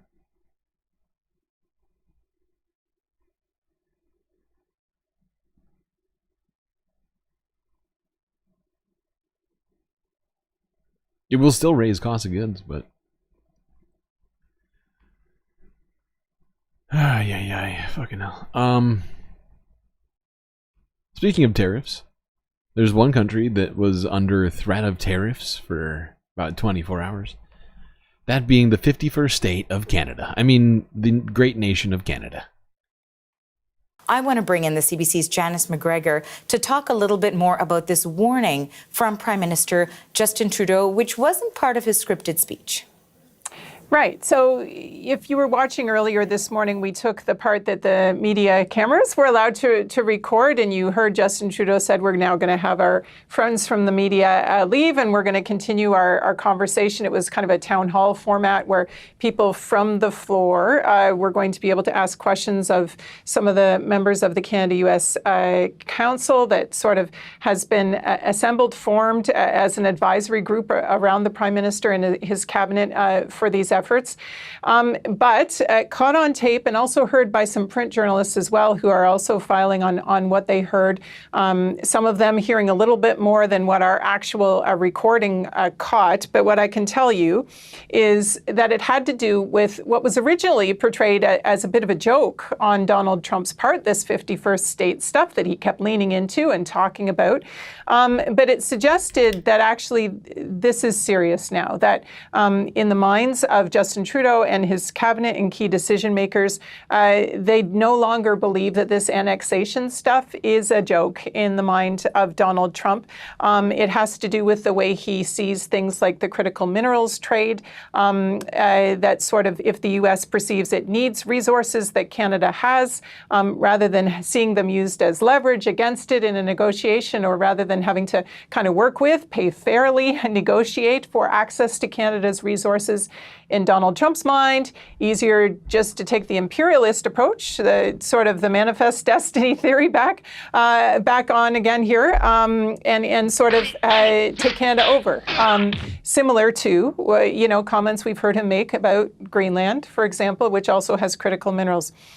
We have tried to sort of isolate and boost the audio so it's a little bit easier to hear, but we do have a short snippet of what our equipment was able to capture that Trudeau said next.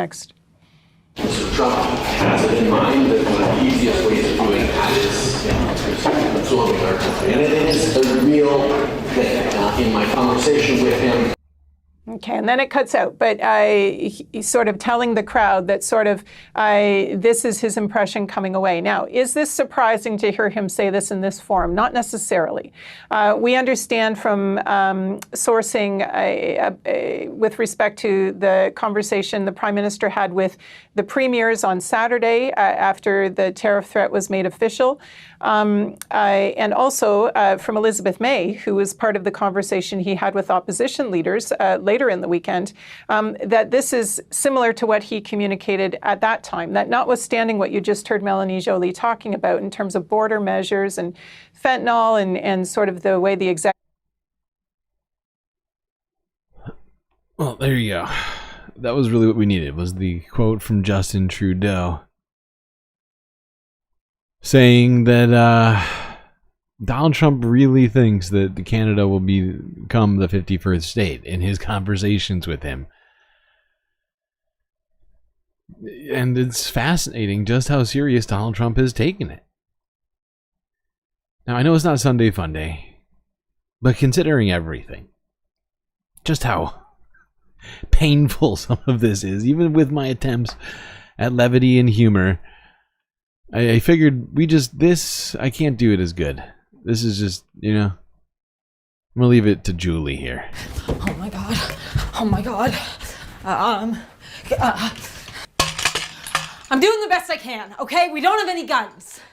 Why don't we have any guns? This is the exact situation that you would need them to fight people who do have guns. We look like idiots. Safer, more reasonable idiots. Oh god. Get the women and children and the maple syrup to safety. Yep. How easily they've forgotten about the Broadway hit Come From Away. They won a war, they got a war, huh? Remember 1812? I do. I'll never forget. Yeah, we had their asses in 1812. This is mostly the British, but okay. Look at this one. This one's like a AI rendering. Oh, that's nice. Where's Celine? Is she safe? Yeah, she's in Las Vegas.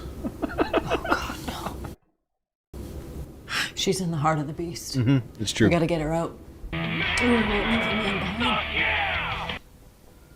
Our heart will go on.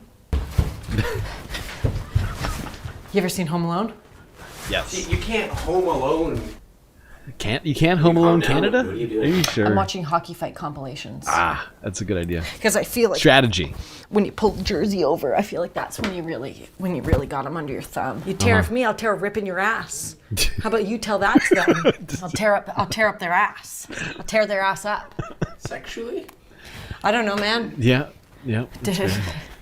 Depends how I'm feeling on the day. See, this is what happens. What'd you drum up? When you try and be nice to people. They take our kindness and then mistake it for weakness. No. Over my dead body will I pay a CD insurance company for basic health care. Okay? Help! Help! I'm being repressed! Yeah, but it's snowing out. Quick, load the muskets.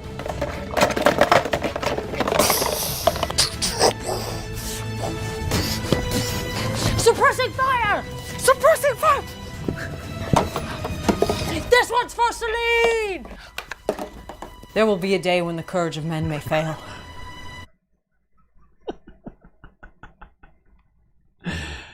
Well, thankfully Canada has Julie Nolke to protect the country and its sovereignty in this moment. She seems pretty prepared. I mean, winter's going to end pretty soon anyway, with global warming and everything. I think the face paint will be fine, right? Don't you think? I know it's snowy right now. It'll probably be snowier longer in Canada, but still. It'll be green and brown out there again soon enough, and she'll be ready.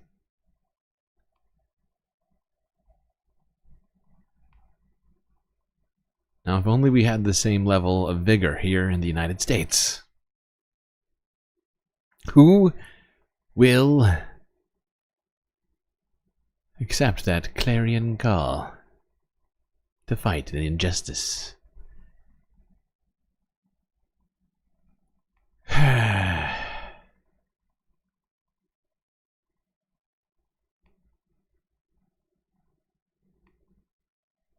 All right, let's talk about the environment, climate change, stuff like that. Something that America's about to just completely pretend doesn't exist. Ah, boy. But you know what really brought me solace amidst it all? Something that happened, the consistency of it really made me feel like, maybe nothing has changed, actually. It's all this. Nothing is. We're still in the same place we were before. No, it wasn't good. It wasn't a good thing. It was just the consistency that made me feel warm inside, if anything. Yeah, here's Lauren Boebert, Congresswoman from Colorado, to tell us that she's still really upset about one particular thing. Something she's been yelling about in Congress, in committees, at hearings, for I think years now. That being the Green New Deal. Oh, sorry, no, she calls it the Green New Scam. Illegal. The gentlewoman from Colorado is recognized for 2.5 minutes. Thank you, Madam Speaker, and thank you, Mr. Chairman, for bringing this bill to the floor. And I want to thank also the lead sponsor of this bill, my colleague from Texas, August Pfluger.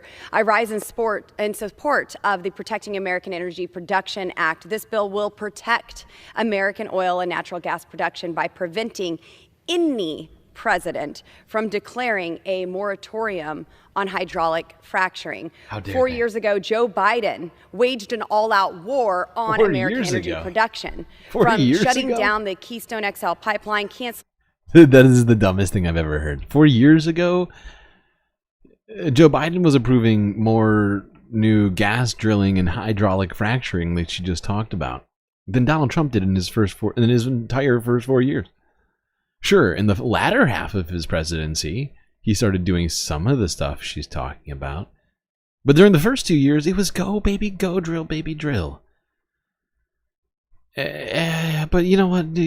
Lauren isn't a details person. She just knows what she hates, and that's the green new scam. illegal or on American energy production, from shutting down the Keystone XL pipeline, canceling oil and gas leases on millions of acres, locking up federal lands, threatening Colorado energy jobs. Oh, God, not canceling Colorado. Energy jobs. energy jobs, and countless other anti-energy measures that have contributed to gas prices and inflation reaching record levels. The American people spoke in November. They spoke loud and they spoke very clearly. They resoundingly said, drill, baby, drill. I am proud of President Trump's executive orders to get our country back in the right direction for drilling, but it is up to us in the House now to do our part and pass legislation to codify what President Trump is doing boldly each and every day in the White House. I am proud of his new Energy Secretary, Chris Wright from Colorado, and Interior Secretary Doug Burgum. They have already started to make good on their promises to unleash American energy and put energy workers in my home state of Colorado back to work. We are tired of relying on OPEC and our adversaries for energy. It's time to bring back and rely on the American roughneck. What's her obsession with the American roughneck? I've heard her use that phrase multiple times. Did she like date an oil worker? Was that the Beetlejuice date? You know, I love how Republicans and even Democrats oftentimes talk about jobs as if what the job does or what the conditions of the job, whatever it might be, are irrelevant. Just the existence of the job, that's all that matters. As long as there are jobs and growth. Jobs and growth. As long as there's those two things, no questions. Now, I'm not saying that, but Republicans do this the most, I feel like. They're just like, yeah, we need economic growth. We need oil, regardless of what it does to the planet. We need child workers. And because you just can't get enough adults to come work on the meat packing floor or whatever. And it's just, where's the business ethics? Huh? It is time to terminate the Green New Scam. President Trump is committed to doing that. And we hear about subsidies for oil and gas from my colleagues on the other side of the aisle. But what the American people aren't hearing is the $235 billion to clean energy production tax credits, $110 billion to clean energy investment. Yeah, how dare they invest in clean energy in your state? I wonder if any jobs were created with that stuff, Lauren. Were there any jobs created in green energy investment? Or did the solar panels and the wind farms just pop up out of the blue? Was anybody involved in making and or installing and or maintaining any of those things? Just wondering for a friend. Feel free to get back to me in writing whenever you got a chance.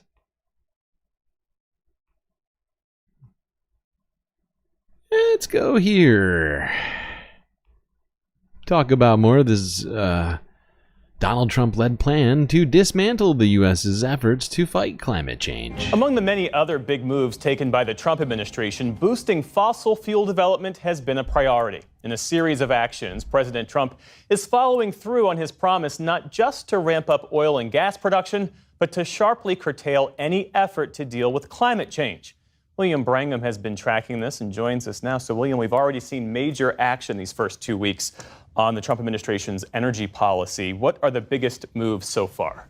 He has been going gangbusters, as my mom used to put it, on many fronts, myriad ways he's been doing this. He's been doing this through federal government agencies like the EPA, through his appointments, his cabinet secretaries at Energy and Interior, and through executive orders. A couple of examples. On day one, he declared an energy emergency, which basically tells every federal agency to do everything they can to ramp up oil and gas production on federal lands. Trump has also pulled out of the Paris Climate Accord, the global treaty to bring down emissions. AKA the national parks. Those national parks, you know, they're pretty, but it'd be better if you could just stick some oil wells all throughout them. Forget pristine beauty of the United States. Or, you know, environmental protections. It's better to just have the oil. Say you got it. People love that. He's back out of that again. He's targeted Biden's push for electric vehicles. I mean, the list goes on and on. There's just been a lot of efforts to go on this front. And we know that with President Trump, personnel is so often policy. Who are the people in his administration who are backing him up on this? That's right. The argument that his cabinet secretaries and that he has been making all along is that the Biden administration held back domestic energy production. And we should say, oil and gas production in America is at record highs right now, and it became so under the Biden administration. But all of Trump's cabinet picks argue that Biden didn't do enough on that front, and they promised to do differently. So that's Lee Zeldin at the EPA, that is Chris Wright at Energy, and that includes Interior Secretary Doug Burgum, who described during his confirmation hearings how the Trump administration will do things differently. When energy production is restricted in America, it doesn't reduce demand. It just shifts productions to countries like Russia and Iran, whose autocratic leaders not only don't care at all about the environment. You know, China cares way more about the environment than the United States. Per capita, China consumes, I think, less than a third of what Americans do per person, right? And, you know, we've been getting a lot of oil, not from Russia or China or Iran, but we've been getting it from Canada in many cases. We're still drilling. I love how Doug is pretending like it's been restricted to zero. It's not. We're still pumping fracked gas and oil out of the ground all over the place.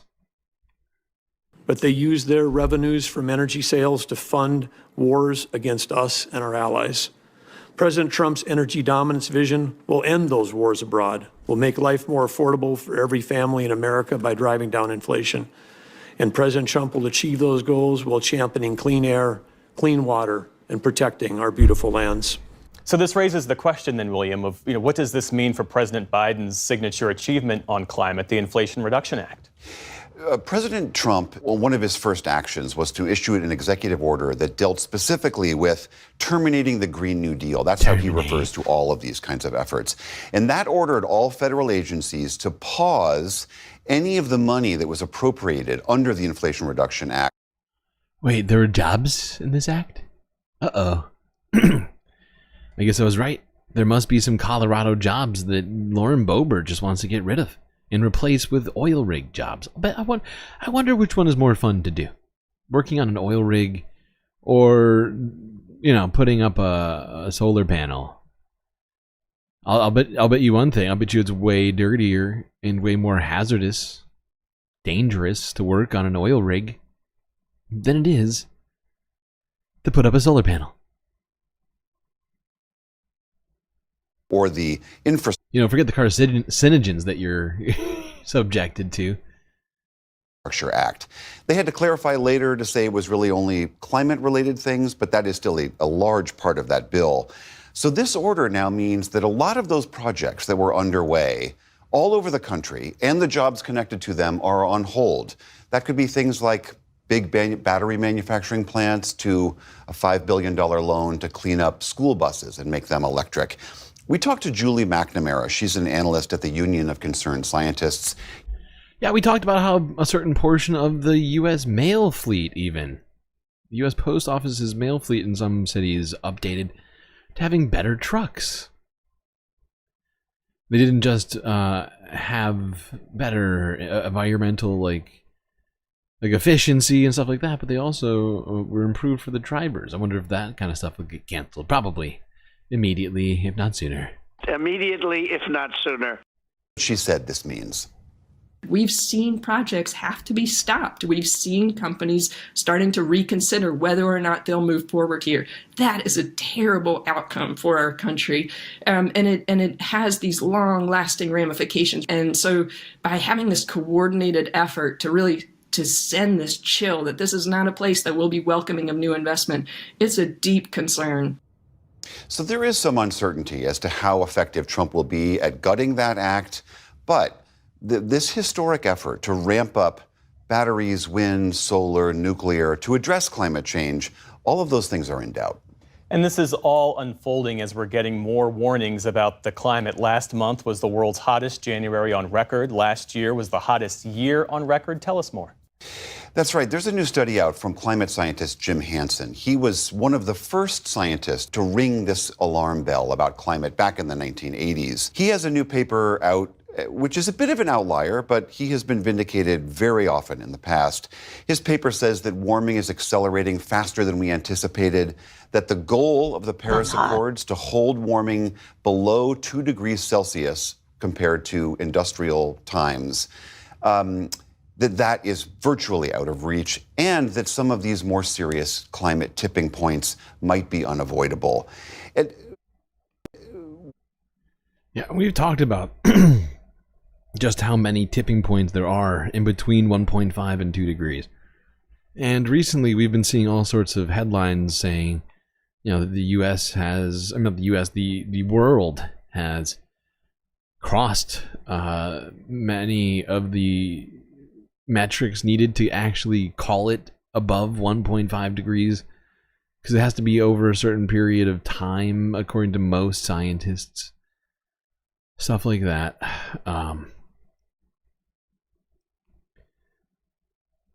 Let's go here. Here's the Associated Press talking about just that to some degree, as this January, the one that we just got done with, even though it may have been cold in many places, was, according to the data, in fact, a record warm January for the world. January 2025 was the warmest January globally, with a temperature that was 1.75 degrees Celsius above the pre-industrial level, so above the temperature from 1850 to 1900. Towards the middle of 2024 onwards, we entered a neutral to developing La Nina phase, so a cooler phase. So even though the equatorial Pacific isn't creating conditions that are warming our global climate, we're still seeing record temperatures. When you look at the global map, you see very bright red, so dark red anomalies, which are showing much warmer than average over the Arctic. So we know that the anomalies that we saw in January in the Arctic were extreme. They're on the order of 20 degrees above the climatological average. It is such a weird vibe, looking at a polar bear just hanging out without any snow around. We talked about how lack of snow decreases polar bear populations. By far and away, the largest contributing factor of climate change is the concentration of greenhouse gases in the atmosphere, and this is primarily due to burning of fossil fuels. We know that the extreme events, they happen more frequently and with more intensity the warmer our climate is. And in 2024, we've seen record losses from extreme events, from hurricanes, from wildfires, from storms. These are projected to become more frequent and more intense with a warmer world. All right. Now, with all this discussion of Climate change, the 1.5 degree limit. You've heard it multiple times. What does it mean? Well, got Climate Adam here from earlier on Friday. The new video drop to discuss that very question. Maybe answer for us what crossing this 1.5 degrees Celsius threshold even means. What you talking about? 1.5 degrees. This number is everywhere. 1.5 degrees. 1.5 to 1.5. This is the crucial climate limit, designed to protect us from the harms of a changing climate. But headlines are suggesting we've already broken through this threshold. So what does 1.5 mean for our world and for us? Have we really passed the limit? And is it too late to keep 1.5 alive? I'm Adam, a climate scientist with a PhD from Oxford, sharing what you need to know about climate change. And today I want to return to talking about 1.5 degrees. Crucially, whether we've passed it. Because every single time I make a video right now, I get comments saying, of course we've already shattered the 1.5 degree limit. Don't you read the news? And then others drawing the conclusion that, well, that means it's game over for climate change. And you're never going to believe this, but there is much more to this topic than these commenters reckon. People obsess over this number, acting as if its meaning is super simple. And as you'll see from the sheer length of this video, the truth is far more complex. No, we haven't already passed the 1.5 limit yet. Yes, global heating is at dangerous levels, but no, it's not game over. But before we get into all that, let's talk about what 1.5 degrees even means. This is a limit for how much the temperature of the planet should be allowed to increase compared to before the Industrial Revolution. It's measured in Celsius, so for all the Americans watching, that translates to 2.7 F. The F stands for freedom. Even though small island states were calling for 1.5 limit for years, it only made its way into public consciousness in 2015, when it appeared in the Paris Climate Agreement. This is an agreement that the world is signed up to, but Trump has just announced America will leave again. Here's the withdrawal from the Paris Climate Treaty. But anyway, the Paris Agreement plan is to keep global temperatures well below 2 degrees Celsius and pursue efforts to limit the temperature increase to 1.5 degrees Celsius above pre-industrial levels. Okay, so there's actually two climate limits? What's the difference? Well, 2 degrees is the main goal and 1.5 is like the extra achievement, and both are there to try and keep our planet as livable as possible. Since the Paris Agreement, there's been tons of research on these climate limits, and the more we've learned about their impacts on ecosystems and on us, the more we've learned just how much better it would be to stick to the tougher 1.5 limit. Say we overshoot 1.5 and instead we end up with a world heated by 2 degrees Celsius. That means more than twice as many people facing dangerous heat every 5 years. It means at least twice as many plants and animals facing threatened habitats. It means decreases in how much key grains like wheat and maize we can grow. So for loads of things, Yeah, and we talked about Narwhal. Hey, good to see you, and thank you for the super chat. Good night, everyone. We're staying safe. I think so. By the way, I think I updated your, I updated your avatar finally. Took long enough. Yeah, that's right. We also got new emotes. It's all very true. Thank you for getting us closer to the goal. It's 2 of 5 because we already got one super sticker from PB before she left.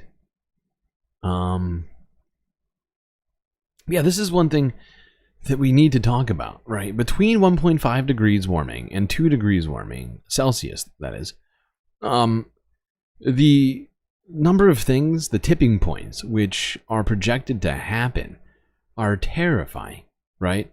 Collapse of the Greenland and West Antarctic ice sheets, widespread abrupt permafrost thaw, die-off of all the coral reefs, shutdown of the AMOC. Like, these are things with other implications, right? And when they start falling, I picture them as dominoes, right? As some of these fall, they hit other things, right? They hit other dominoes sitting around that, like, visualizing is kind of tough to do. But, you know, I think dominoes are the best way to imagine it in many ways. Because some of those things are almost unfixable, certainly by our own means. Certainly the Earth can fix itself over huge spans of time, but not within a human's or multiple human lifetimes. 5 degrees of heating is bad, 2 degrees is worse. But for some of the most vulnerable, 1.5 degrees is bad, and 2 degrees could be the end. So, for example, for tropical coral reefs, 2 degrees could wipe these incredible, precious, vital ecosystems from the face of the planet. And 2 degrees could mean levels of sea level rise that annihilate low-lying island nations. Precisely why these countries pushed for the limit so hard in the first place. Okay, so keeping temperatures under 1.5 degrees is incredibly important. So, have we passed the limit? Well, 2024 was more than 1.5 degrees Celsius hotter than pre-industrial temperatures. This is such a big deal that 7 organizations that independently keep track of Earth's temperature sounded the alarm on the same day. Okay, so, but despite the big deal, all of this doesn't mean we've passed the limit. Wait, why not? Well, let's go back to the Paris text. It says the world has to try to limit the temperature increase to 1.5 degrees Celsius above pre-industrial levels, which begs the question, what does that actually mean? Well, one thing is clear, the deal refers to the global average, so the temperature averaged across the entire planet. But beyond this, the text really isn't precise.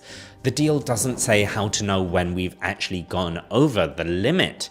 And that's a problem because the Earth's average temperature doesn't increase in a straight line. Some years are hotter than the previous and some are cooler.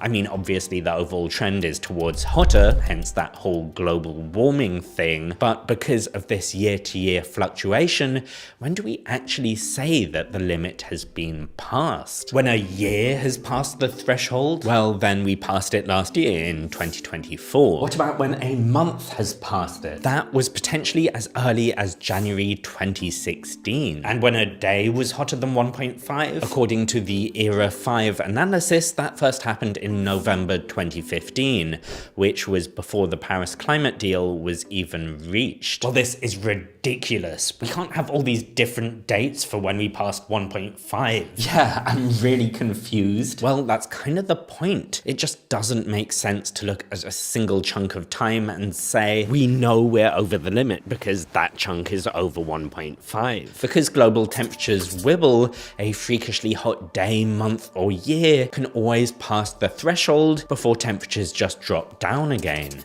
And even though 2024 was above the threshold, with what we know so far, scientists reckon it was a freakishly hot year. I'm actually planning a video all about how weird the last 2 years have been for global temperatures and the race to understand what's actually been going on. Subscribe. Well, the thing about this is that, you know, it is this sort of amorphous way that we've defined 1.5 degrees C, the sort of lack of clarity, lack of sort of consistency across discussions. I personally like to think of the 1.5 degree as a yearly average. I think that takes certainly maybe not enough data, but more than a day, a week, or a month. But you know, it is sort of a sliding scale. Not all regions are going to be affected the same, as we saw this winter. You know, while it was warmer in places it shouldn't have been, the far north, in the Arctic, and Canada, Siberia, it was far colder in some places in the U.S., right, than usual. The cold snap in the south, the snow in Florida.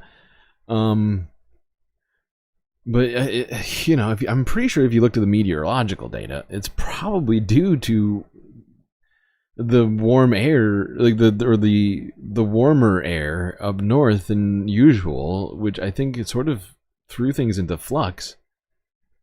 Now, I'm no PhD climate scientist, but that's my estimation of it. Not to look at a single chunk of time, but to look at the pattern, the trend in how temperatures are increasing. Now, there are different ways of doing that too, but we're on track to pass the limit by around 2030. Earlier, if the heat we've seen over the past couple of years are a sign that warming is speeding up. So yeah, we haven't passed the limit yet. And by the way, I'm not the only one to think that. The organizations that actually announced that 2024 was over 1.5 are on the same page too. But the fact we passed it for over a year is clearly a sign that we're getting really close. And that's bad news in itself. Now, back to the Paris Agreement, because the timing of 1.5 isn't the only vague bit of the text. Right, what exactly does pre-industrial even mean? Defining pre-industrial... All right, we're going to skip past the pre-industrial definition. Just suffice to say it's between 1850 and 1900 when we had the ability to keep track of temperatures, things like that. And before we started, having a full wide-scale use of things that we invented during the Industrial Revolution. And of course, he goes into how, well, technically things were invented before that, and it's true. And it's true. Okay, but doesn't going over 1.5 mean we've passed the tipping point? Oof, I hear this a lot, and I get the fear. A tipping point is a point where climate could suddenly shift after it heats by a certain amount. But there's not just one tipping point, and it's not like they trigger at 1.5. The crucial thing is they are complex. For example, a major part of the ocean circulation shutting down, or the collapse of the West Antarctic ice sheet. These would happen at different temperatures in different ways. Some tipping points would be far more gradual than others. We know, though, that passing 1.5 doesn't suddenly make them all happen. The more we heat the planet, the more risk we have. I hated this demonstration. The one with temperatures in different... Like, it was perfect and also terrible because I hated it. I just do. It makes me so upset. But just watching him knock the earth over. Oh, it makes me so upset. Ways. Some tipping points would be far more gradual than others. We know, though, that passing 1.5 doesn't suddenly make them all happen. The more we heat the planet, the more risk we have of passing more of these tipping points. Okay, so this is all really confusing. If we haven't passed 1.5 degrees yet, why do all these headlines make it look like we have? And if passing 1.5 doesn't mean the end of the world, then why do headlines like these make it sound like it is? Yeah, I don't blame you for being confused. It's a super subtle subject which is not being communicated carefully. Loads of media outlets, accidentally or deliberately, have made it sound way too simple, like it's a cliff edge and suggest we've already driven off. On top of that, climate scientists do have different opinions on how we should talk about 1.5. I've been in meetings whose entire purpose was working out how to discuss the subtleties of this limit. And when I say this limit, I should also mention that I've been in serious conversations with other scientists about whether limit or target or threshold are the best words, or we've actually had internal arguments. Maybe me just arguing with myself over what words are best. Because target bothers me, because it implies that's something to shoot for, right? Something to achieve, when in fact it's the opposite of it, right? It should be a ceiling. Should use the mathematical term ceiling, in my opinion, right? I feel like that makes a lot more sense. You go through the ceiling and all of a sudden, you're floating through space. But I do appreciate the way Adam is talking about this in a more sensible, sort of considerate, thought through way. But the fact is after 1.5, right? I see 1.5 in terms of 1.5 is somewhere in the middle between the floor and the ceiling. That 1.5 is essentially the attic, right? Or roof, right? Like if you imagine, if I'm talking about like the ceiling, I'm talking about like the roof, right? And like the attic floor, right, is being sort of 1.5. It's way hotter up there in the attic. And somewhere between the floor of the attic and the ceiling of the attic and the roof, you are in serious trouble, right? And so, at this moment where we are essentially just pushing up against the attic ceiling, right, into this sort of very dangerous and unclear, opaque sort of territory where we don't know for sure. Because, all of this is hypothesizing, right? The only data that we have is the months, days, weeks, whatever, that we are dealing with, the new data that comes in. And so we are left to guess exactly how these tipping points might occur, at what level. I mean, there's plenty of data that's gone into it already, but I guess my point is like a crab in a boiling pot, it's hard to tell what temperature, or how much hotter it's going to get in there.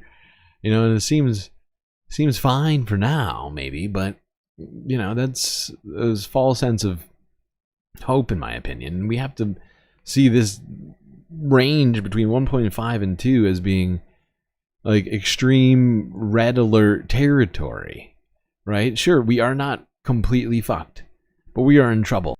Intending to and already doing whatever he can to shut down all discussion of climate change, any businesses relating to it that are federally funded. And chat disconnected. Oh, we're fine. But yeah, this is now the time for action. A lot needs to be done. More than we were doing under Biden, and now we're going backwards in the U.S. Other places are doing better than we are, but United States is the biggest hydrocarbon contributors to the greenhouse effect, which is causing all of this.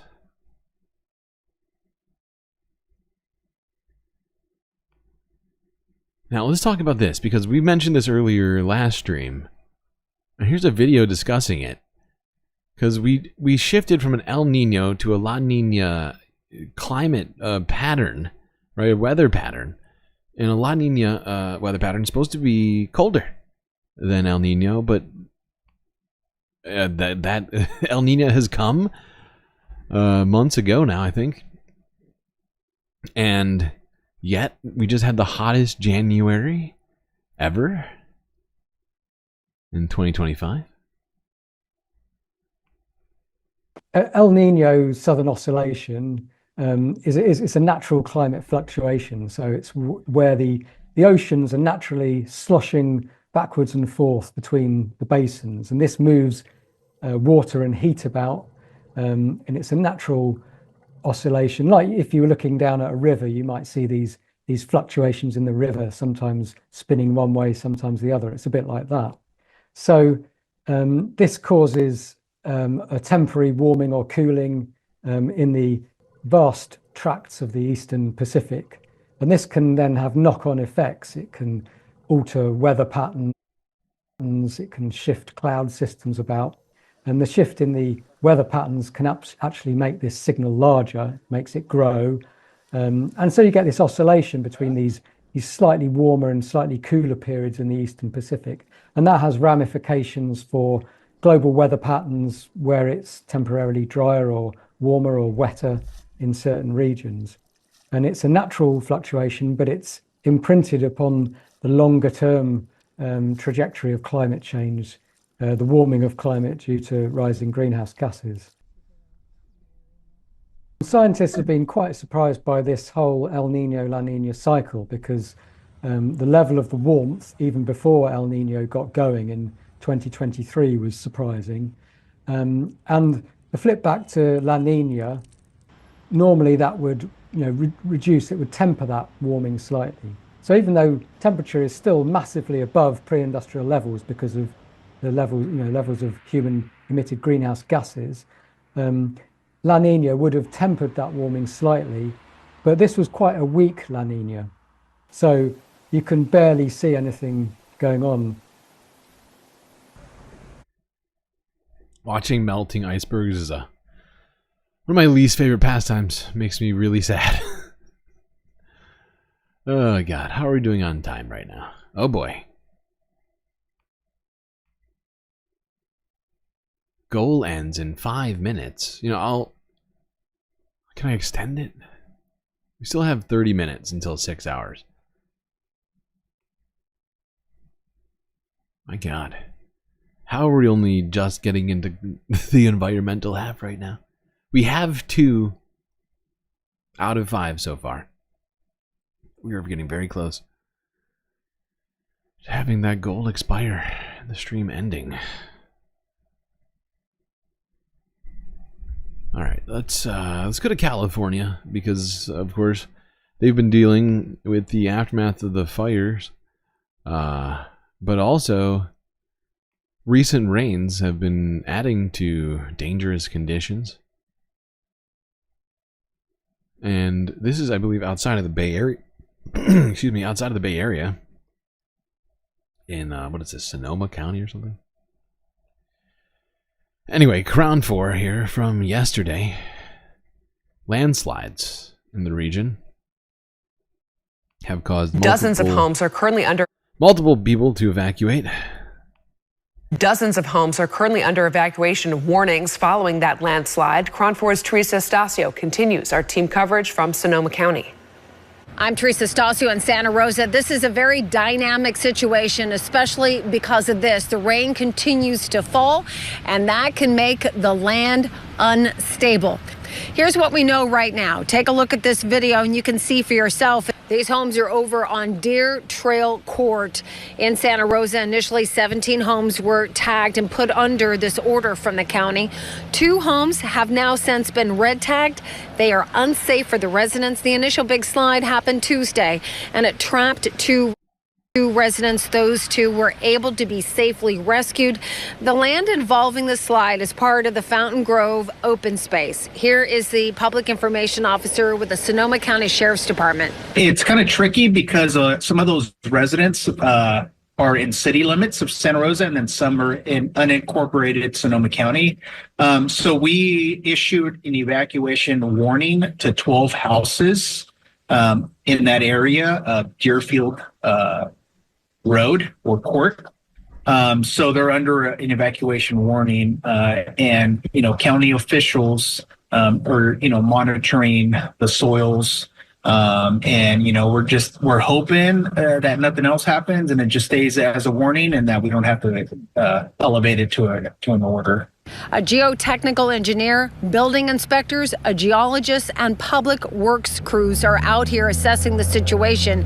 Again, 12 homes have put under an evacuation warning, and right now they're assessing the situation, hoping that it doesn't escalate into a mandatory order. Here in Sonoma County, Teresa Stasio, Crown 4 News. Okay, now let's go down to... Oh, we're going to stay in the same spot because apparently multiple people died due to the storms in Sonoma County around this same time. This is NBC Bay Area. Unfortunately, these storms have turned deadly. 2 people have died in the North Bay floodwaters, and another woman narrowly escaped death. NBC Bay's Jody Hernandez has spent the day in Santa Rosa, one of the places where tragedy struck this morning. I'd never seen this creek and the roads just really be so overrun. Nancy Grallman calls this week's storms epic. She's been working hard to keep culverts clear so the creek on her Sonoma County property won't overflow. But last night she learned one of her neighbors died in the storm. She believes it happened while he was doing some of the same work. The man who I didn't know was trying to clear it and evidently, was caught up, in some sort of a torrent. Unfortunately, we found a man who had died, and he was stuck in a culvert. So our fire personnel were able to pull him out. Another storm-related tragedy happened this morning in unincorporated Santa Rosa, where a man either on foot or on his bike died when Sanford Road flooded. Our victim was not in a vehicle. Our victim was located just in the floodwater. There was a bicycle also found close by, and that was the victim's bicycle. So we're not sure what happened. Hey, can you hear me? Farther south in Marin County, a woman nearly lost her life this week when she hit a puddle on the road and skidded into a creek. Her dramatic rescue was caught on video as a Marin County Sheriff's deputy broke through her back window. It's cold, I know. I'm not worried about the cold, but I'm just worried about getting out. And pulled her out as water rapidly filled her car. Emergency responders say don't underestimate the danger of wet and flooded roadways and swelling creeks. There's a harrowing situation. All of that's just wild. I mean, that one woman clearing culverts, her neighbor dies the same way. Another man on a bike dies just trying to get down the road. That woman trapped inside of her car probably would have died if that cop hadn't come around and broken out. Jesus. All right.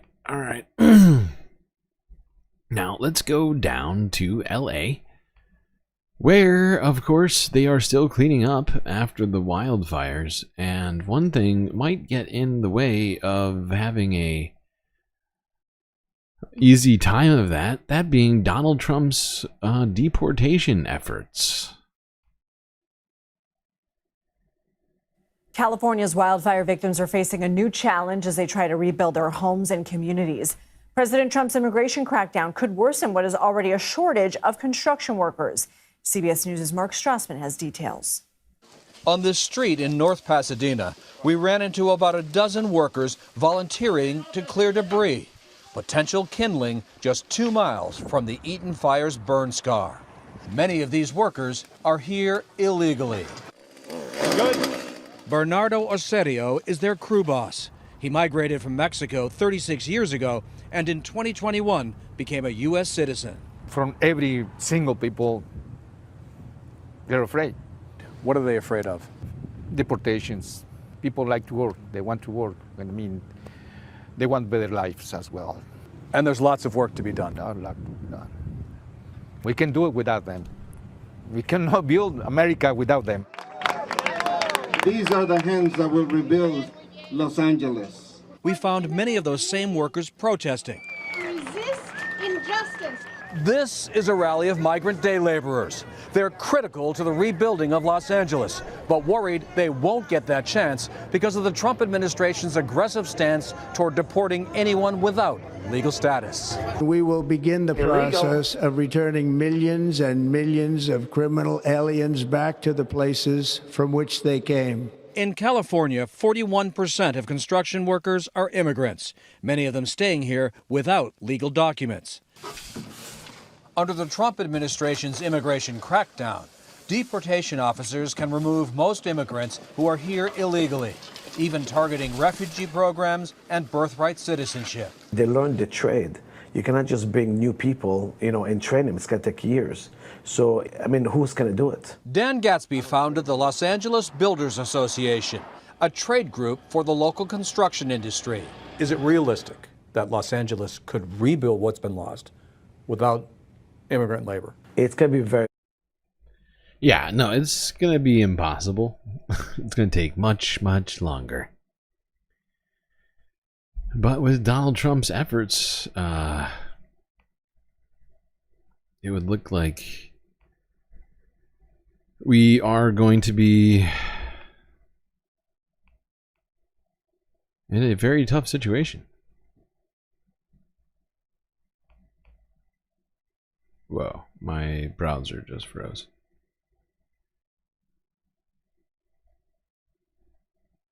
I think the goal ended, didn't it? I gotta restart the goal.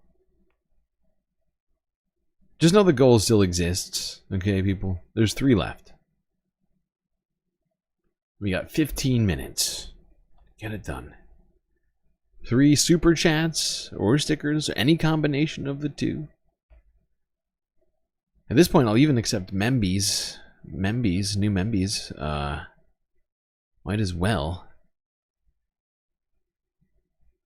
I also don't want the 2 chats to go to waste that we already had. Gotta get all this content out, people. Alright, let's go here. To talking about some aquatic wildlife. Actually, since we haven't gotten the goal yet, I'm just going to skip it. We'll talk about this on Sunday Funday. This is a Sunday Funday story. This counts. And now a very... Let's go here. To Rio de Janeiro in Brazil. Where it has been incredibly hot. You know, we've been talking about how January was a record hot January. Even though some of us might have been cold. Health workers in Rio were battling extreme heat just to protect the vulnerable in the country. Amid an intense heat wave in Rio de Janeiro, nurses are visiting some of the city's impoverished neighborhoods to provide primary care to at-risk populations. That includes the elderly, children, and pregnant women like Letitia. She says the heat has her worried about how her labor will go. Rob Scouts. Temperatures this week climbed towards 104 degrees Fahrenheit. The situation is particularly dire in the favelas, where many residents lack access to essential utilities like water and electricity. Healthcare teams navigate narrow alleys and eat. Oh, nice. Del Sol Verde got the gifted membership. Very nice. Ton of regular viewers are getting gifted memberships today. I'm sure at some point over the weekend they will all notice. It's very exciting. I don't know why I'm so excited. I'm not getting the membership. I don't get the sweet, sweet space benefits or a sense of extra galacticness. But it does help us get closer to being a self-sustaining stream. In the favelas, where many residents lack access to essential utilities like water and electricity. Healthcare teams navigate narrow alleys and even walk along train tracks to reach their patients. Maria is a nurse I'm counting that to the goal. I mentioned that, right? Who does home visits in the community. She says houses are narrow and closer together in the area, and not everyone has access to air conditioning. Despite that, some residents are getting creative, with water hoses and makeshift pools to cool off in the extreme heat. It's very hot. There's often a water shortage. We have fun like this on our doorstep because we're poor. We don't have the money to go to the beach, says local resident Thaisa. That's incredibly sad. Not even enough money to go to the beach.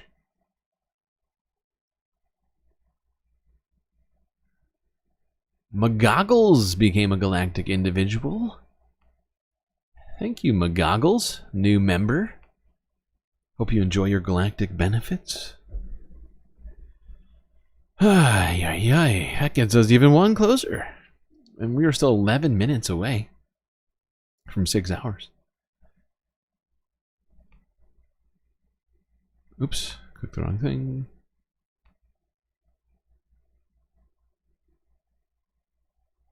You now have a bunch of super sweet emotes. The beach is free. Yeah, I mean, technically I know it is. Getting there, probably not free. I assume that's what they're referring to. Does Brazil charge for beaches? I don't know. Alright. Now, let's go to this. This isn't a climate change issue, but it certainly is an environmental one. Greece, of course, is full of islands, many of which are products of volcanic activity. I was going to say volcanoes, and then I switched my word midstream there. And along with that comes expectation of things like earthquakes. And if you didn't hear, Santorini, a beautiful island in the Mediterranean, was hit by thousands of earthquakes over the last 24 hours. Shocking residents. Well, not shocked. They were actually less shocked than I was expecting. Let's go here.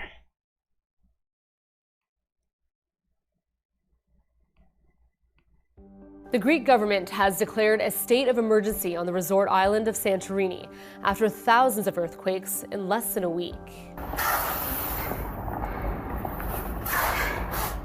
Some of the tremors have caused small landslides on the cliffs beneath the island's iconic homes. Declaring an emergency allows quicker repairs and helps streamline evacuations. 11,000 people have fled as authorities prepare for the potential of a larger earthquake. Santorini is situated on top of a dormant volcano that last erupted in 1950, though experts say this latest cluster is unrelated to volcanic activity. Santorini is no stranger to active geological phenomena. This is exactly what we are currently observing. Lots of medium-sized earthquakes that don't at present pose any real risk or any real danger to the island. But my job is to always err on the side of caution, and that is why we have mobilized the state infrastructure in the eventuality of a bigger earthquake. We're constantly listening to the experts, and we will take our decisions based on their expert advice. Now, these Greeks are taking it very chill. I don't know if it's a Greek thing or what, but thousands of earthquakes on my tiny little island were it to happen, would concern me greatly, but they seem to be taking it in stride. There have been about 7,000 earthquakes. They are small-sized earthquakes and have small acceleration. It is the acceleration that determines the behavior of the buildings, not the size. The acceleration here in Santorini is exceptionally small. It's about 2%. If you can imagine, during the earthquake of Cephalonia, it hit about 200%. That has experience with earthquakes, so we have a very strict building code, which is applied across the country, especially in those areas that are more earthquake prone, and that is why we feel, very, very confident that everything that could be done basically has been done. But for me, it's important to send a very, very clear signal that we're doing nothing more than taking all the necessary... That picture, oh my God. So beautiful. So beautiful. Then you think about earthquakes beneath it, and everything is just so... it looks just so precariously placed on this hill. Thankfully the experts here are, at least for now, seemingly prepared for anything.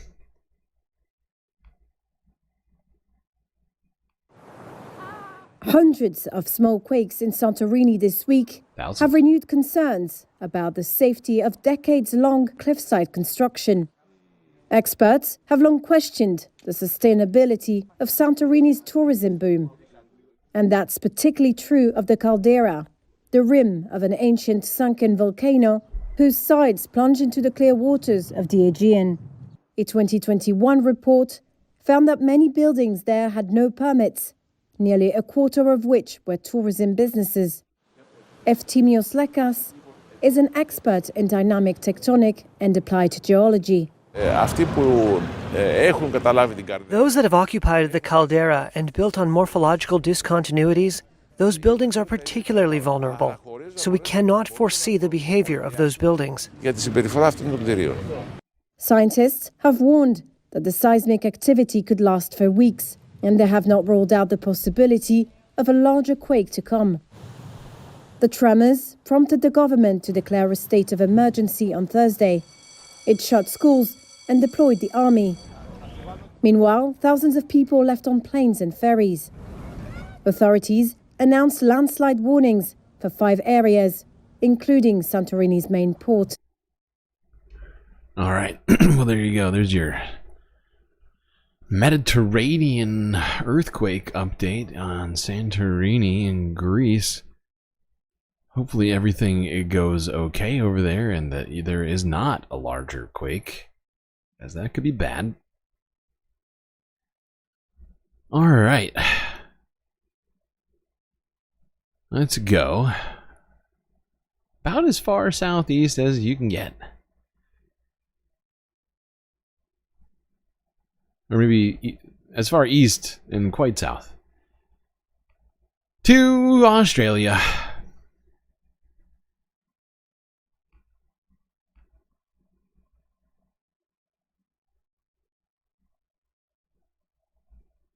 Well, we all know the classic snake. And this story is, in a way, a Lunar New Year's story, as it's about a surprising snake find.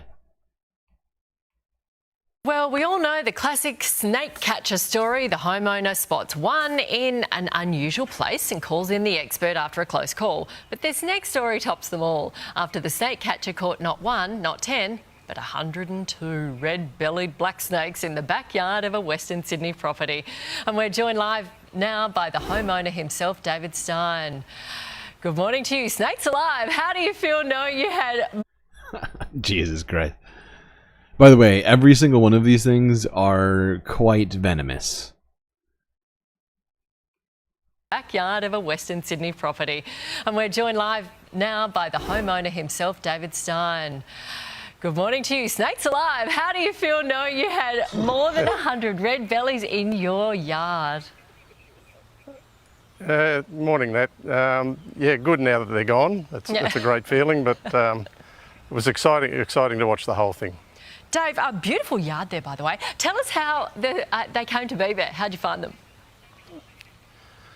Well, just quickly, a couple of years ago, we mulched all around our trees down the back here with just to make them keep healthy, I guess. And I came down the backyard early last week just to wander around and have a look around here, and I saw a pile of snakes on the mulch pile. They're about 600 mil diameter and about 100 mil high, which gave me the shivers and shudders. And by the time I got my camera and my phone to take a photo of them, they all went into the pile of mulch. Right, so you thought there was like half a dozen maybe? I thought around, probably, anywhere around half a dozen. Yeah, and then you thought, okay, better get the snake catcher terrifying. Well, I come down a couple of days later and they'd relocated to the other side of the mulch and they were in 2 separate piles. Two snake piles? That's never good. 1 snake pile, maybe I can handle that, but 2? That's too much.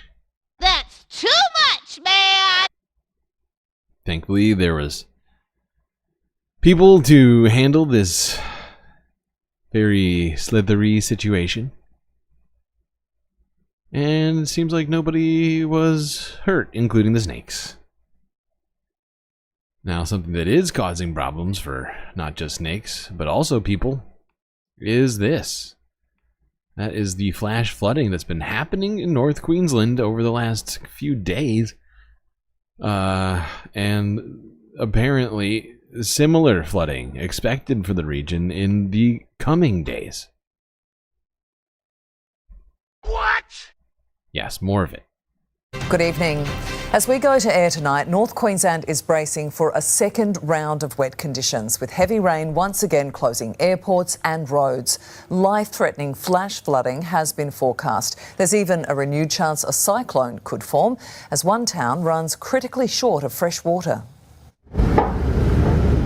It's been an extraordinary effort, all hands on deck. Helicopters painstakingly restringing power lines, electricity back on in Ingham after days of muddy darkness. Recovery from this event is going to be long and it's going to be arduous and it's going to be complex. And worse, it's not over yet. Towns from Cairns to Rockhampton are on flood alert tonight as more heavy rain sets in. We may see dangerous and life-threatening flash flooding.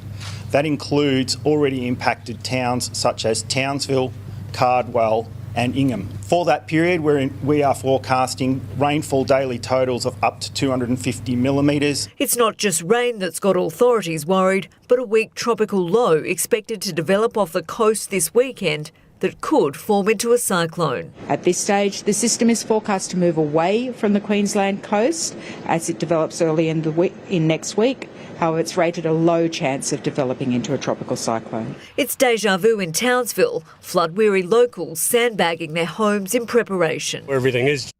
Now, this is storm season for Australia. Their typical sort of cyclone season is between, I believe, November and April of sometime like that. Sort of opposite of ours. But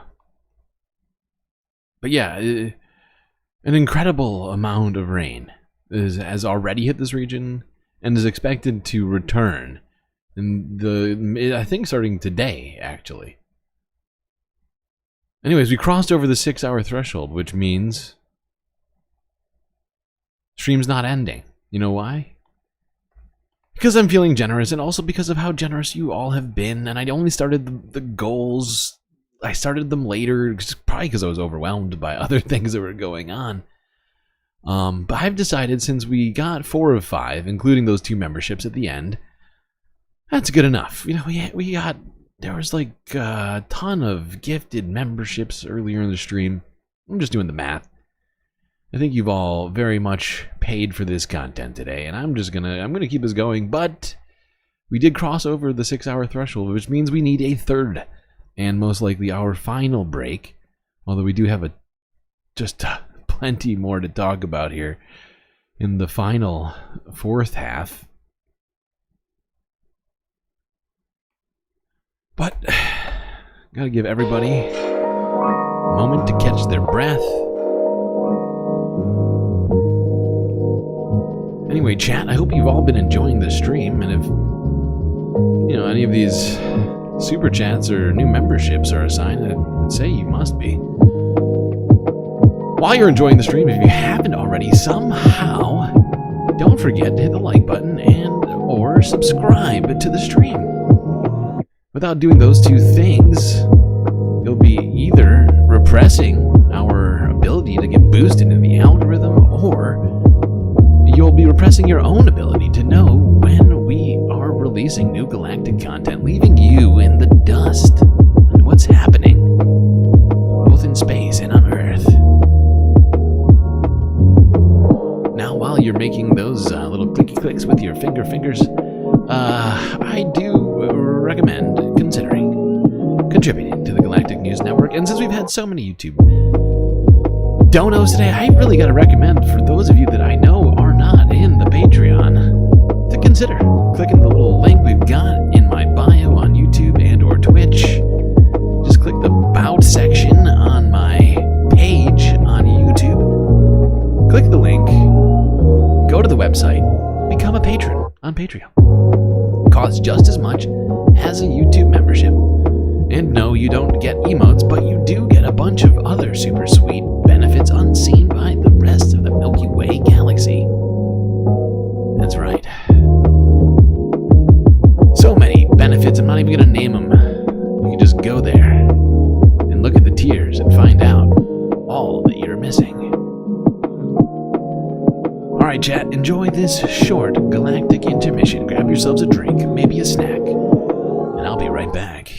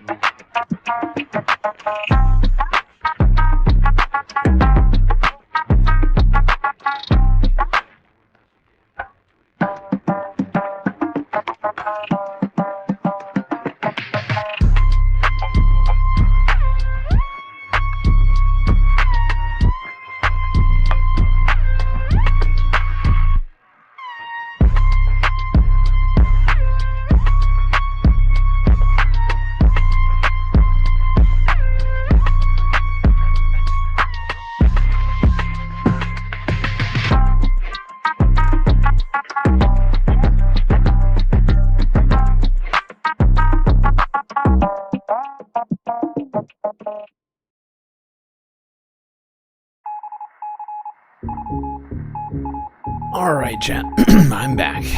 And you know what that means. Galactic break over. Content incoming.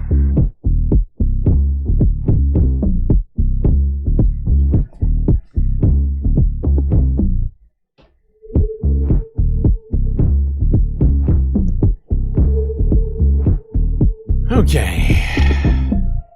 You know, because of how shitty this week is, I decided to throw a few fun day videos in on Friday. You know, that was like weekending report. The week has been shit, okay? We need something to pick us up. Which is why I've included this next video. And actually, I timed things pretty good today. Environmental half ended exactly at 6 hours. Which means it's time for us to start the Earth half. But before we get to Earth, we must see what's been going on in space.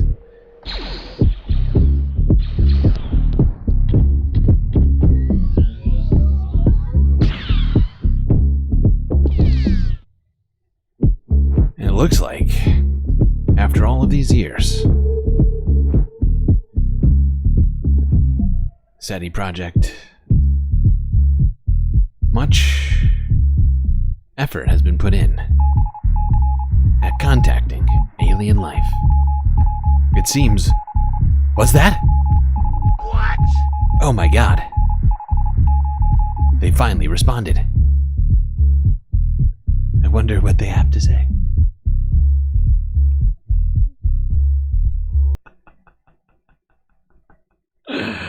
Oh god, I love these two guys. They are. It just continues to cut to them listening to house music and dancing in these fucking tinfoil suits, and it's amazing. If anybody here hasn't picked up on it yet, I'm afraid this is a sketch and not real evidence of alien life. No, that's sad, but it's probably true. Hopefully they're not hearing that. I don't want to spoil it for them later.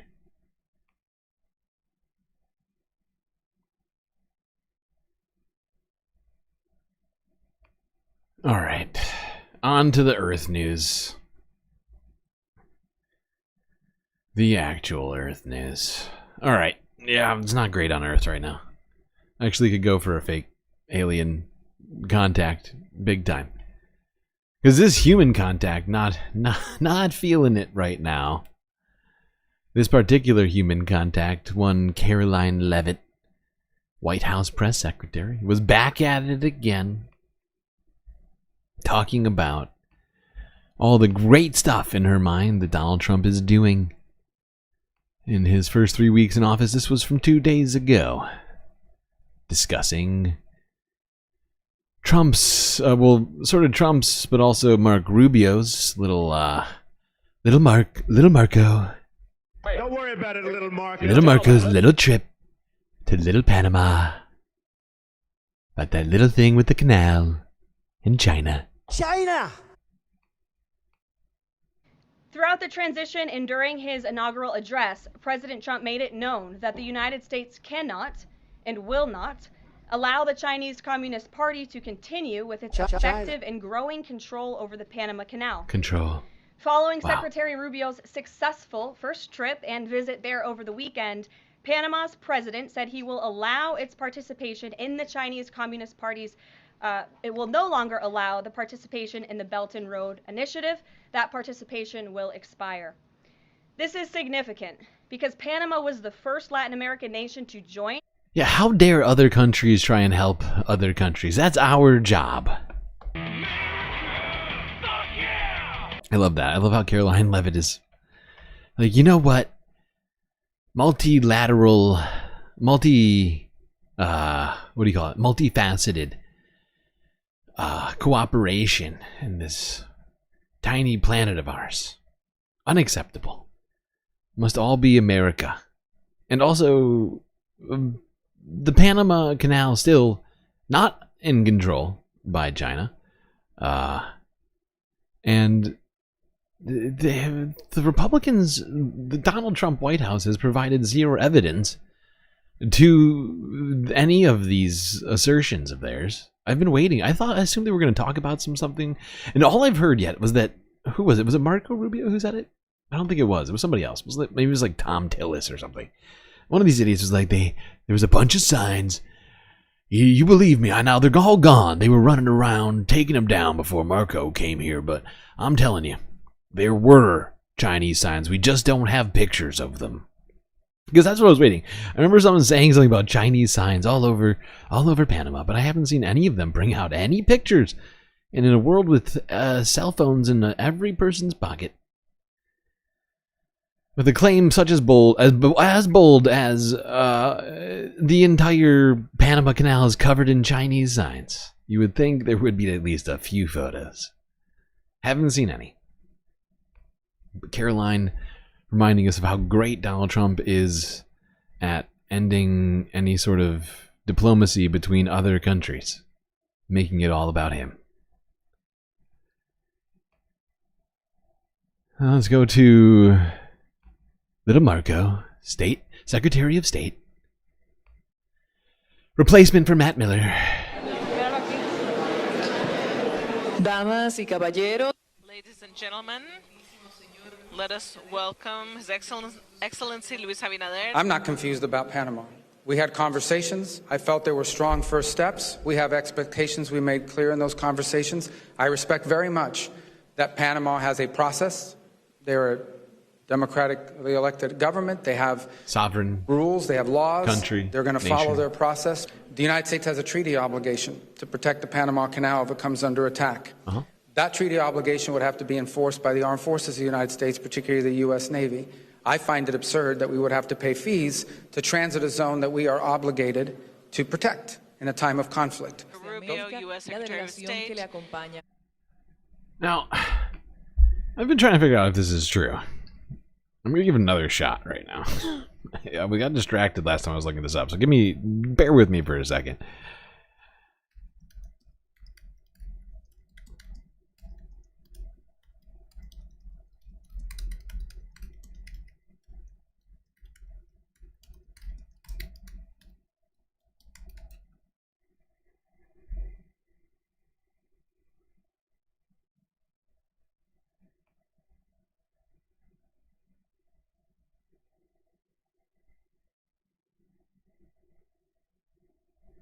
Oh, this is interesting. I didn't see this one.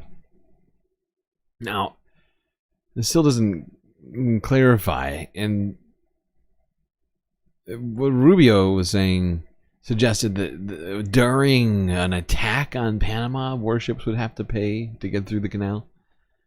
I don't think this clarifies that part of it, but here's this. Panamanian President Jose Raul Molino on Thursday denied the U.S. State Department's claim that his country had reached a deal allowing U.S. warships to transit the Panama Canal for free. So apparently they do have to pay to get through at some point. I don't know if that would be the case in an actual war event or some sort of invasion of Panama. That part is not clear. This doesn't go into it. But this is from yesterday. ABC News. That's what I'm reading from right now. You can see right here. I'm talking about Panama's president denies making a deal that U.S. warships can now transit the canal for free. So it looks like they didn't get what they were saying they got. I know that. 8th emotional support character? Is that possible? This is a record. If that's true, I trust you, Jerry, but holy shit. That's incredible. And actually, you don't deserve poop for that. You deserve applause. That's incredibly impressive. I think that is a record number of likes on one of these live streams. And granted, we should be hitting records. We've been going for almost a full year. In 12 days, we have to have some sort of a galactic celebration around here. Some sort of like a 24-hour stream, subathon type of deal. Because yeah, I mean, it's literally less than 2 weeks until we hit that 1 year mark. But 80 likes? That's crazy. How many views did we even get? so far. I mean, we still got like at least another hour and a half worth of content to go through at the bare minimum, I think. As long as I hit each one, which I have to now. I'm obligated now to not go skipping any videos that I have in this list. Because you all did your thing. It's now my turn to do my thing. What was the number I just got? Oh, 5. Okay. Morty. Getting a Morty.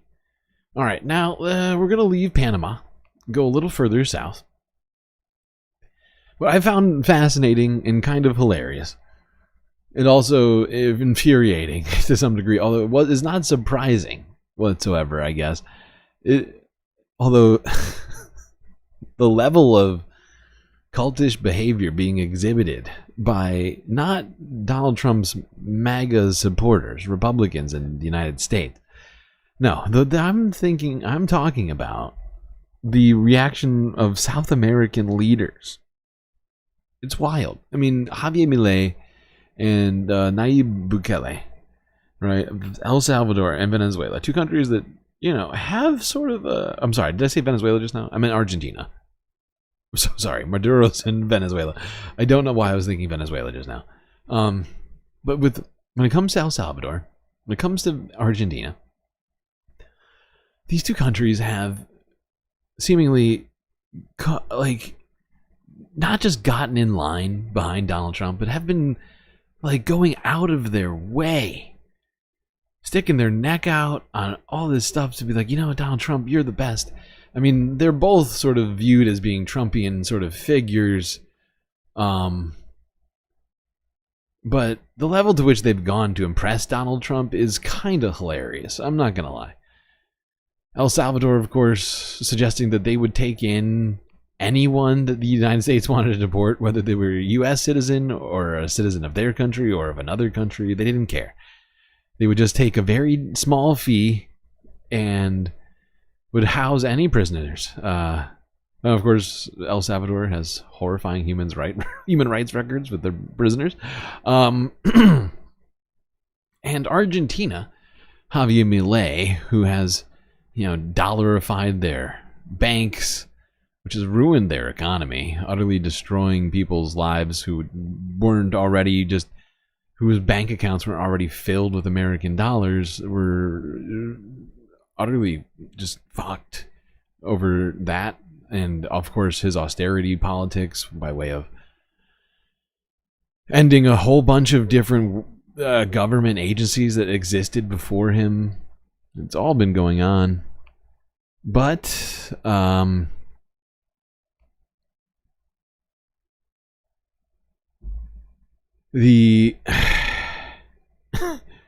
this recent what do you call it? This recent story that just came out over the last 24 hours really mystified me, because I don't even know how much Argentina contributes to this organization that they've just decided to pull out of the blue. But Javier Milei has ordered Argentina to withdraw from the WHO, following in Donald Trump's footsteps to a T. I think less than a week after he pulled out. He is following in the footsteps of far-right ally Donald Trump. Javier Milei is pulling Argentina out of the World Health Organization, blaming the UN agency's handling of the COVID-19 pandemic and intervention in Argentina's sovereignty. We Argentinians do not allow an international organization to intervene in our sovereignty, much less our health. Health experts expressed their concern over the decision, stressing that the World Health Organization simply acts as a coordinator for global responses to health crises like disease outbreaks. The WHO is not mandatory. The WHO does not demand anything from you.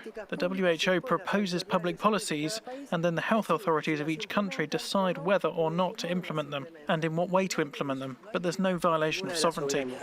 Over 1 year into his presidency, Javier Milei's move projects a strong political alignment. Look at how much the inaugurated far-right ally Donald Trump, who signed an order. This guy. He is such a Donald Trump brown noser. Look at him. He's like in love with him. He's like running his hands through his hair. Like he's like, will you marry me, Donald Trump?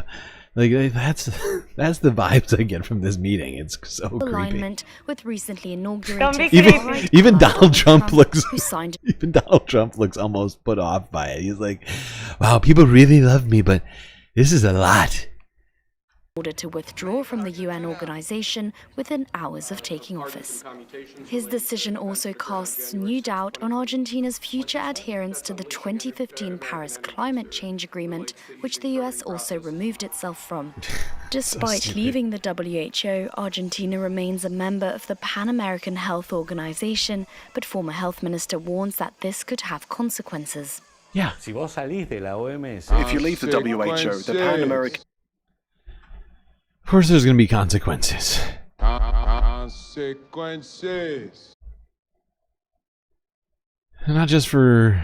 necessarily just for Argentina, but for the entire region and maybe even the world. If, say, something were to break out in Argentina first, for instance, and they didn't have WHO officials on the ground, it would take longer to get the word out, potentially, on breakout, epidemic, whatever it might be. Your ESC is MIA? Oh, it is, you're right. You're so very astute and observant. Really always keeping me honest, Jerry. Making sure that chat receives all of the support characters which they've earned, which you've all arduously achieved. Alright. Let's leave South America and go to Africa, see what's been going on in the Congo. The supposedly Democratic Republic of the Congo. Things have been looking a little concerning. That being the fighting that's been happening in the east of the DRC, in the Goma region, which borders Rwanda, where M23 rebels have essentially taken over the city of Goma,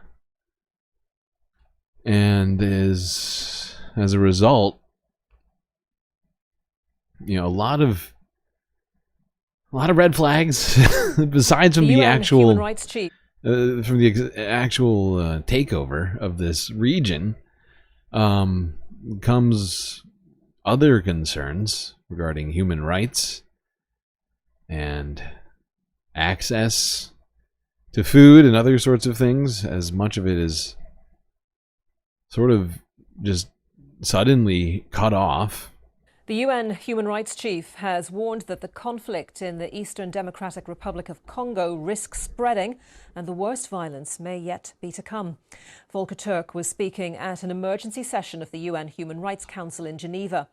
Rwandan-backed M23 fighters took the city of Goma last week. There are reports of widespread human rights abuses, including sexual violence and the recruitment of child soldiers. Let's speak now to our Africa correspondent, Barbara Plett-Usher, who's in Nairobi. Barbara, hello to you. There have been hopes that the presidents of the respective countries, DRC and Rwanda, could get together and have talks that might lead to an end to this conflict. Is there any further development on that? Yes, there is a special summit planned for tomorrow, Saturday. It's organized by two African regional groupings, the East African Community and the Southern African Community, and both leaders have said they will attend. So if they both go in person, that would be quite a moment, because it's been very hard to get them around the same table in the past months.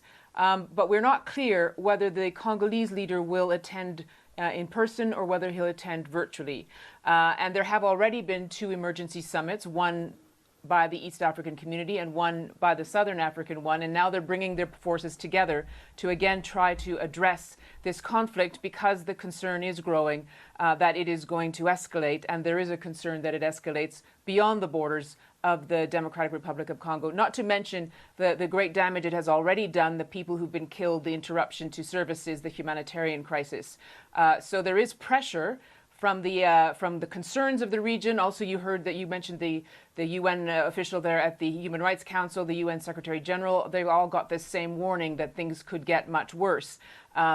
Whether that leads to some kind of resolution seems to me unlikely, given the dynamics, but maybe the hope is that there could be a ceasefire and the talks could continue. Okay, now let's go past the BBC here to Channel 4 News. Now this is, I think, what people are talking about when it comes to potential for human rights atrocities to happen. Here's Channel 4 News from 12 hours ago inside of a Goma prison, days after inmates were burned alive.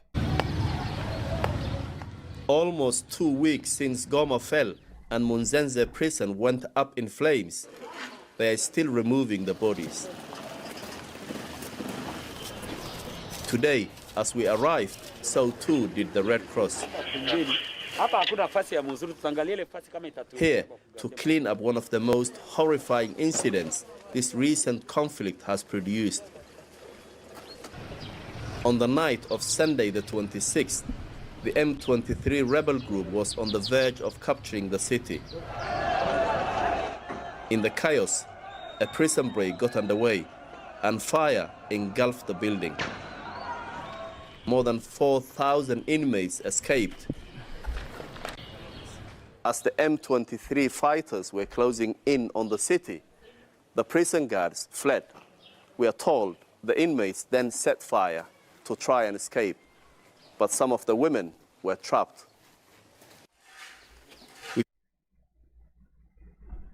So yeah, this is a situation that was maybe not directly caused by the M23, but very, very closely, indirectly perhaps, caused by the chaos created by an invasion in a sovereign country by a militia group,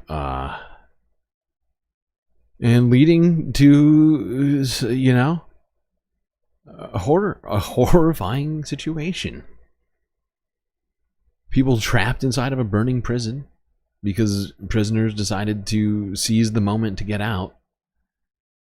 And the prison was devoid of any guards or anyone to ensure the safety of the rest of the prisoners. And it's unclear exactly how many women have died inside this prison. They are still pulling the bodies out, counting them. You know,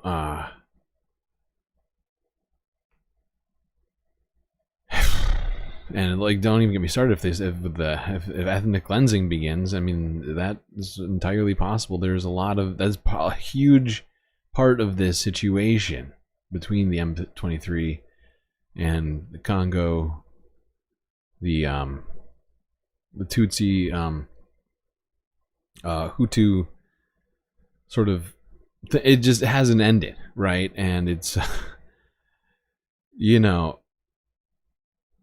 it is something that needs to come to an end. And unfortunately, it's still something that is fueling anger in this region. My estimation, part of it is due to the fact that, you know, we still have a bunch of foreign interventionists involved, adding to the instability of the region, you know, mostly with vulture capitalist sort of stuff, and, you know, it's fucked. That's what it is. That's all I got. There's some words. This is from around the same time from Reuters 12 hours ago.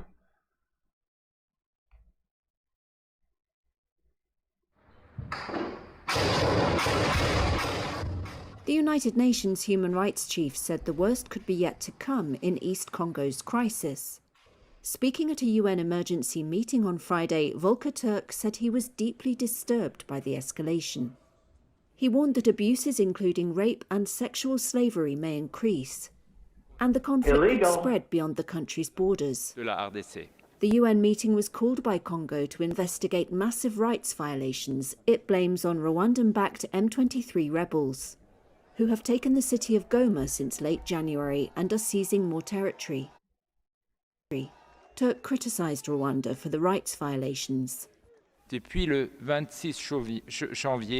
January 26th, nearly 3,000 people have been killed and 2,880 injured. The real figures are likely much higher. Les chiffres réels sont probablement beaucoup plus élevés. In Goma on January 27th, 2 hospitals were bombed, killing and wounding many patients, including women and children. Plusieurs patients, y compris des femmes et des enfants. Je suis horrifié. I am horrified by the spread of sexual violence, which has been an appalling feature of this conflict for a long time. This is likely to worsen in the current circumstances. Il risque de s'aggraver dans les circonstances actuelles. Rwanda's envoy rejected allegations that it was responsible, saying it had proof of an intended major attack by its western neighbour. Congo... Wait, what? They're not responsible, but that it had proof of a planned attack that justified it? It's not the best time to bring that up, I would point that out. Because it really makes it sound like you definitely were involved in it. We had nothing to do with it, but we also had proof of a plan to attack us. It's just the wrong message to send in that moment. It's like, actually, you know, it's justified because they were going to do it. If we had been involved. Oh my God.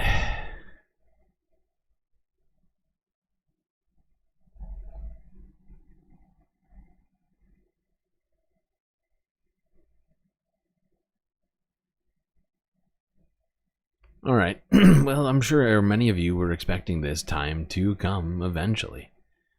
But we are going to the Middle East. There's a lot to talk about. It's been a crazy week.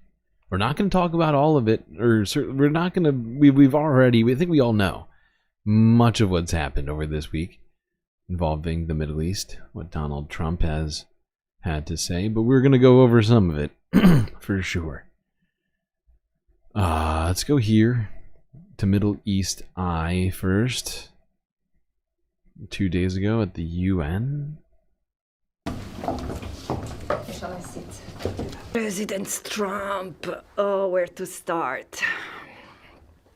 The short answer to your question is what he proposes is utter nonsense. Is what? Utter nonsense. Is nonsense. And it's unlawful. What he proposes, people talk of ethnic cleansing. No, it's worse. It's worse. It's forced displacement. Is inciting to commit forced displacement, which is an international crime. Forced displacement and further dispossession, and in the context of a genocide, it will strengthen the complicity in the crimes that Israel has been committing over the past 15 months and before. It's unlawful, immoral, and irresponsible. It's completely irresponsible because it will make the regional crisis even worse. And I truly hope that people will stay calm, will not panic, and will remember that the international community is made of 193 states. And this is the time to give the US what it has been looking for. Isolation. We have survived 15 months of relentless bombing and killing, including through sniper fires. There is documentation of children who have been shot in the torso and in the head. And they have been living in tents without any access to water, any dignified access to water, shelter, food. And these people need to be helped. This is what we should really absorb, that this is a population of genocide survivors and they need to be rescued before thinking of who's going to rebuild Gaza. Of course, Gaza is going to be rebuilt and will be rebuilt, but no one has the right to say how Gaza will be rebuilt other than the Palestinians. I know that this is going to generate panic across the world, because it bears huge consequences. We live in a world where the United States are ingrained in our politics, in our lifestyle, in everything we do, in our economies. So these influences is hugely felt, and no one alone will be able to stand against the United States. But this will be the default option.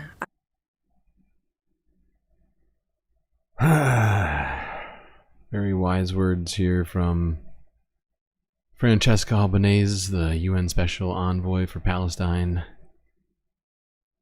saying it very, very clearly, very bluntly, Donald Trump is not in charge of Palestine. He does not decide for Palestinians what they do. And that this action builds a further case for complicity of the United States. If it didn't already have enough evidence, this sort of seals it. Suggesting as many times as he had to forcibly displace people.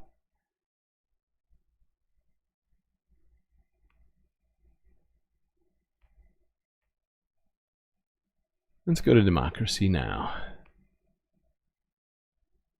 Talk a little bit more about that. Fallout continues to grow over President Trump's proposal for the United States to take over Gaza and displace the entire Palestinian population in order to turn Gaza into what he called, quote, the Riviera of the Middle East.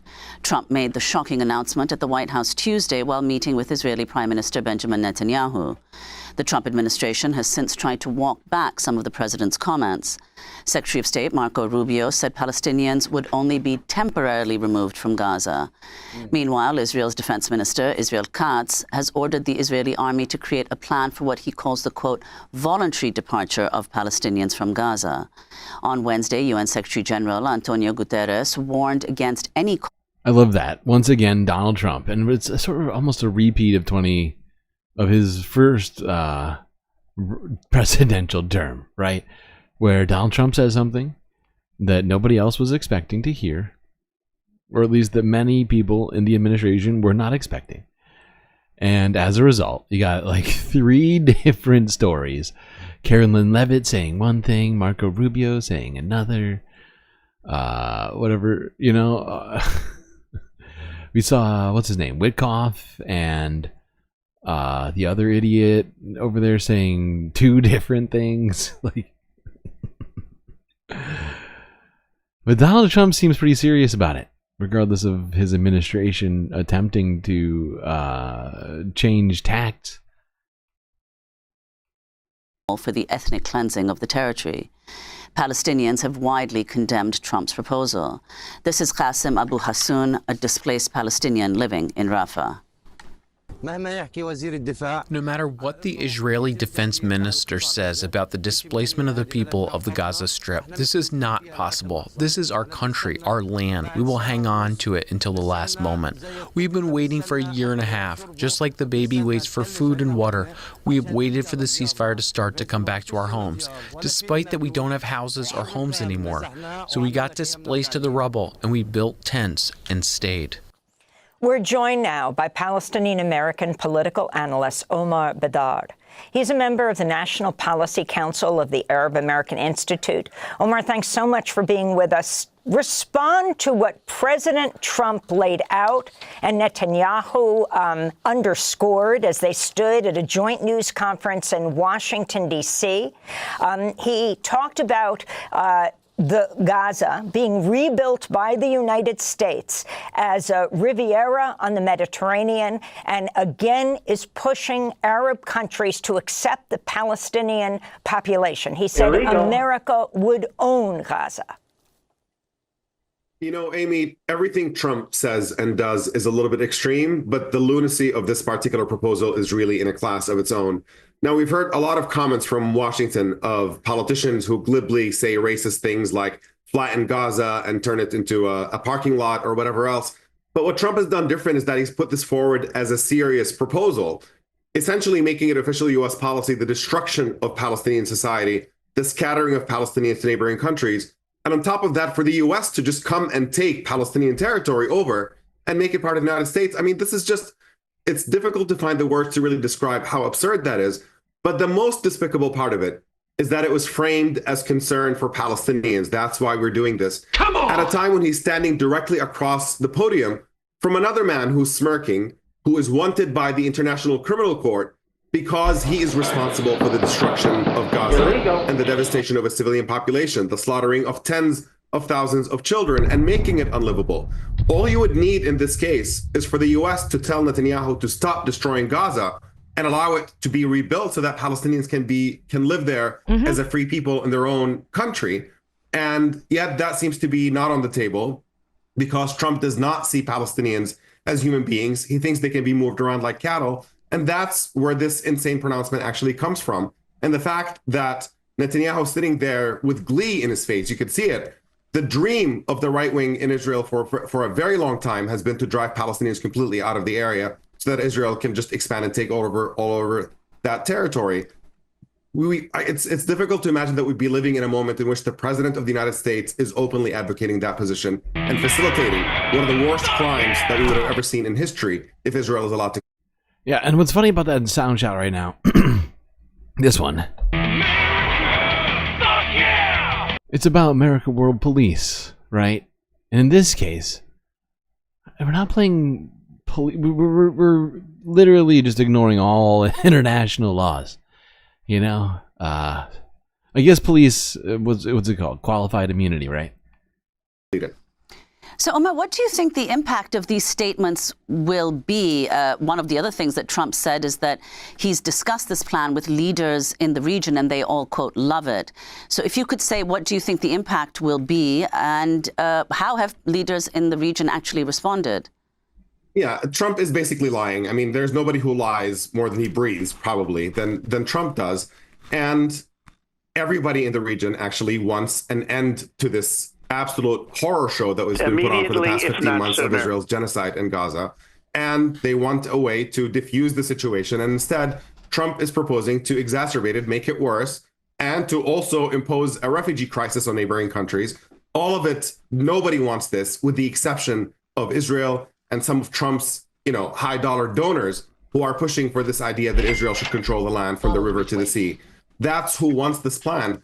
And there's no question that even though the entire region would absolutely reject it, what I'm worried about, because there's been a lot of commentary of course, he's just bluffing, he would never send the US military to try to do that. I think all of that is true. But if all Trump does is simply allow Netanyahu to continue what he's been doing for the past 15 months indefinitely, Gaza is already unlivable. There is no infrastructure. There is no clean water. And if you prevent it from being rebuilt and allow Netanyahu to just continue treating it as a killing field, just this concentration camp with millions of people in it being devastated over and over again, the fundamental reality is that we are heading to the complete destruction of Palestinian society in Gaza as a matter of status quo. And the world really has a choice to make right now of whether we have to stand up collectively and say that never again meant something. And this is absolutely the time to stand up and say this has to come to an end. He's absolutely right. It is time. It has been time. And this is a pivotal moment in this situation with a ceasefire on the line. The international community needs to stand up to Donald Trump and his insane fucking plans, regardless of what the implications might be. Just for the sake of humanity. Because if we allow this genocide to continue, and then for Donald Trump to ethnically cleanse Palestinians from the area, I mean, the ramifications of that are just unbelievable. Let's go here to Middle East Eye from yesterday. We're not going to watch this whole thing. Okay, it's a 2.5 hour long video. There's literally no way we're doing this. We're probably going to pop back in on a couple of these throughout the weekend. But Middle East Eye did an interview with one historian by the name of Norman Finkelstein. Anybody heard of him before? Your name, please?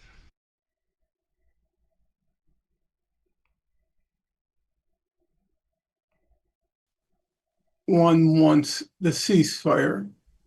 About that, there should be no dispute, no quarrel. no disagreement. Those people have suffered an unspeakable horror for the past 16 months, and a ceasefire, however temporary, is of course to be welcomed. Even during the Vietnam War, of which I have vivid memories, there would occasionally be what was called, for example, the Christmas ceasefire, when the United States stopped its bombing of Vietnam. Now, everybody knew that the bombing would resume when the Christmas season passed, but certainly nobody begrudged the fact that the people, even however temporarily, were being able to get up in the morning and not have bombs dropping on their head, or to go to sleep at night and not have artillery shells directed against them. However, having said that, and not relishing the role of the messenger of bad news, I just don't believe there's any grounds for optimism, for a very simple reason. And the reason is this: Israel's happy with the ceasefire. Why not? The people will be there. There will be no food, no water, no fuel, no electricity. There will be no shelter. And at some point, there will be only two options left for the people of Gaza.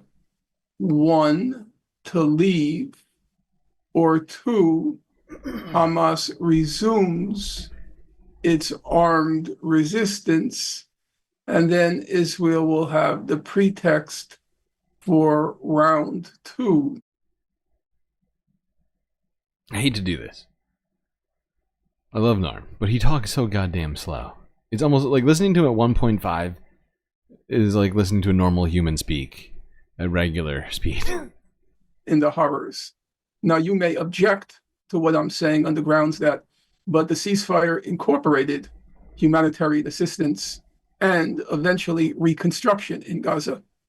I don't believe that's going to be remembered.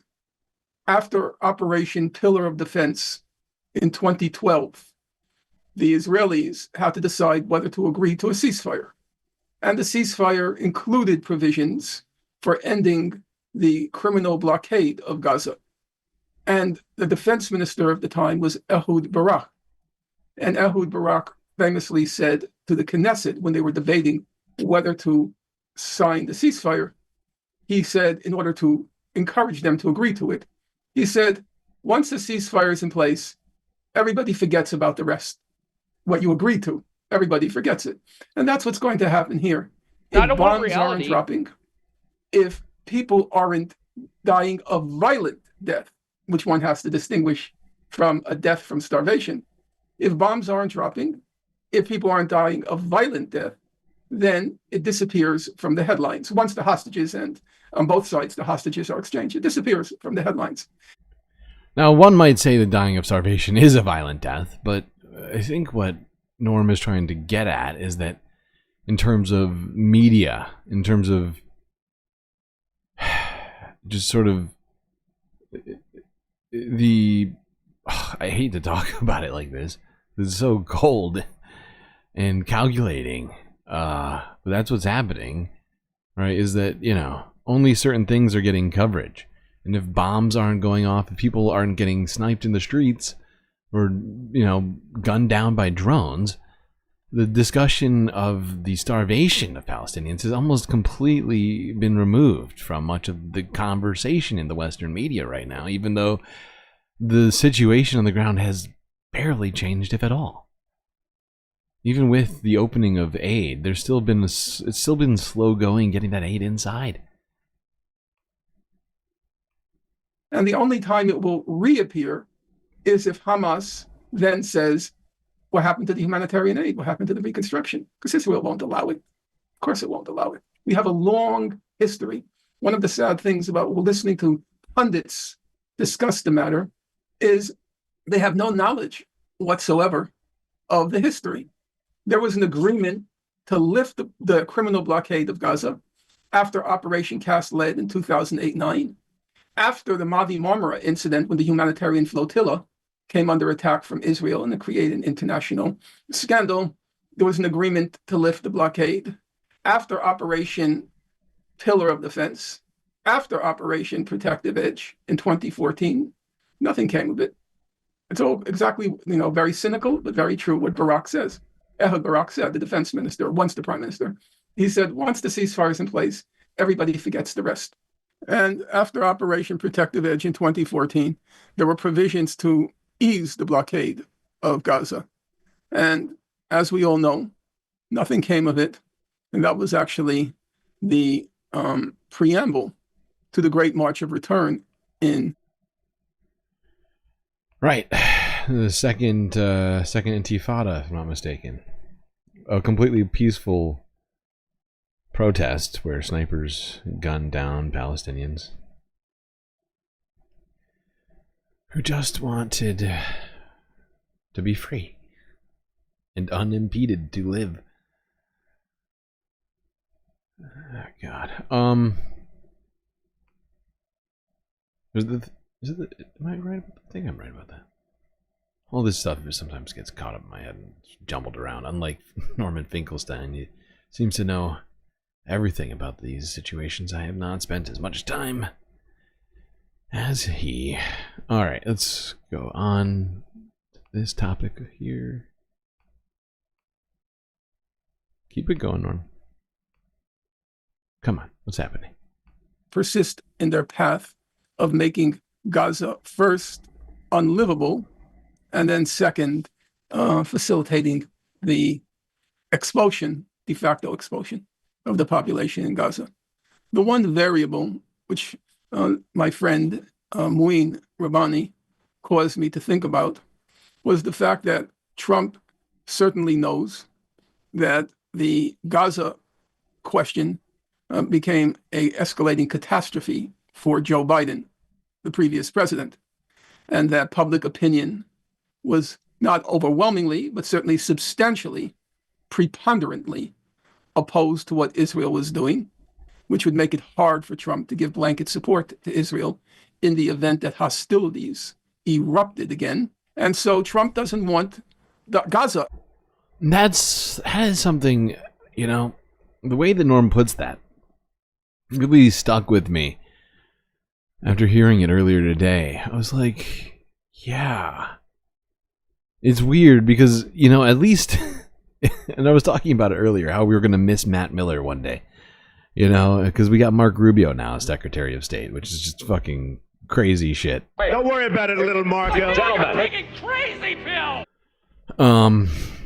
But at least there was, and I know he's being a little, like he mentioned, sort of cold and calculating about this, or however he put it, but at least there was a preponderance that the Biden administration was supposedly objecting to some of Israel's tactics, even though it was often a facade or just an attempt to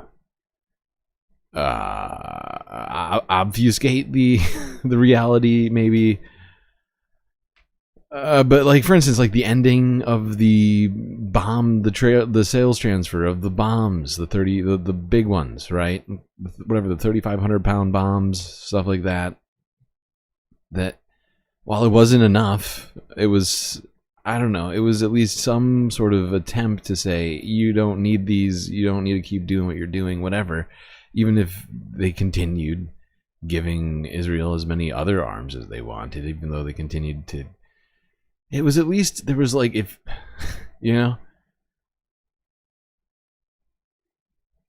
it felt better, that there was some semblance of a red line, even though, we said at the very beginning of all of this, it was around the time, a year ago, when, Israel crossed that supposed red line in Rafah. that we had supposedly existed for whatever it was, like 6 months up to that point, for like 5 months. But I don't know, it's certainly better than Donald Trump just wholeheartedly suggesting a full ethnic cleansing in a region in the Middle East, anywhere for that matter. But I mean, just a complete contravention of norms of international law. Not like the Biden administration was doing a great job of sticking with international law, but this new state of affairs is wearing on me thin. Just this sort of outright approval for war crimes, international crimes. The, stated goals are just insane. And I kind of knew that this was going to be the case, right? When Donald Trump was talking about he's going to bring peace to the Middle East and all this stuff, he's going to rain hell on the Middle, like, I knew what that meant. It did not mean that Palestinians were going to, get Donald Trump support, that he was going to give Israel a hard time, that he's going to rain down hell on Israel for the hostages not returning. After Miriam Adelson gave him millions and millions and millions of dollars to re-elect him. It's just, oh God. It's just hard to actually, I guess for me, somebody who's been so deeply in this for the last year, to see all of this come to this point, right? Because there was a moment where I had a tiny bit of optimism while the ceasefire was getting enacted, while the hostages were being released in the last couple of weeks before Donald Trump started really genuinely saying the craziest shit about ethnic cleansing. Where I was still like, maybe the ceasefire will hold. Maybe Palestinians will get a chance to rebuild. Albatross on his watch. Now, it only becomes an albatross if Gaza is above the radar in terms of news coverage. Otherwise, nobody will even know what's going on. It's not as if the American media or the European media are eager to expose Israel's continued master plan to, by hook or by crook, ethnically cleanse Gaza. There were three aspects. I should clarify it. There were three aspects to the reaction by Israel after October 7th. The first and the most obvious was simply blood revenge. It was not only what the Gazans had done on October 7th, but that outrage was multiplied 1,000-fold by the fact that it was Untermenschen, subhumans. These Untermenschen in Gaza had not only carried out the operation. Norm switching over to Yiddish over here. Okay. All right, we're going to go back to this maybe tomorrow.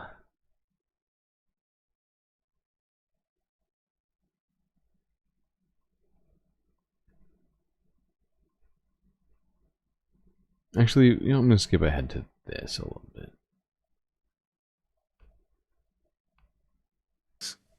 Number one, I obviously have studied the matter quite closely, and I have a pretty clear picture.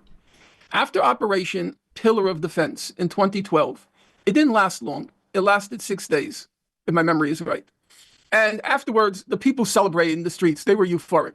They had held off Israel. And the Israeli leadership at the time looked quite pitiful when Operation Pillar of Defense ended.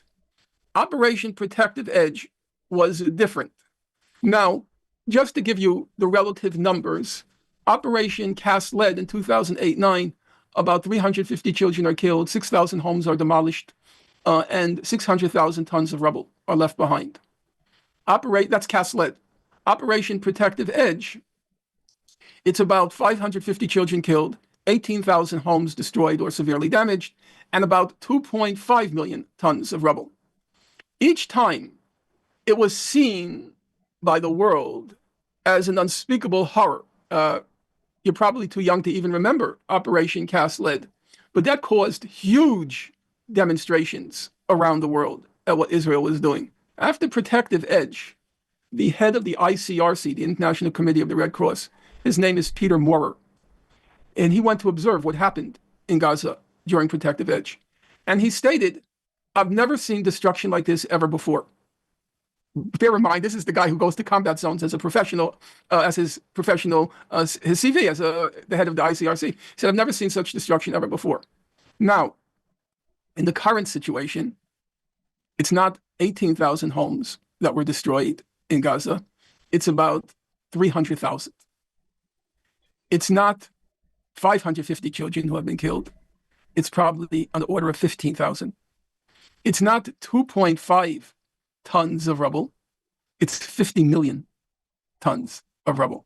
Why do I mention all this?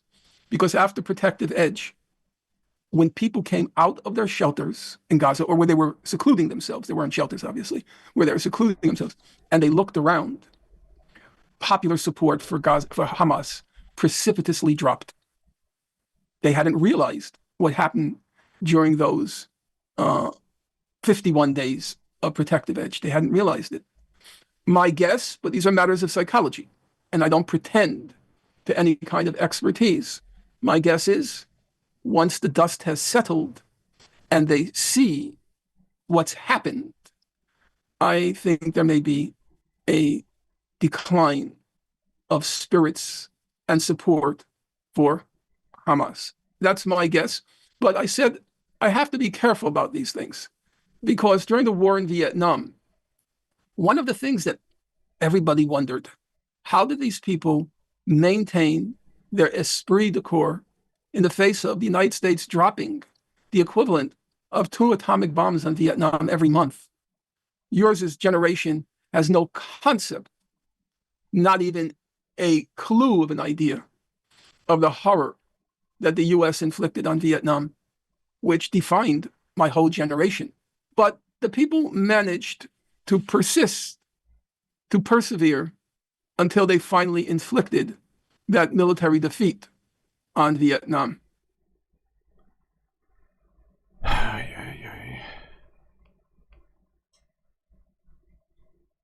God, this discussion is so tough. And it's good to have people like Norm Finkelstein who can go back and compare these things, who's been a historian for a long period of time, as like a sort of living record of all of this. And, you know, I don't know what else I have to add to what he said. I think just being able to hear his analysis on the situation is important. But I think his comparison to previous Israeli operations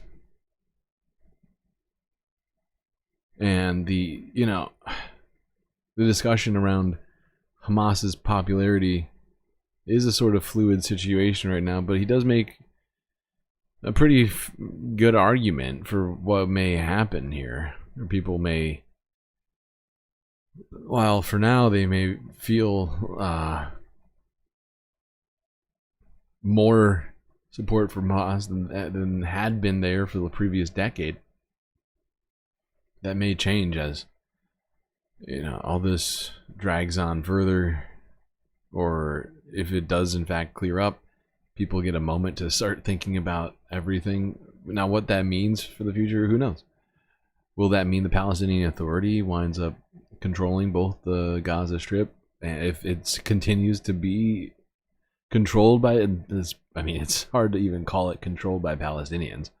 They don't control. What do they control there?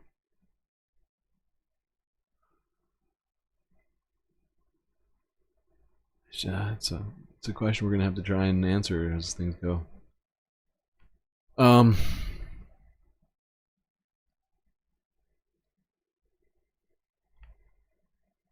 Now, let's go here to the Associated Press from yesterday. Palestinians strongly reject Trump's plan.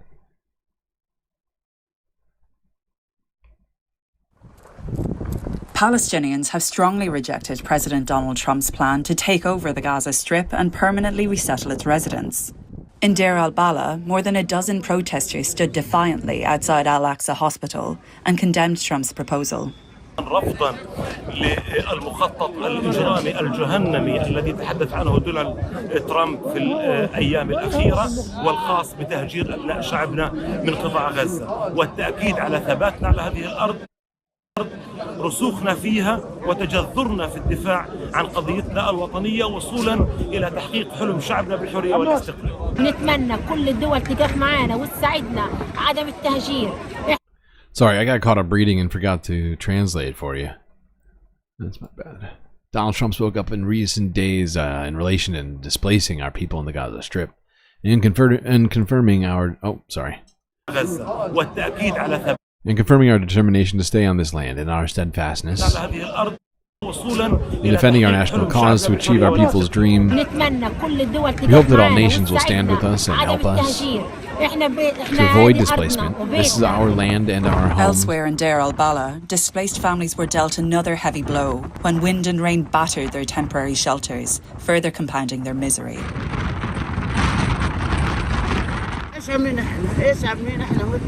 What did we do wrong? You're dying, we have no food. Look at the tent. I swear to God, I didn't have the money for a bag of bread.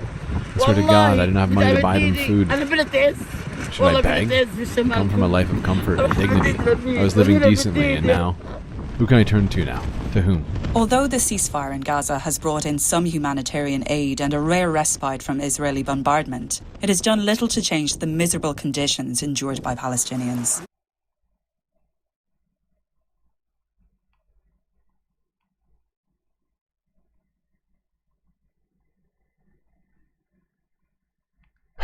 All right. Let's go to Middle East Eye again. This is Mustafa Barghouti, who was interviewed here, I think. So, Mr. Barghouti, you've had approximately 24 hours. Technically, this is CNN. It's a Middle East Eye clip.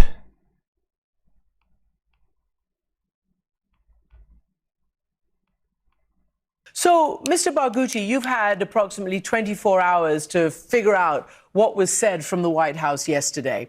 What is your reaction to both things? One, the taking over control and forcibly removing the population, and the other to we will provide employment, we will level, we will get rid of the unexploded ordnance, get rid of all the rubble, and rebuild it into a beautiful space. Christian, thank you. What we heard was President Trump talking, but actually it was the voice of Netanyahu. What President Trump proposed was not only destructive, but criminal. I don't know if the American people in leadership understand exactly what he was saying, that this is a war crime, that this is a criminal act, that this is the most serious violation of international law. And by which law President Trump thinks he can steal our land and conduct theft of Gaza Strip to use it for his, imaginary plans of construction and so on. By which law he wants to displace us, 2 million Palestinians from Gaza. What would he say if I say, for instance, that people in New York should be removed to Afghanistan? Of course, he will be totally mad if I say so. What would he have said if somebody suggested that Jewish people in Israel should be removed from Israel and transferred to Europe, where they came from?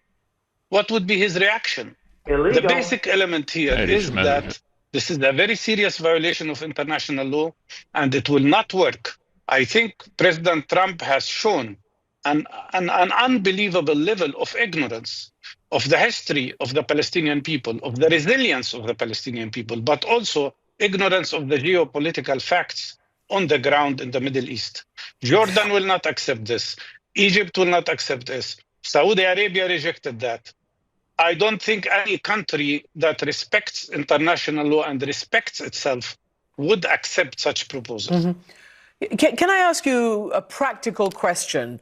and that is that it is rubble. In 15 months, the Israeli military has managed to reduce much of the Gaza Strip to rubble. Do you think it's uninhabitable?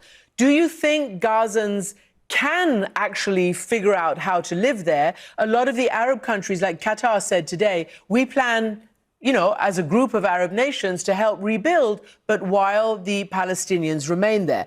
But yeah, we should relocate Palestinians to Mar-a-Lago. Yeah. That's a good idea. Steve Witikoff, who visited Gaza last week, said this just yesterday. What we're trying to do is be transparent to these people.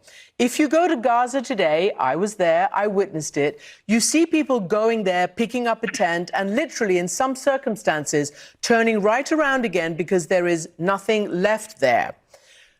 What is your answer to that? That's exactly the Israeli propaganda.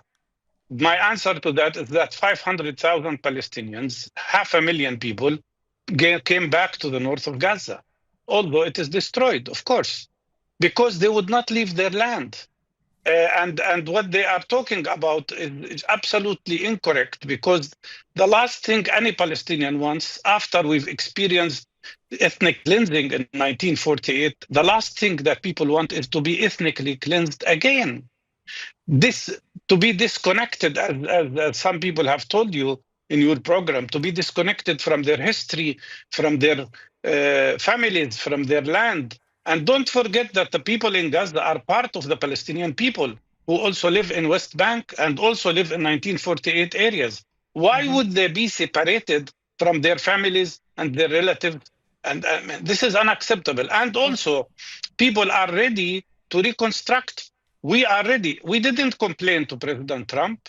We are ready to survive. People in Gaza are ready to survive, regardless of the hard conditions. And Mr. Trump should have asked Netanyahu, how could you have caused all this damage? He should have asked himself, where they did this 86,000 tons of explosives that were thrown on Gaza, where did they come from? From the United States of America. United States has responsibility for the terrible genocide that took place, that Netanyahu conducted. And for that, it should be paying compensation to Palestinians. Yeah.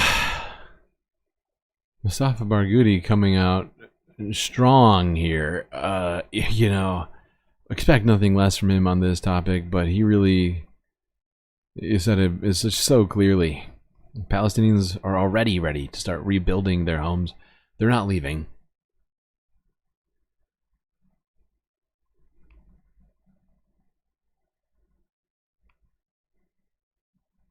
We're getting closer and closer to the end of the list. Not quite there. We still got a few things to get through here.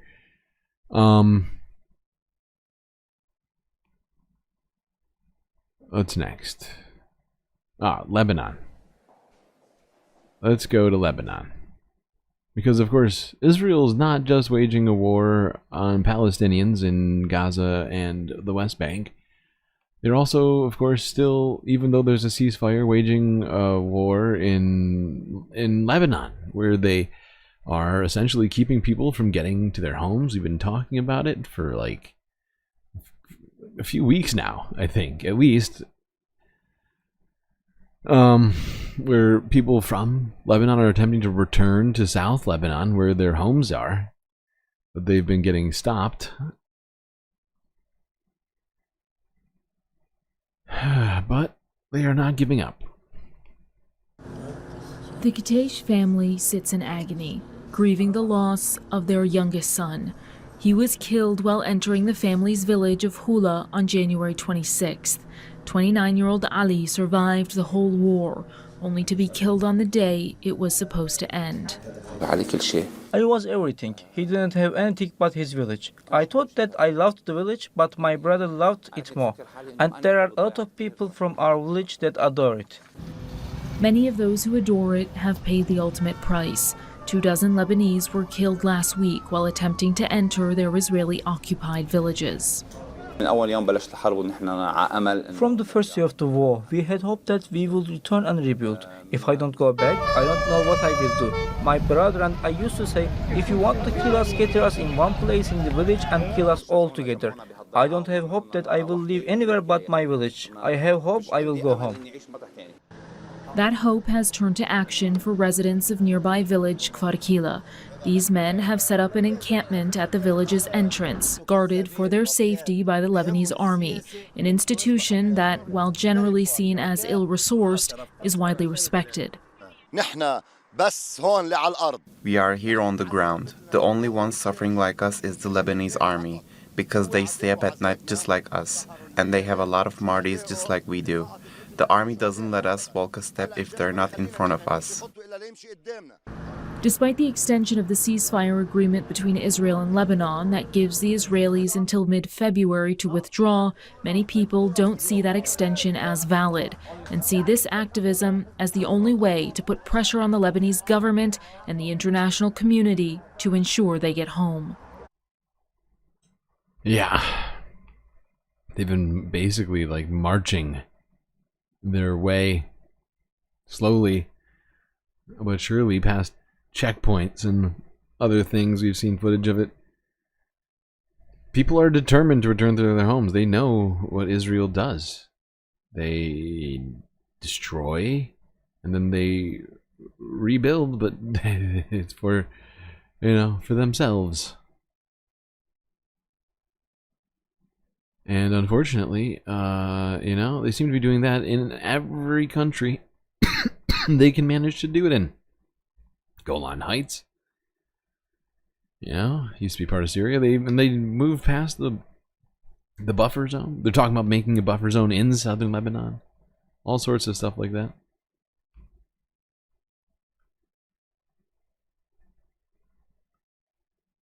All right, now let's go a little bit east of Lebanon, over to Iraq, where Baghdad has opened up its first skate park. Look, it's been a rough week. I'm trying to put in some fun stories for you people, all right? I know it's not Sunday Funday, but you deserve them. It's tough. It's all very tough.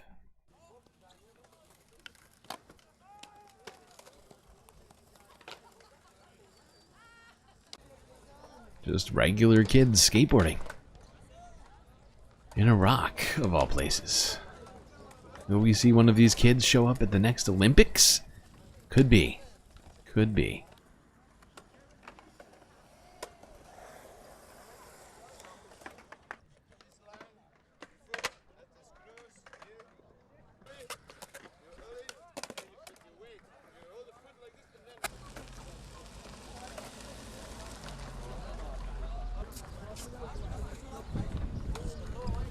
سابقا الموضوع كان جدا صعب كأذية كإصابات في نفس الوقت كأمان مرات احنا نتعرض لمواقف. There's no subtitles.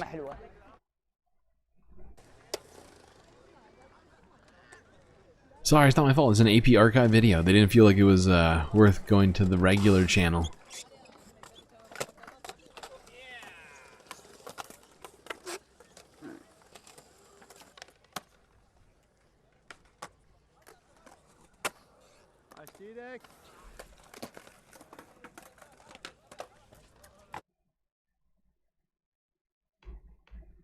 There you go. Some Iraqi kids having fun in Baghdad with Baghdad's first ever skate park.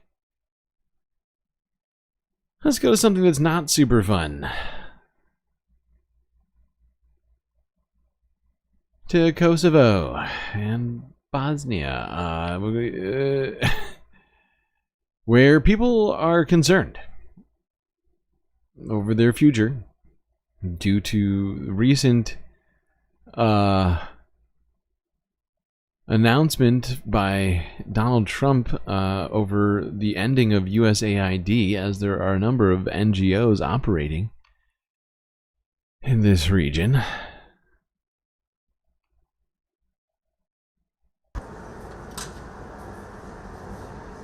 Everybody is uncertain what will happen and how this will continue. So there are projects that have been running 2-3 years or even a year, just kicked off, and they were just cut off. And this is very worrisome, I have to say, especially in our area where we have instability.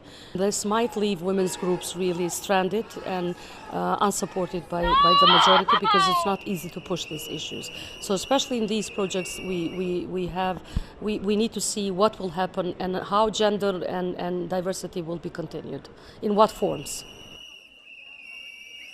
I'm afraid that with this kind of support, stronger narratives that stand against human rights and stand against democracy and rule of law will actually become more visible, and that it's also going to have an effect on marginalized communities such as the LGBTI community as well. So this is something that we're already seeing in the public sphere. Most of the people that had very anti-LGBTI or anti-democratic, and I would say even authoritarian tendencies are going to be emboldened. Yeah, and there's already been enough sort of instability in this region in the past, and technically, you know, some amount going on right now. And with the vacuum created by the lack of USAID, it could lead to some really bad situations. That's the only way I can see it, right? Bosnia, Serbia, Kosovo, you know, all of this stuff may have happened what feels like a long time ago, but it was only like it was less than 30 years ago, I think. Yeah, less than 30 years ago. Certainly since the actual peace process began.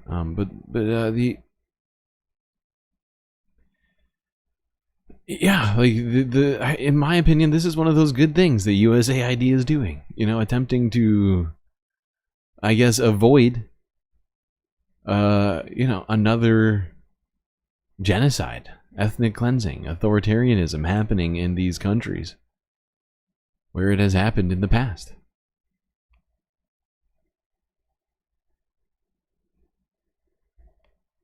All right, now let's go on much further east to India. As if you haven't heard, India is one of the countries that has been essentially decided to open their arms to deportees, at least from their own countries. People like, let's see, Mexico, Argentina. Who else has started accepting? I think Guatemala. But yeah, at least like 3 or 4 countries have started accepting deportees from their own countries. Of course, there's, you know, El Salvador, which is talking about accepting more than that. But India said that they would, and now Indian citizens are being deported from the United States back to India. Sorry, hiccup. ਐਲਾਨ ਕੀਤਾ ਗਿਆ ਸੀ ਕਿ ਕਿਸੇ ਵੀ ਮੁਲਕ ਦੇ ਨਾਲ ਸੰਬੰਧਿਤ ਜਿਹੜੇ ਲੋਕ ਨੇ ਜੋ ਕਿ ਗਲਤ ਢੰਗ ਦੇ ਨਾਲ ਅਮਰੀਕਾ ਦੇ ਵਿੱਚ ਦਾਖਲ ਹੋਏ ਔਰ ਉੱਥੇ ਰਹਿ ਰਹੇ ਸੀ, ਤਾਂ ਸਿੱਧੀਆਂ ਤਸਵੀਰਾਂ ਯੂਐਸ 에ਅਰ ਫੋਰਸ ਦਾ ਜਿਹੜਾ ਤੁਸੀਂ ਜਹਾਜ਼ ਦੇਖ ਰਹੇ ਹੋ, ਬਿਲਕੁਲ ਸਾਹਮਣੇ ਸਾਫ਼-ਸਾਫ਼ ਲਿਖਿਆ ਹੋਇਆ ਯੂਐਸ 에ਅਰ ਫੋਰਸ, ਯਾਨੀ ਕਿ ਅਮਰੀਕਾ ਦਾ ਇਹ. Okay, so that's all in Hindi. I have no idea what he's saying, but thankfully we have another video to explain what's been going on with this. Because as it turns out, not only were 104 Indian citizens deported in this recent flight from the United States, many of the people who were on this flight, who have now arrived in India, are lodging complaints against the U.S., claiming that they were mistreated by the U.S. military, which is who is doing the deportations rather than private flights as it had been done in the past. It's all seems to be almost 100% military jets flying these deportees around. Let's go here to South China Morning Post from yesterday.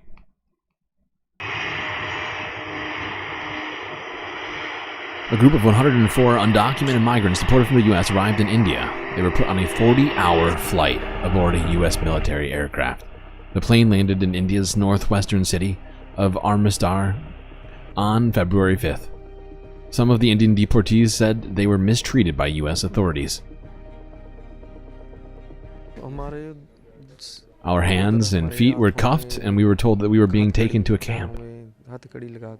Okay, keeping somebody's hands and feet shackled for 2 days straight, a 40-hour flight, that has to be illegal.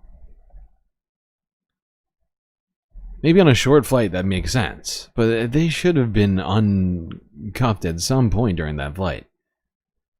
There's no way that's okay. We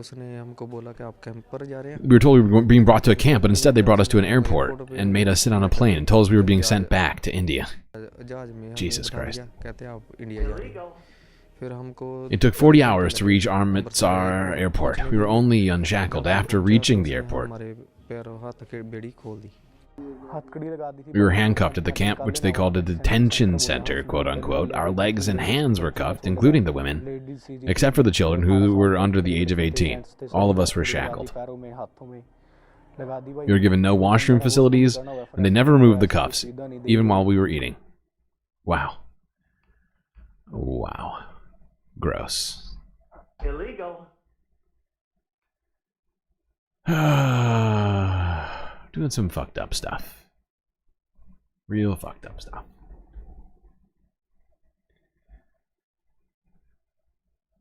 Alright, let's go to this last story. 2 videos left, chat. You've done incredibly well. For making it this far, you deserve much praise. Let's end this all the way east in the Philippines and talk about this penultimate video here. France 24, discussing what's been going on with Sara Duterte. Hundreds took... Whoops. What just happened? The streets of Manila on Wednesday, waving homemade flags and signs in order to... Punjabi, not Hindi? That's my bad. That's my bad. We support holding Sara Duterte accountable for her actions. We have just heard that she has been officially impeached, and we, the youth, are glad that the Filipino people are now holding her accountable for her corrupt acts. I feel so happy about her impeachment because this proves the power of collective action. The motion was passed by legislators in the House of Representatives earlier that day. Having been filed by more than 1/3 of the membership of the House, or a total of 215 members, is there any objection? The chair hears none. The motion is approved. Duterte is the daughter of former President Rodrigo and has been involved in a bitter feud with current President Ferdinand Marcos Jr. for a number of months. She's been accused of a series of crimes, including plotting to assassinate the president and misusing public funds. Duterte backed Marcos Jr. in the 2022 elections and later ran for vice president on his ticket. But that alliance has since spectacularly imploded. Now, it's not clear. I mean, all right, it's kind of clear, but it's the way that the France 24 is saying it doesn't give complete context to what's going on here in the Philippines. So let me try my best. So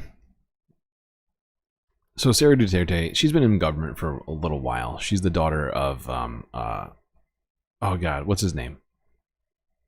I can't think of her father's name. Rodrigo. Thank you. And the fact is she, in sort of this spat she was having with I guess you would call an oppositional party, one that's in power. I believe they're called the Marcos. I believe it's just like a family dynasty, like a political family. Apparently,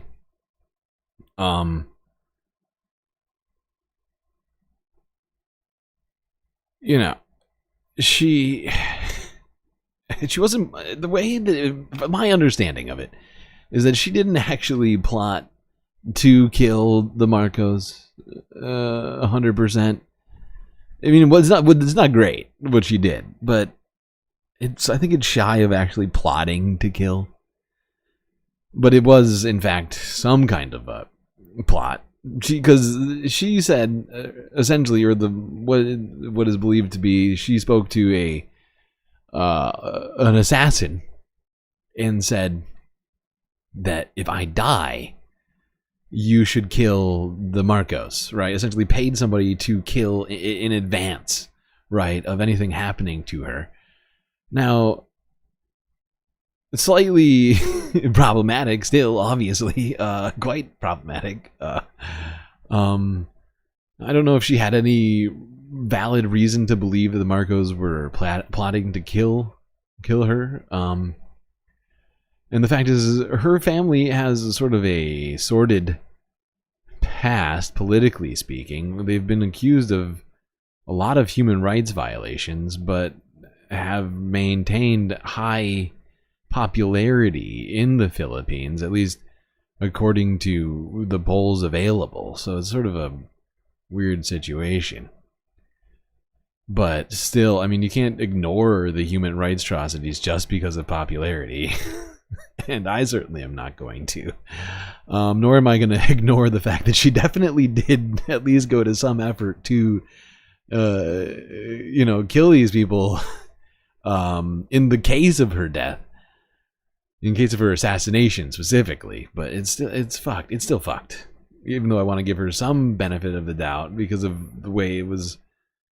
I mean, they are two warring, like, political families almost. They're not literally warring, but you get what I'm saying, I think. It's complicated.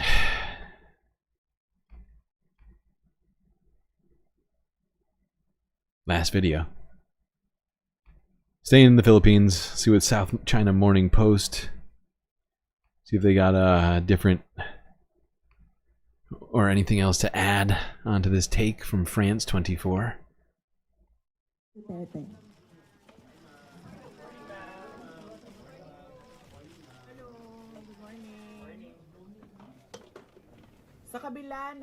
And despite my previous statements about the planned impeachment from the past months, all I can say at this point is God save the Philippines. God save the Philippines. We've already started preparing for from the moment Frank Castro announced the impeachment plans, which were on November 2023. So November of 2023, there were already So on November 20... Oh. doing their work for the impeachment. So we leave it to the lawyers. The embattled politician said she was not ready to resign.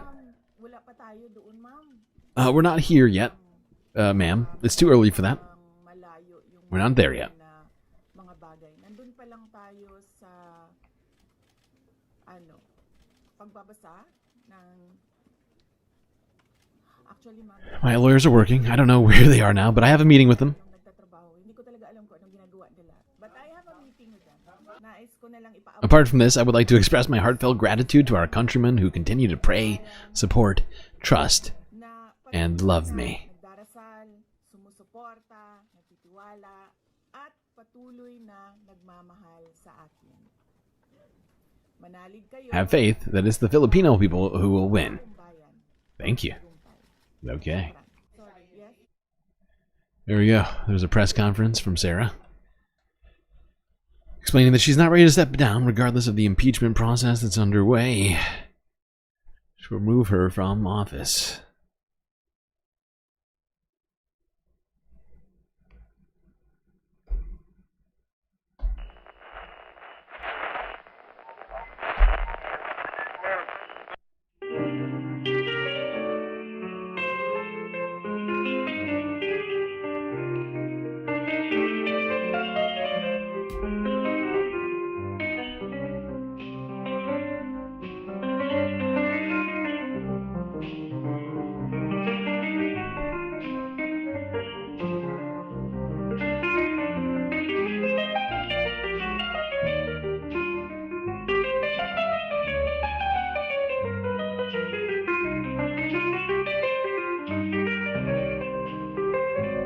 Well, looks like we got through another stream, chat. It was quite long and also difficult. But thankfully, we had each other to get through it. That's gonna be it for me tonight. Till I see you next. You stay classy, Galactic Stream Nation.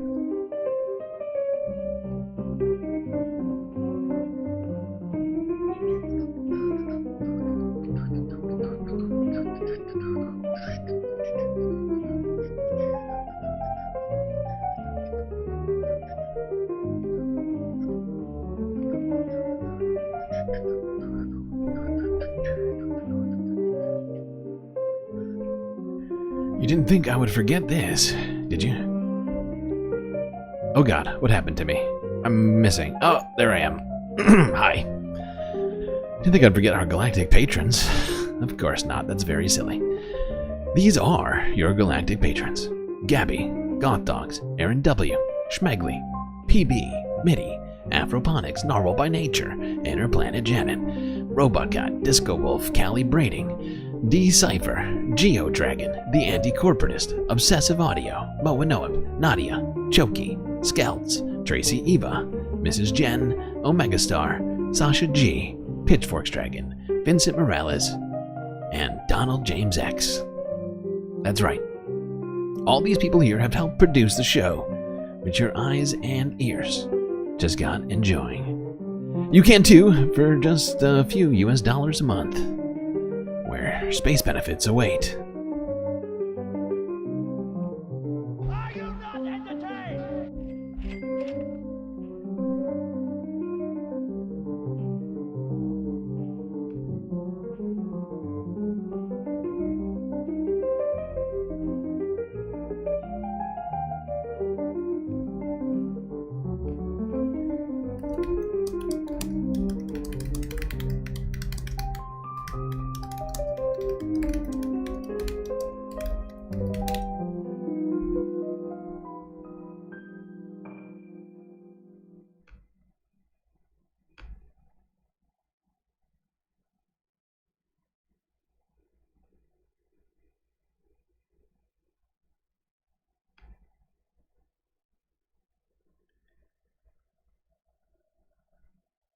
We need this. We need this after stream, everyone. I know I do. Tax proposal.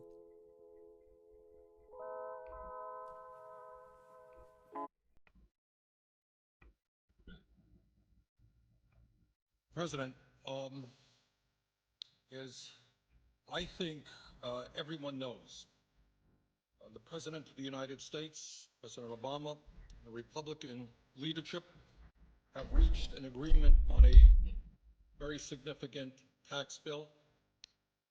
In my view, the agreement that they reached is a bad deal for the American people. I think we can do better.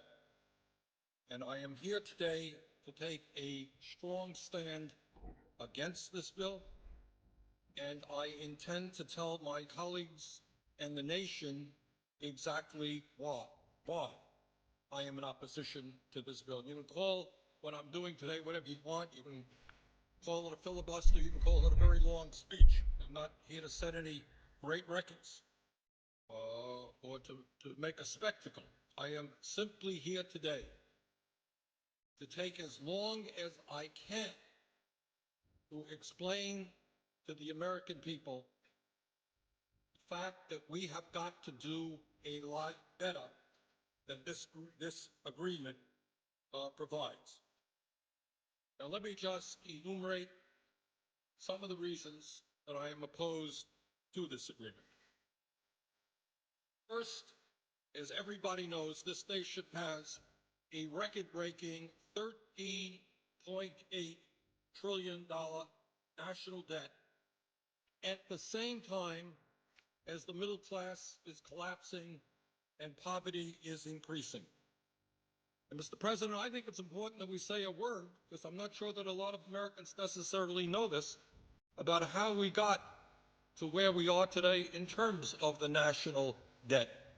I know there are some people who think that this all began the day that President Obama took office. Well, it's not quite the case.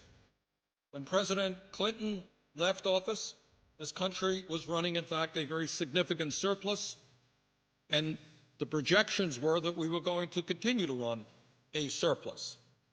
During the 8 years of President Bush, for a number of reasons, including the war in Iraq, the war in Afghanistan, including huge tax breaks for the wealthiest people in this country, including a Medicare Part D prescription drug program, and including the Wall Street bailout, among other things, all of which were not paid for. Those are the primary reasons that we saw an almost doubling of the national debt during the Bush administration. And since President Obama has been in office, we have passed a stimulus package, also adding to the deficit in national debt. But here we are today with a $13.8 trillion national debt, $1.4 trillion deficit, and almost all Americans are in agreement that this is a very serious issue. So the first point that I would make is that it seems to me to be unconscionable for my conservative friends and for everybody else in this country to be driving up this already too high national debt by giving tax breaks to millionaires and billionaires who don't need it, and in a number of cases, Mr. President, don't even want it. Here's one of the interesting ironies. There are lists of many, many very wealthy people who come forward and say, sure, I want a tax break. Everybody wants a tax break. But you know what? There are other priorities in this country. I don't need it. And two of the wealthiest people in the world, Bill Gates of Microsoft, Warren Buffett, Berkshire, these are billionaires, and they said it's absurd. We don't need a tax break. All over the country, you're hearing a lot of folks who have a lot of money saying, don't drive up the deficit and force our kids to pay higher taxes to pay off the national debt in order to give tax breaks to the richest people in this country. Now, Mr. President, we have been told really not to worry too much because the extension of these tax breaks for the wealthy will only last 2 years. Not to worry. Well, maybe that's the case. But given the political reality that I have seen in Washington, my guess is that 2 years from now, these tax breaks for the wealthiest people in this country will be extended again. What happens around here is that the argument will be made that if you end these tax breaks, you're raising taxes. It's what we're hearing right now. I see no reason why in the middle of a presidential election, those arguments will not be made again. And I see no reason not to believe that those tax breaks will be extended again. And clearly we have a number of Republicans who want to make that extension permanent. Now, whether it will ever be made permanent or not, I don't know. But the point is, when you hear folks say that it's only a 2-year extension, I would suggest take that with a grain of salt. And let me just say that if, in fact, we do what the Republicans have wanted to do right now, as we enter this debate, they wanted a 10-year extension. That would add $700 billion to our national debt, $700 billion. Now, I've got 4 kids, and I've got 6 grandchildren. And I think it is grossly unfair. None of them have a whole lot of money. I think it is grossly unfair to ask my kids and grandchildren and children all over this country to be paying higher taxes in order to provide tax breaks for billionaires because we've driven up the national debt. That is just plain wrong. And Mr. President, I think the vast majority of the American people, whether they're progressives like myself or whether they're conservatives, I think they perceive that that concept that giving tax breaks to billionaires when we have such a high national debt makes no sense at all. Furthermore, Mr. President, it is important to point out that extending income tax breaks to the top 2% is not the only unfair tax proposal in this agreement. This agreement between the President and the Republican leadership also calls for a continuation of the Bush-era 15% tax rate on capital gains and dividends, meaning that those people who make their living off their investments will continue to pay a substantially lower tax rate than firemen, teachers, nurses, carpenters, and virtually all the other working people of this country. And I just don't think that that's fair. That's wrong. And we are continuing, if this agreement were to be passed, that unfair arrangement. Mr. President, on top of all that, this agreement includes a horrendous proposal regarding the estate tax. And that is a Teddy Roosevelt initiative. Teddy Roosevelt was talking about this in the early years of the 20th century. It was enacted in 1916. And it was enacted for a couple of reasons. Teddy Roosevelt and the people of that era thought it was wrong that a handful of people could have a huge concentration of wealth and then just give that wealth, transmit that wealth to their children. He didn't think that that was right. Furthermore, it was a source, a progressive and fair source of revenue. Under the agreement struck between the Republican leadership and the President, the estate tax rate, which was 55% under President Clinton, and let's all remember, we had problems with the economy under President Clinton, but very few will deny that during those years we were creating a heck of a lot more jobs than we did under President Bush. That's the fact. Over 20 million jobs under President Clinton. We lost 600,000 private sector jobs under President Bush. During the Clinton era, the tax rate on the estate tax was 55%. What this arrangement would do is lower that tax rate to 35% with an exemption on the first $5 million of an individual's estate, $10 million for couples. Now, here's the important point, Mr. President, that I think many people don't know, because I have to confess, my Republican friends and their pollsters and their language people have done a very good job. This is the so-called death tax. And I think all over America, people say, oh, this is terrible. I have $50,000 in the bank and I want to leave that to my kids. And the government is going to take 55% of that, 35% of that. What an outrage. So let us be very, very clear. This tax applies only to the top 0.3% of American families. 99.7% of American families will not pay one nickel in an estate tax. This is not a tax on the rich. This is a tax on the very, very, very rich. And if my Republican friends had been successful in doing what they want to do, which is eliminating this estate tax completely, it would have cost, Mr. President, our Treasury, raise the national debt by $1 trillion over a 10-year period. Families like the Walton family of Walmart fame would have received as one family about a $30 billion tax break. So I find it hard to believe that when we are talking about massive cuts in programs for working families, when we have this huge national debt, that anybody would be agreeing to lower the estate tax rate to 35%. That is what this agreement does. I think that that is a very, very bad idea. And once again, while the agreement on the estate tax is for 2 years, once again, there is very little doubt in my mind that the Republicans will continue to push for lower and lower estate tax rates because what they want, and I think Senator Kyle has been pretty clear about this, they want to permanently repeal that tax. That is $1 trillion in tax breaks to the top 0.3%. So I think we're down a bad path there, and that's another reason why this agreement does not make a whole lot of sense. Mr. President, I would say thirdly, here's a very important point that I think has not yet got the attention that it deserves.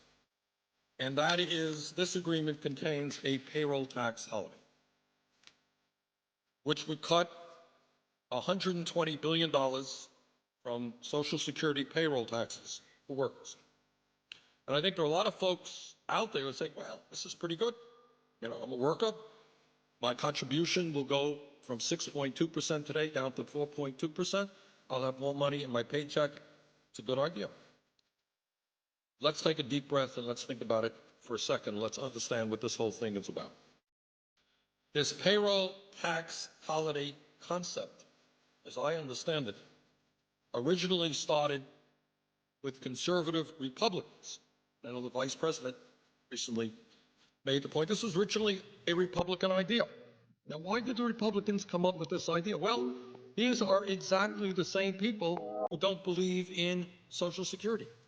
These are the same people who either want to make significant cuts in Social Security or else they want to privatize Social Security entirely. And here's the point. They understand that if we divert funding that is supposed to go into the Social Security Trust Fund, which is what this payroll tax holiday does. This is money that goes into the Social Security Trust Fund is now being diverted, cut back, in order to provide financial support for workers. But that is a lot of money not going into the trust fund. Now, but the president and others are saying, well, not to worry, because that money will be covered by the general fund. That is a very, very bad and dangerous precedent, because up until now, what Social Security has been about is 100% funding from payroll contributions, not from the general tax base. Now, once again, this is a one-year program. The loss of revenue going into Social Security can be covered by the general fund. But we have a $13 trillion national debt. How much longer will the general fund put money into Social Security? Is it a good idea for the general fund to be doing that? So I would argue, Mr. President, that this is not a good idea. This is a very dangerous step forward for those of us who believe in Social Security. But this is not just Bernie Sanders saying this. Mr. President, one of the more effective and I think important senior groups in America is called the National Committee to Preserve Social Security and Medicare. They have, I don't know exactly how many, but they have many, many members all over this country. I know they're active in the state of Vermont. And I want to read to you from a press release that they just sent out the other day. And this is the headline from the National Committee to Preserve Social Security and Medicare. Cutting contributions to Social Security signals the beginning of the end. Payroll tax holiday is anything but. And this is what they say. This comes from now Barbara Kennelly. Barbara used to serve in the House of Representatives. I've known Barbara for years. She's now the president and CEO of the National Committee to Preserve Social Security, one of the strong senior groups in America. And this is what Barbara says, and I quote, even though Social Security contributed nothing to the current economic crisis, it has been bartered in a deal that provides deficit-busting tax cuts for the wealthy. Diverting $120 billion in Social Security contributions for a so-called tax holiday may sound like a good deal for workers now, but it's bad business for the program that the majority of middle-class seniors will rely upon in the future. And that's what the National Committee to Preserve Social Security and Medicare says about that agreement, and I agree with them. So for all of us who understand that Social Security is life and death for tens of millions of Americans today and will be vitally important for working people as they reach retirement age, that we understand that Social Security has done a great job. You know, Mr. President, a few minutes ago you were on the floor talking about the strong work that our federal employees do, and you're absolutely right. Sometimes we also take for granted that Social Security has been an enormous success. It has done exactly what those people who created it wanted it to do. Nothing more, nothing less. It succeeded.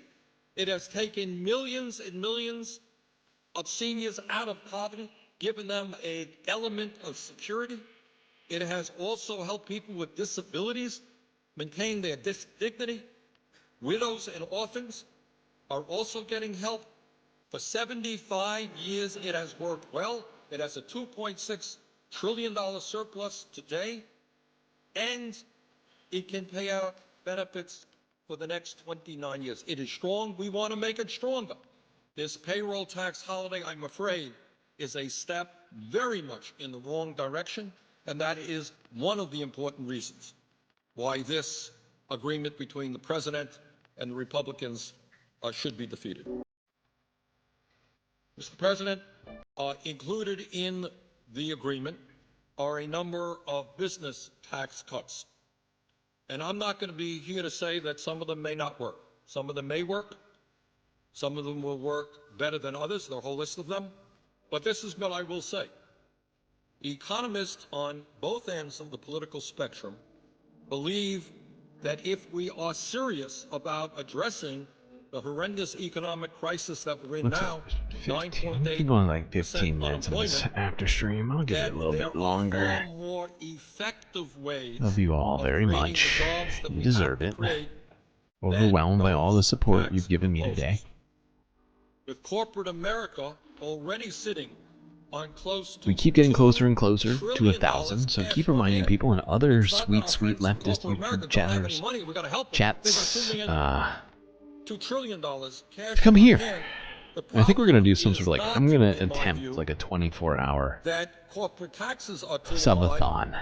It is that the middle some class point, simply doesn't have the money to purchase the Just to get crazy. Like maybe on like a Thursday next week. and create jobs. I'm trying to think. I mean, you should look at a calendar. So I think that if our goal is to create the millions and millions of jobs, Actually, on our anniversary, it is a Thursday. It's February on the 20th. our country stronger internationally in a very tough Which global means economy, you could do it then.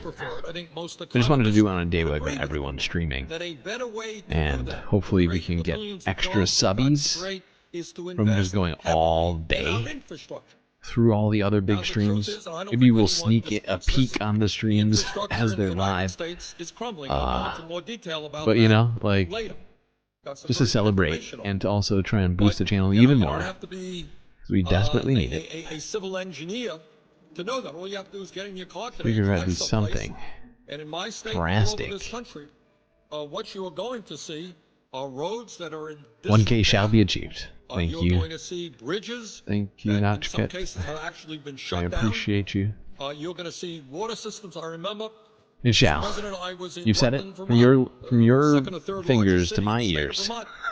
And the mayor there showed me a piece of phrasing. pipe, his old pipe, and he said, you know, I the engineer will shall help make it so. develop this water system. Although I Lay feel this like I've pipe. been doing a lot to try and make it so. After he did this work for Rutland, he went off Not to sure what fight else in I the should. war. I mean, I should be clipping more, but that's just, you know, those extra things. Do you know how hard it is to try and research for these streams and also clip and also be impoverished at the same time, worrying about food and bills? Okay, it's tough. I'm not trying to be a complainer, okay, And the result is or a martyr. enormous amount of clean Just water saying. every day through leaks, water pipes bursting. Clipping every these, day, all over the United States. trying to get all these But we streams can't put together people to in work. 8 hours worth of material, Our water like system, 5 nights a our week, and wastewater then plants, very expensive also finding time to clip it all. developing Oh god, it's a wastewater lot. plants. I was a mayor, you were a governor. It is an expensive proposition. Add in all the other editing stuff I do. Although the one great thing is that I think I've at least done much of the editing necessary for some of this stuff. Like I'm thinking I'm going to reuse at least some of these decorations probably next year. I might move them around a little bit.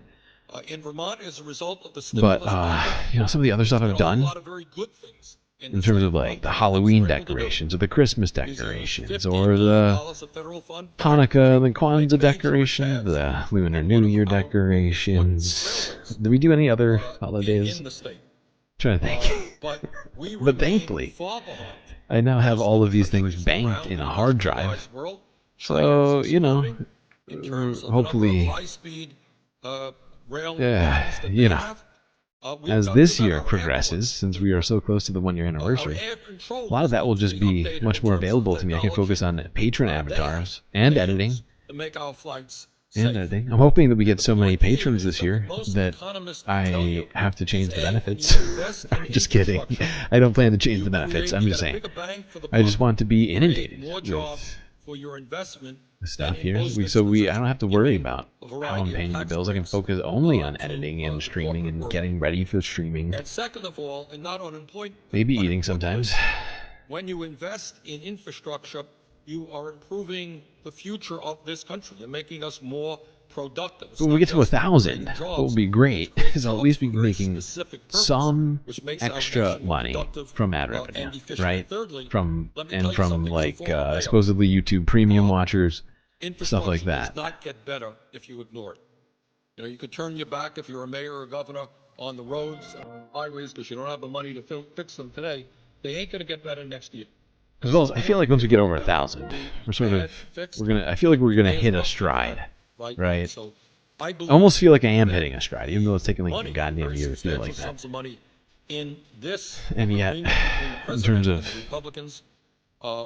finding something kind of on the brink, for corporate America could be much better spent, more effectively spent on the infrastructure. The anarchist. Welcome to Galactic Individual, renewing your membership. That's definitely a dark blue badge, which means this is 2 months in a row. You must have been gifted a membership. Now you've re-upped it. That's, I think, what that must mean. Thank you for joining. That's one thing I keep saying is that if we just had everyone, either like of the subscribers we have just on YouTube, if everyone on YouTube either had a membership gifted to them, or they had a membership, or if they just donated $2 a month. With how many we have now, I would be fine, financially speaking. I think, forgoing some sort of tragedy, or Patreon, right? If half the people were on Patreon, and half people on the base tier, I'd be all set. Imperative that we extend those unemployment benefits for the 2 million workers who would lose them. But here's the point that I want to make, Mr. President. Some people say that this is a compromise. Well, the Republicans gave on unemployment, the President gave on extending tax breaks for the rich, etc., etc. But here's the point. Oh yeah, no, I know that's what happened at Anarchist. Because it makes no sense for it to say you're a new member unless you've just first now become a member. So you were gifted a membership, but you get a blue badge because you've technically been on the Memby benefits, the sweet, sweet galactic bennies, for at least 2 months. There's no other way to achieve that, you know? There's a tier system to the badges. Painstakingly edited them in Adobe. Unemployment insurance. We just got 2 more emotes for YouTube viewers today, thanks to all the gifted memberships and new members. Bipartisan policy. Pretty great, not gonna lie. That is what we should be doing in the future. I do not regard that Republicans now supporting what I wonder if we got a new one. Do you think we got to 16? And unemployment becomes very high. I don't see that as a compromise. I see that as what has been going on in this country and in the Senate for 4 decades. Now, Mr. President, I've talked about the negative aspects of this proposal, but I am going to be the first to admit that, of course, there are positive and good agreements in this. And what are they? What are some of the positive aspects of this agreement? Let me just stick them off. Number one, I believe very strongly, I know the President does, that it is absolutely imperative that we extend middle-class tax cuts for 98% of the American people. I don't think there's been any debate about that. Oh, I just realized there's no chat highlight on this screen. I never added it. It's probably because it's always lagging. It's bugging me. It's like one of the only ones that still gives me any sorts of latency. I wonder why that is. I think it's gotta have to do with the fact that I'm preloading the video. I think it makes absolute sense. I don't think anyone own dies. It's time. absolutely imperative I that guess I we could make it a extend gift. middle class tax cuts, and that's what Quality is that's just so what's much clear. worse. Furthermore, in this agreement, Sorry, I'm talking to myself. I'm still trying to look up tax credit whether we got Americans a and the new child and emote. college tax credits are also in there. Every one of these agreements is very, very important. Let's see. Go to These memberships. programs will keep millions of Americans Memby from slipping out of bennies. the middle class and into poverty, and they will Total allow members. We're at millions of 95. Americans We're 5 to away send from their kids 100. Oh my to college. god. So I'm not here to say that there is not anything of value in this agreement between the President and the Republicans. They are. And we have got to fight to make sure that all of those programs see, how close are remain in the final package when it is passed, when the final 2 package is passed. more But when we members look at the for another overall agreement, emoji?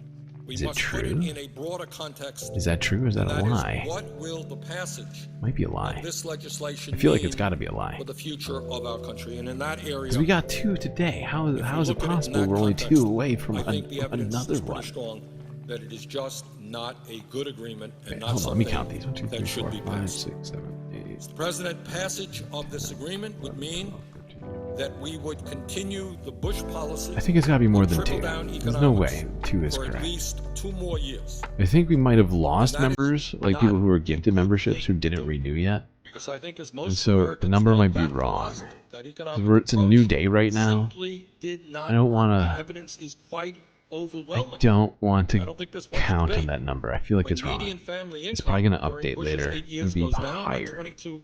I don't know by how many. When we end up losing But we definitely increase the number of. 600,000 private We sector are increasing the number of and all members the that we job have growth here. was in the federal level. I don't see how anybody would want to continue that philosophy. Feeling like maybe things are finally paying off just If this agreement the is most passed. barest possible way. Now, I want to Like say maybe I can keep doing this make another point to here eternity. about what happens if Till I'm unable to doing my best to speak prevent this from any longer. But what would happen if this agreement would pass? Does anybody seriously believe that our Republican colleagues would then say, "Oh, okay, well, we've got an Yours was extension like of 809 before. tax breaks Now for it's the very 803. richest people. We've lowered the tax rate on the estate tax. Those are good victories I don't for know. millionaires and billionaires, and we're going to go home now. We're not going to continue. I'm not talking about subscribers. I'm talking about memberships. We're already hearing Because depending on how many memberships we have, we get more our Republican friends. emotes. Unless you're responding to some other comment The president that I put together what I thought was a very don't know. I don't know. I'm confused. Deficit Reduction Commission. I thought that the folks on it were not reflective of the American Did it people. hit 809? I never saw that happen. Big business, corporate partiality there, and the initiatives that came out of that commission. It says 805 which for fortunately me. did not get the 14 votes they needed. Suggest to me You're getting there though, slightly. protecting the needs of the middle class and working families. We are going Slightly slower than I would pretty have liked, hard but we are getting there coming down regardless. the pipe. I think that what we will be seeing is that if this proposal Okay, well, I'm gonna end it now. negotiated between the president Hope you all and Republicans enjoyed. is passed, what you will be seeing within a few months are folks coming here on the floor of the Senate, and this is what they'll say. They'll say, you know what? Deficit is high, national debt is too high. You donated yes, yours. oh yes, we drove the national debt up by giving tax breaks to billionaires, but that's the way it goes. But we're going to have to deal with that national debt. And then the Republicans will tell us, we have a great way to deal with it. We're giving tax breaks to billionaires, but now what we're going to have to do is start making deep cuts in Social Security. And that Deficit Reduction Commission started paving the way for that. Very substantial cuts in Social Security. Maybe we'll have to raise the retirement age in Social Security to 69 or 70. Maybe we'll have to make cuts in Medicare. Maybe we'll have to make cuts in Medicaid. I think we're beginning to see in the state of Arizona what goes on when you make deep, deep cuts in Arizona, in Medicaid. In Arizona right now, there are people who are in line who need transplants, who will die if they don't get transplants. And in Arizona, as a result of legislation that they passed there, they're saying to people, young people, Sorry, we can't afford to give you the transplant, and you're gonna have to die. Well, is that what we're looking forward to seeing all over America? I certainly will do everything I can to prevent that. We're certainly going to see attacks on environmental protection, on education. Some of us believe that if this country is going to prosper, succeed in the global economy, we've got to have the best educational system in the world, from childcare through college. Right now, it is extremely difficult for middle-class families to send their kids to college. Does anyone have any doubt whatsoever that our Republican friends are not going to come back here and say, we can't afford to raise Pell Grants as we have in recent years? We can't afford to support working families who are having their kids in childcare. Cut, cut, cut, cut. That isn't fairness to them. They've been pretty honest about it. So I would suggest, Mr. President, that if their argument is that we have a high deficit and a high national debt, that if we pass this agreement and the national debt goes higher, it only gives them more impetus to go forward to cut programs that benefit working families and the middle class. And let me also say that there is no doubt in my mind what many of my Republican colleagues want to do. And that is, they want to move this country back into the 1920s, when essentially we had an economic and political system which was controlled by big money interests, where working people in the middle class had no programs to sustain them when things got bad, when they got old, when they got sick, when labor unions were very hard to come by because of anti-worker legislation. And that's what they want. They don't believe in things like the Environmental Protection Agency. They don't believe in things like